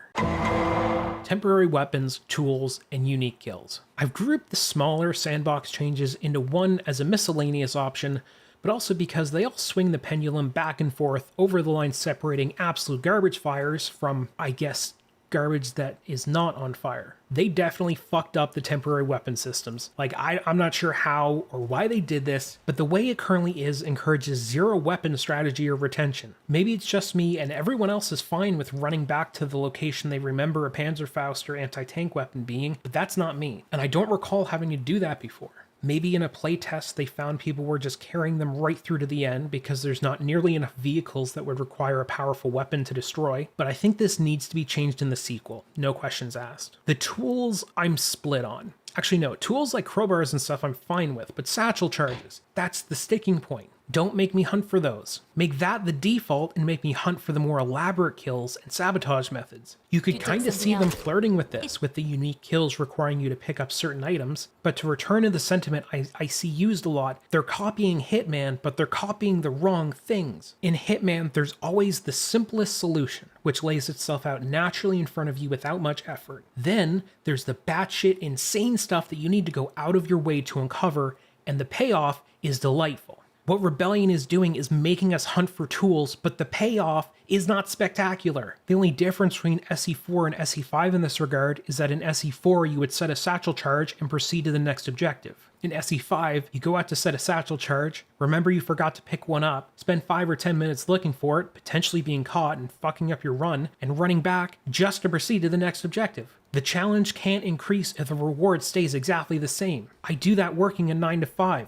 And for the challenge kills, none of the challenge involves any kind of sniping. If you're gonna challenge me to kill someone in a game with sniper in the title, I mean, you know what I'm gonna say. I'm tired of saying it. This was a tough one to write. The story really sucks. Even if this is a series where the story was never really a driving force, the gameplay feels like it's losing sight of the franchise's identity and turning into something fans are vocally expressing they're not in favor of. Sure, some of them are screaming louder with worse arguments. I don't think this is nearly the biblical fall from grace for the franchise that everybody says it is, but it is a slide into a sort of identity crisis. Despite that, I still had fun at times. And I'd like to completely acknowledge that I've made a lot of statements that might come across as contradictory in this video, which is partially what took this video so long to write. SE5 has a lot of problems, but when I finished my runs, I was still itching to go back and play more. Some of the aspects frustrate me a bunch, but you can enjoy something that has flaws. You can disagree with choices a developer makes, but still agree with all the choices they made that were right, and celebrate those by losing yourself in their games. We have to stop looking at the games we spend our time playing as some sort of binary equation. Rarely are they all amazing or all horrendous. It's a little of column A and it's a little of column B. I don't write about games I don't like. When it comes to analyzing a game, you write about the things that are worth writing about, and problems and criticisms naturally start to float to the top because that's where the analysis takes place. At least I think for me, that's where it flows the most naturally. But I think at least most of my criticism contributes something in some way. If someone asks me if they should play Sniper Elite 5,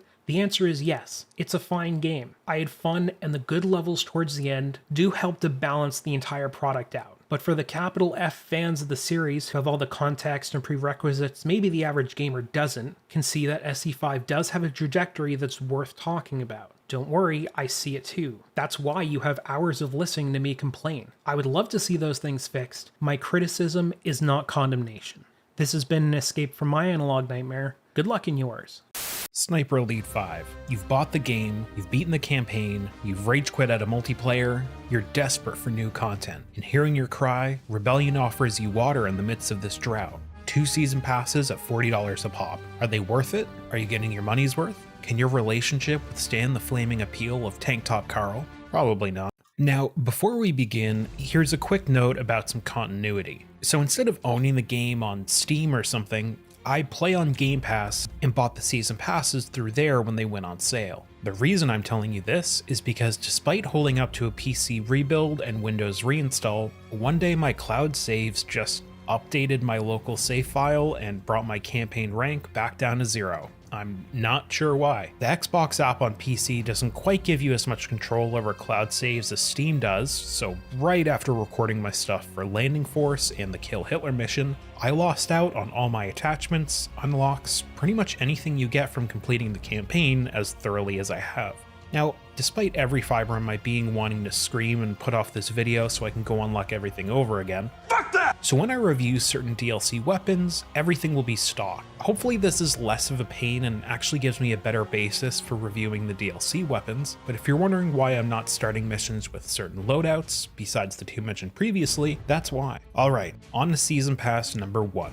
First, we'll dig into the cosmetics and extra weapons. Season 1 gives us the following weapon packs. The DL Carbine is great on those smaller to medium-sized maps and engagements, but you'd really want to pair it with some armor-piercing or soft-point ammo. It's not super powerful, and its main selling point is the stealth factor. The PPSH needs no introduction. It's the go-to tool when you want to shoot 30 rounds into someone as a warning shot. It has some inconsistent performance that really depends on how close you are to someone, but 9 out of 10 times it will stop someone in their tracks. The HS-22 is probably my most used pistol. It's a quiet boy with some decent penetrating power. It's the Timothy Chalamet of pistols. In my personal opinion, regardless of if you want to go loud or go quiet, having a silenced pistol is a non-negotiable. That's just me though. The Win & Co. 1885 is probably the most fun to use out of all the DLC weapons. It's loud, it's powerful, if you hit something, it stops.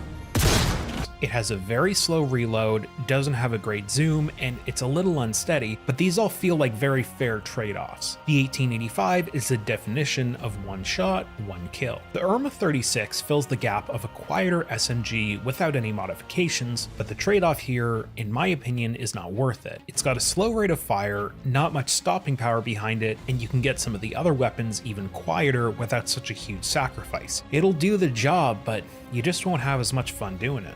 And coming up as our last DLC weapon for Season Pass number 1, it's the Drilling Shotgun. This is the nearsighted cousin of the 1885. It has even more anger issues and just stopped taking its meds. It's also incredibly fun to use, and it's so powerful, it's like anything within its firing range just gets frozen in time. Like if you get hit with it, you need to take a second to realize which of your inner organs are exploring the roof tiles. Next up, we'll look at the weapon skins, and the P-Dot skin just looks like a really awkward mix of colors, and the Oak Leaf skin makes your weapons look kind of dirty. Calling either a camo is stretching it, unless you just so happen to vomit up some Campbell's veggie soup and also need to hide your Thompson. The character skins, on the other hand, they are far better. The ghillie suit does have some actual versatility, although the more convincing one is still the level 50 unlock in multiplayer, and in Invasion it's locked behind a kill requirement. The immersion factor you get from it, however, makes it a bunch of fun to use. And the tank top, or as I like to call it, the John McClane Special, just makes you feel really fucking cool. Carl gets to show off his other guns for once, and really the only thing that can make this even better is if the cutscenes actually showed your equipped skin instead of just Sweater Carl every single time. Alright, now that the appetizers are out of the way, let's start with the new missions. Now, I don't want anyone out here thinking I don't read your comments or take your advice. In my review for the base game, a lot of people gave me their thoughts on certain gameplay strategies and why they like them, primarily non-lethal and assault-heavy runs, both of which I tried for this mission. First up was my non-lethal run, and holy sweet Christ, I know I called it a different way to play. I tried to pass it off as people wanting to change up their playstyle, but no, this is masochism. This is cock and ball torture on your birthday, because it hurts, but you kinda like it and want to do it again. For starters, it takes way longer and you have to be very mindful of your ammo. Because you can only take one extra type of ammo with you, unless you know where to find non-lethal ammo throughout the level, it very well may be the only stuff you get, which means that your only reliable method of dispatching enemies is getting up close and personal. That being said, I sure wish Carl would use something other than his knife for these non-lethal takedowns, because every time I see it come out, I have a goddamn heart attack. Another big difficulty factor here is that non-lethal doesn't dispatch your enemies in any permanent way. I mean, obviously. But if any of your victims are discovered, they can be woken back up, meaning instead of having a body count slowly going up that makes your life easier, if you don't hide the bodies, they can very quickly be back up and hunting you down. However, none of these are total deal breakers for me. Meanwhile, switching over to my full-on assault run, I actually find myself appreciating larger maps even though I'm sniping a lot less. Because with the larger maps, you have more segmentation between clusters of enemies. That means you can go apeshit in one section without drawing the entire map's worth of enemies down on your position. The way the encounters usually went this time around is they would start with a big, loud-ass rifle. I purposely wasn't using any sound masking as I wanted to play super recklessly and just feel out the viability of this playstyle. Usually my playthroughs feature a good amount of stealth, only going loud when my back is really against the wall, and SE5 really does start to take on a different vibe when you just allow yourself to be loud as hell. It's really not for me, but to the people who commented saying they enjoy it this way, more power to you. Now, onto the review of the map itself. The default start is Deadman Cove, which is an incredibly fitting name, because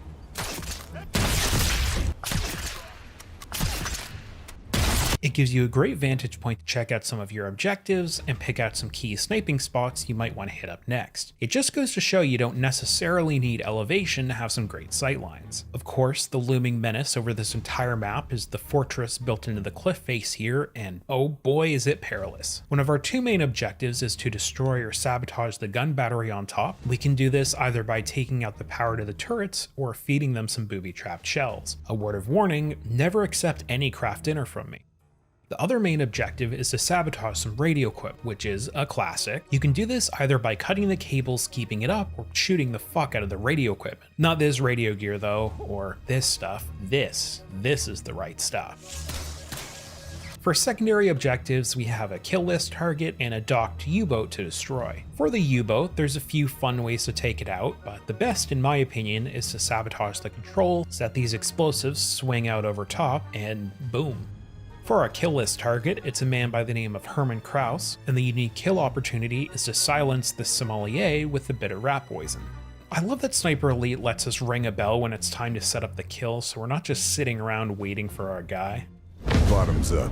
This map does have some fairly firm segmentation between its areas, but it still has loads of twisting paths and methods to get between them. Anywhere you need to get vertically likely does have some vines or vegetation of some kind that will allow you to climb it, which kind of smooths over any gripes I have about invisible walls. I still hate them, but if you're giving me more opportunities to get around them, that's A1 in my books. Previously, we tended to see Rebellion's design changes for the next game start to creep in during the DLC of the current one. Let's hope that's the case here. Next up, Conqueror. Right off the bat, we find an extremely confusing scene. In the front yard of Castle Wolfenstein, there's a recently bombed trench system and a town that's still smoking. From the very first vantage point, you'll be rewarded for taking your time and studying the trench system slowly, as the enemies blend in far too well. When we head on down there, we don't want any surprises. In the Conqueror map, we have a bunch of key objectives. We have to kill General Koenig, who's hiding out in the larger fortress. We have to eliminate 3 snipers hiding out in the rubble of the nearby town, and we have to destroy a roving Tiger tank. Side objectives include neutralizing 4 artillery guns, 2 in the trenches and 2 inside the fortress, as well as our kill list target, Christian Hoffman. For this mission, I really took it slow and tried to stumble upon things naturally. Usually the first thing I do is pop open my map, find the closest objective, and go in that direction, but this time I just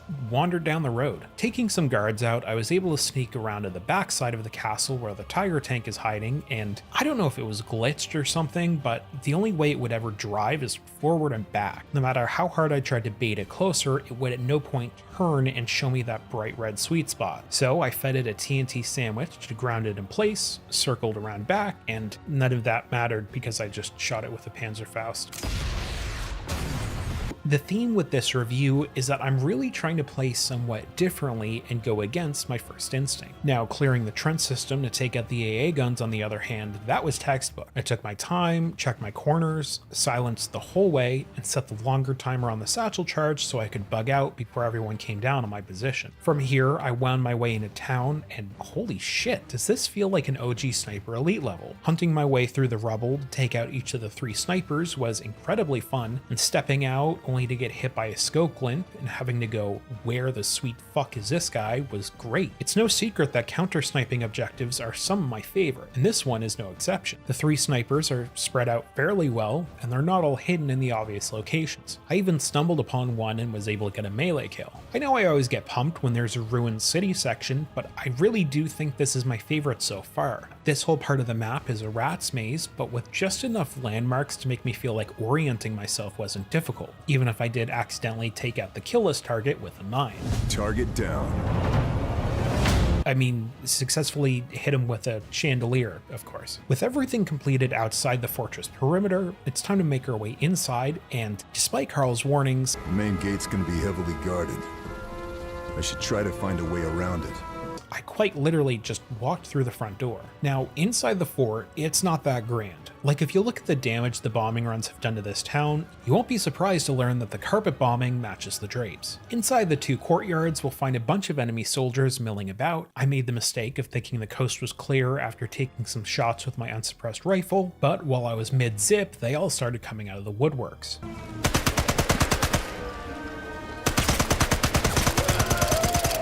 This feels like one of those ads for knives where they cut through a tomato, except this ain't a tomato, it's Heinz.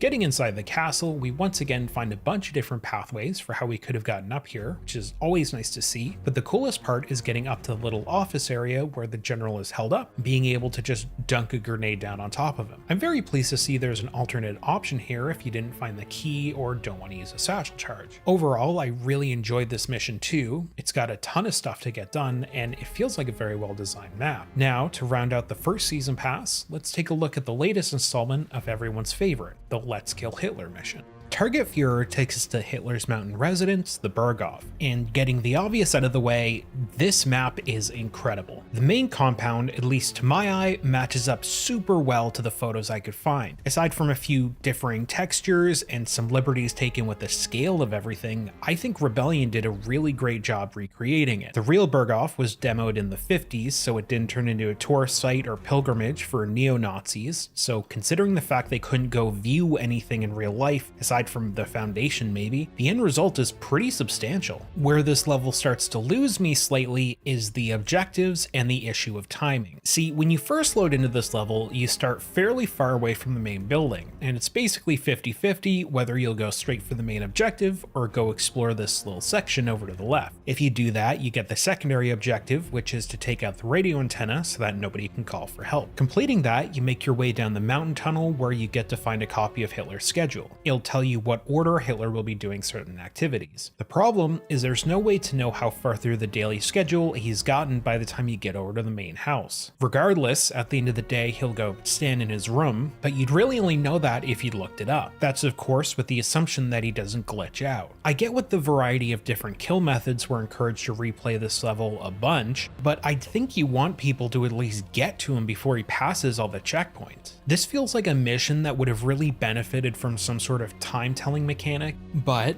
and this isn't the first time I've had this sentiment about Sniper Elite, when this level works as intended, it's so fucking good. The different traps and kill opportunities are just as tongue-in-cheek and batshit insane as I'd expect. There's a good amount of different medals tied to this level that will have you coming back to play more. You just have to figure out how to best approach this map. If I were you, the first thing I do on my first playthrough is make a beeline for the guardhouse starting location. Use this for all playthroughs going forward. That way you can kill Hitler at each of the points on his daily itinerary with ease, and then mop up the side objectives on your way out.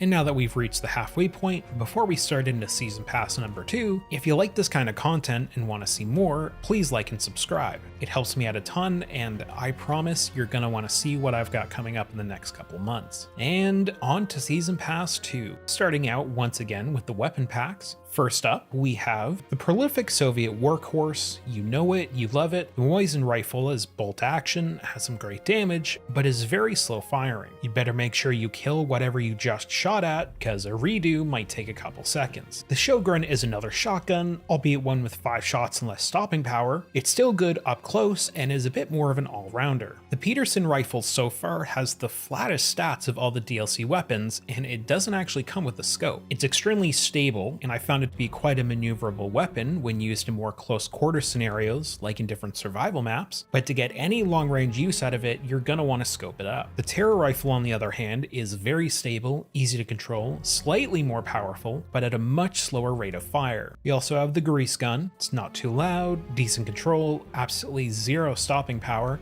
I fucking hate this gun. Now, the Mod 712 is a full auto beast. It's great if you need a quick sidearm to pepper someone to create some breathing room, but to really tame this gun, it's gonna take a few mods. Looking next at the weapon skins, British Dazzle is meant to be an homage to the paint job used on British tanks in North Africa. It adds a bit of pop to any commando's weapons of war, but the Patriot skin, this is where it's at. Getting shot by someone using this weapon skin is an automatic 5-figure hospital bill, your truck gets a pair of brass hangers, and you get to come kick my ass for how I spell the word color. Ooh fucking raw, brother. The character skins this time around are also much more varied. I think the British bomber skin is probably my favorite out of all of them. It just gives me some big Indiana Jones vibes. Look how luxuriant. The Air Auxiliary skin is another cool one, representing the very real Women's Air Auxiliary, which transported new and repaired military planes around the UK during the war. The Liberator skin is one I slept on for far too long, but after I took a spin in it while writing the section, it's pretty solid. It's so French that it feels like the melee takedowns while wearing this should be replaced by kissing enemies directly on the mouth. Probably the weakest in my opinion is the American Airborne skin. It's nothing special, but if you're someone who maybe wants to roleplay a little bit, more power to you. Jumping into missions, we're going to start out with Rough Landing. Besides feeling a lot like a spiritual sequel to the Regolino Viaduct mission in SE5, the Rough Landing DLC mission serves as, so far, the most enjoyable and cohesive mission, at least in my opinion. With the Nazis on the run, the SOE has reconnaissance missions flying overhead to monitor their beeline towards Germany. This mission revolves around tracking down not 1, but 3 downed recon planes. We start out scoping what we can from our entry point and find 3 pillars of smoke rising up from the forest floor. Zeroing in on each of these, Carl actually makes a comment on each one. It's nice to see our objectives communicated in some way other than just looking at the map, but specifically when I'm actually looking at them, not just when I'm in their general vicinity. When spying the 3 downed planes, I also noticed this big ass bridge, and immediately I thought back to the Regolino Viaduct mission. If I get to blow up this bridge, I'm gonna be one happy boy. Before sneaking into the nearby town, I followed the trail left, where I stumbled upon a roving Tiger tank. I can only assume it was this guy. He ratted me out to Nemo, who then called the tank in on me. It definitely wasn't that mine that I put down. Either way, we see this is actually one of our side objectives, so I, like the hero I am, run in, plant a satchel charge, put a few shots where the sun don't shine, and on we went towards the rumored resistance encampment. And not for nothing, this one is actually hidden compared to every other camp we've seen previously, but that fire put that out. We unlock a workbench and receive another request from our resistance allies for us to take out someone named Becker. Making my way over to the first of the plane wrecks, I stumble upon a farm crawling with Germans and a sniper on Overwatch. But of course, what really interested me was this big pile of explosive barrels. From this point on, I knew my personal goal was to blow it up. So I booby-trapped this body and tossed a bottle around this way to try to lure this officer into my trap. There were complications, but he made a fine addition to my collection, and I went about trying to find someone who would make the thing go boom. I did get slightly distracted here doing some recon, but quickly I got back at it, tossed another friend in my pile, but unfortunately someone did stumble upon my surprise just a little too fucking early. For this transgression, it was now open season. But of course, remembering the whole reason I was here, I set out to find the pilot of the downed plane. The big, obvious, muddy footprints were simple enough to follow and lead me down into the cellar of this farmhouse where I found an actually alive NPC, which was a surprise. I feel like in these sorts of missions, Carl only ever finds dead bodies. The pilot let us know he's cool to hang out until the resistance can come get him, but that his captain was captured by the Nazis and they took him somewhere involving a train. Knowing there's a train terrain yards spitting distance from here, I decide that couldn't possibly be where it is and headed to blow up some AA guns instead. This goes super well, no reason to ask, nothing else notable happened, but I did stumble upon the wreckage of the second plane in the village. Carl decides the pilot would have tried to get up someplace high, and seeing this big ass church, we shimmy on up this pipe and find our second pilot. He seemingly already heard of Carl and respects him immensely, even calling him chief, the most prestigious sign of respect a heterosexual man can give to another. Fortunately, right in this church's backyard is the other AA gun, so we head there to make sure none of our pilots can get shot down. I slice up this nerd for wearing cargo pants, plant the charge, and haul ass out of there up to the rail yard. Scoping out the area, it became clear to me that I probably shouldn't have used up my silenced ammo on that tank and those guys in pistol range earlier, so I'm gonna have to put on my tightest fitting Sniper Elite jammies and approach this tactically. I was doing a pretty good job of this too, even managing to take out this officer who tried to jump scare me, which fortunately gave me the key I needed for the rail yard. I got my way stealthily down the main building where I was able to melee take down the sniper that had been giving me so much trouble until now, but unfortunately I found the captain the Germans were holding captive dead. He didn't have the film canister on him, but we were able to find it in his possessions behind a locked door. Now, from here, things start to go a little awry. I was making my way towards the opening of this mine, trying to find the Nazi spy on our kill list, but some jackass saw me, screamed out. It was just not a good look. I'll admit I've had better runs than this. But sneaking into the mine, and damn, I should have put on my indie fit. Anyway, our kill list bonus objective calls to take out the spy with an explosion, and I mean, just twist my arm. Seeing where all this goes down, it's absolutely fantastic. The running water guards the officer has brought with him, almost like he trusts the spy as much as the spy trusts him. It's fantastic. And they even mention hearing that Carl was going to be in town. After overhearing everything I needed to convince me I had my man, I tossed them a parting gift and was kind enough to open it up for them. Also, I don't know where anyone's body went, but just look at this singular officer's hat. Look at the detail on there. Unnamed rebellion artist responsible for this? Good job. Onward to the final crashed plane, it's just on the edge of falling into the lake, and there's a few enemies patrolling around the wreckage. But what caught my ear was these two Germans talking about the waterfall and how there's probably treasure behind it. Sure enough, I run up to the waterfall, and discovering a secret entrance, the final pilot is hiding out behind the waterfall. What a fantastic way to clue us into where to find him, and what an amazing job at building this so well into the foliage that I actually walked past the entrance once or twice. The pilot mentions that something sketchy seems to be going on down by the bridge, so I'll be heading there next. The only truly disappointing aspect of this whole map for me is that this bridge that people have referenced about being kinda greasy, there's nothing. There's some satchel charges hidden underneath, but otherwise there's nothing special to find. It feels a bit like some cut content, and if that is the fact, I'm a little disappointed at Rebellion for keeping those mentions in. I thought I was missing something really key and running up and down this bridge looking for whatever I missed, but there's nothing. I totally understand the ever-evolving nature of level design and that things need to be cut for various reasons, but at least remove the references, please. Nobody will know things are missing unless you point it out to us. Overall though, aside from that slight disappointment to end on, I do really like this level. It feels unique enough in its execution, even though the tasks we're carrying out are essentially the same old things from the levels I don't like, but there's a cohesiveness here that just doesn't exist in the others. Anywho, I hear someone say they weren't sick of hearing about Project Kraken. I'm joking, sorta. This level is fantastic, but I can't help but feel like this is the ending to the game we should have gotten. The main goal behind this is to sabotage the new big-ass aircraft carrier that the Germans are building using Kraken technology.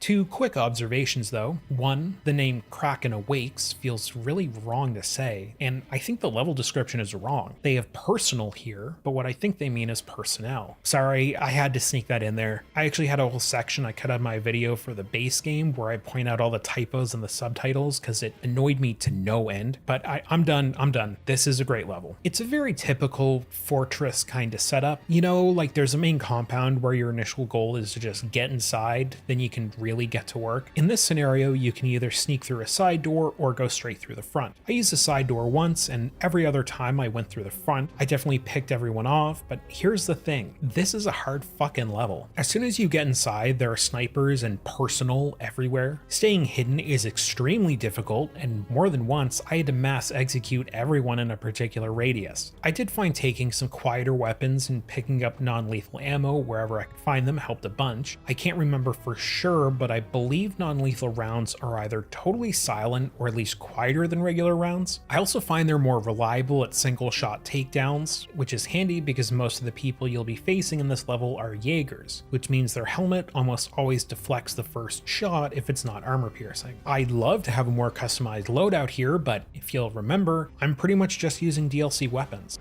But back to the fortress analogy, one of the things that makes this level so interesting is that you can infiltrate from quite a few angles. The carrier itself obviously has multiple decks, so where you enter can totally change how your playthrough goes. And I mean, just getting to a position where you can infiltrate is a real challenge here. Since we're talking about an aircraft carrier, I'm going to hit you with a bit of an analogy here. In navigation, there's a concept called cumulative error, where by making small, incorrect course adjustments to your route, it can have a bigger and more drastic effect later on down the line. Anyway, that's sort of what this level feels like to me. The decisions you do or do not take very early on in the level can impact you way further in. I think even with a tactical game like Sniper Elite, the actual minute-to-minute gameplay is very calculated. If you put a trap down, it's likely you're intending it to go off within the next few seconds or minutes, especially so if you're doing something to expedite how quickly it's going to go off. Never so much in this game have I died or really had my back up against the wall because someone that I 30 to 40 minutes ago decided to kill or not to kill. The stealth skill asked of the player in this level is just way higher than I think of all the other levels. And while that really is a good thing and something I hope Rebellion carries forward into SE6, once again, I can't help but feel like this is the finale we should have gotten in the base game. You'll notice this time around, the DLC isn't its own self-contained story that's tangentially related to the main game. It's just a continuation of the main story. If we're using previous releases as benchmarks for DLC, this time around it kind of feels like they're just selling us the second half of the story. Anyway, once you get inside the carrier, it turns into a really sweaty corridor shooter. The AI, for as much as you can complain about it, will come flying out of doorways and blast right past you. Honestly, I got jump scared once or twice by these speed racers. It's because of this that taking this whole level on silently would be a pretty tough undertaking, at least for me. Now that we're in this tub, we do have a few objectives. One is to sabotage the ship and blow it up. Next, we have to track down Vogel and take him out. And once again, while not being groundbreaking, there's another way to sneak into his room. Besides using a satchel charge or finding the lock combination, there's a little vent you can call through to get to him. I know so far it's just onesie-twosie examples like this, but having alternatives for getting to the high-value targets will always be appreciated. Next, we just have to head up to the bridge, flip the switch, and once again put down another Nazi superweapon.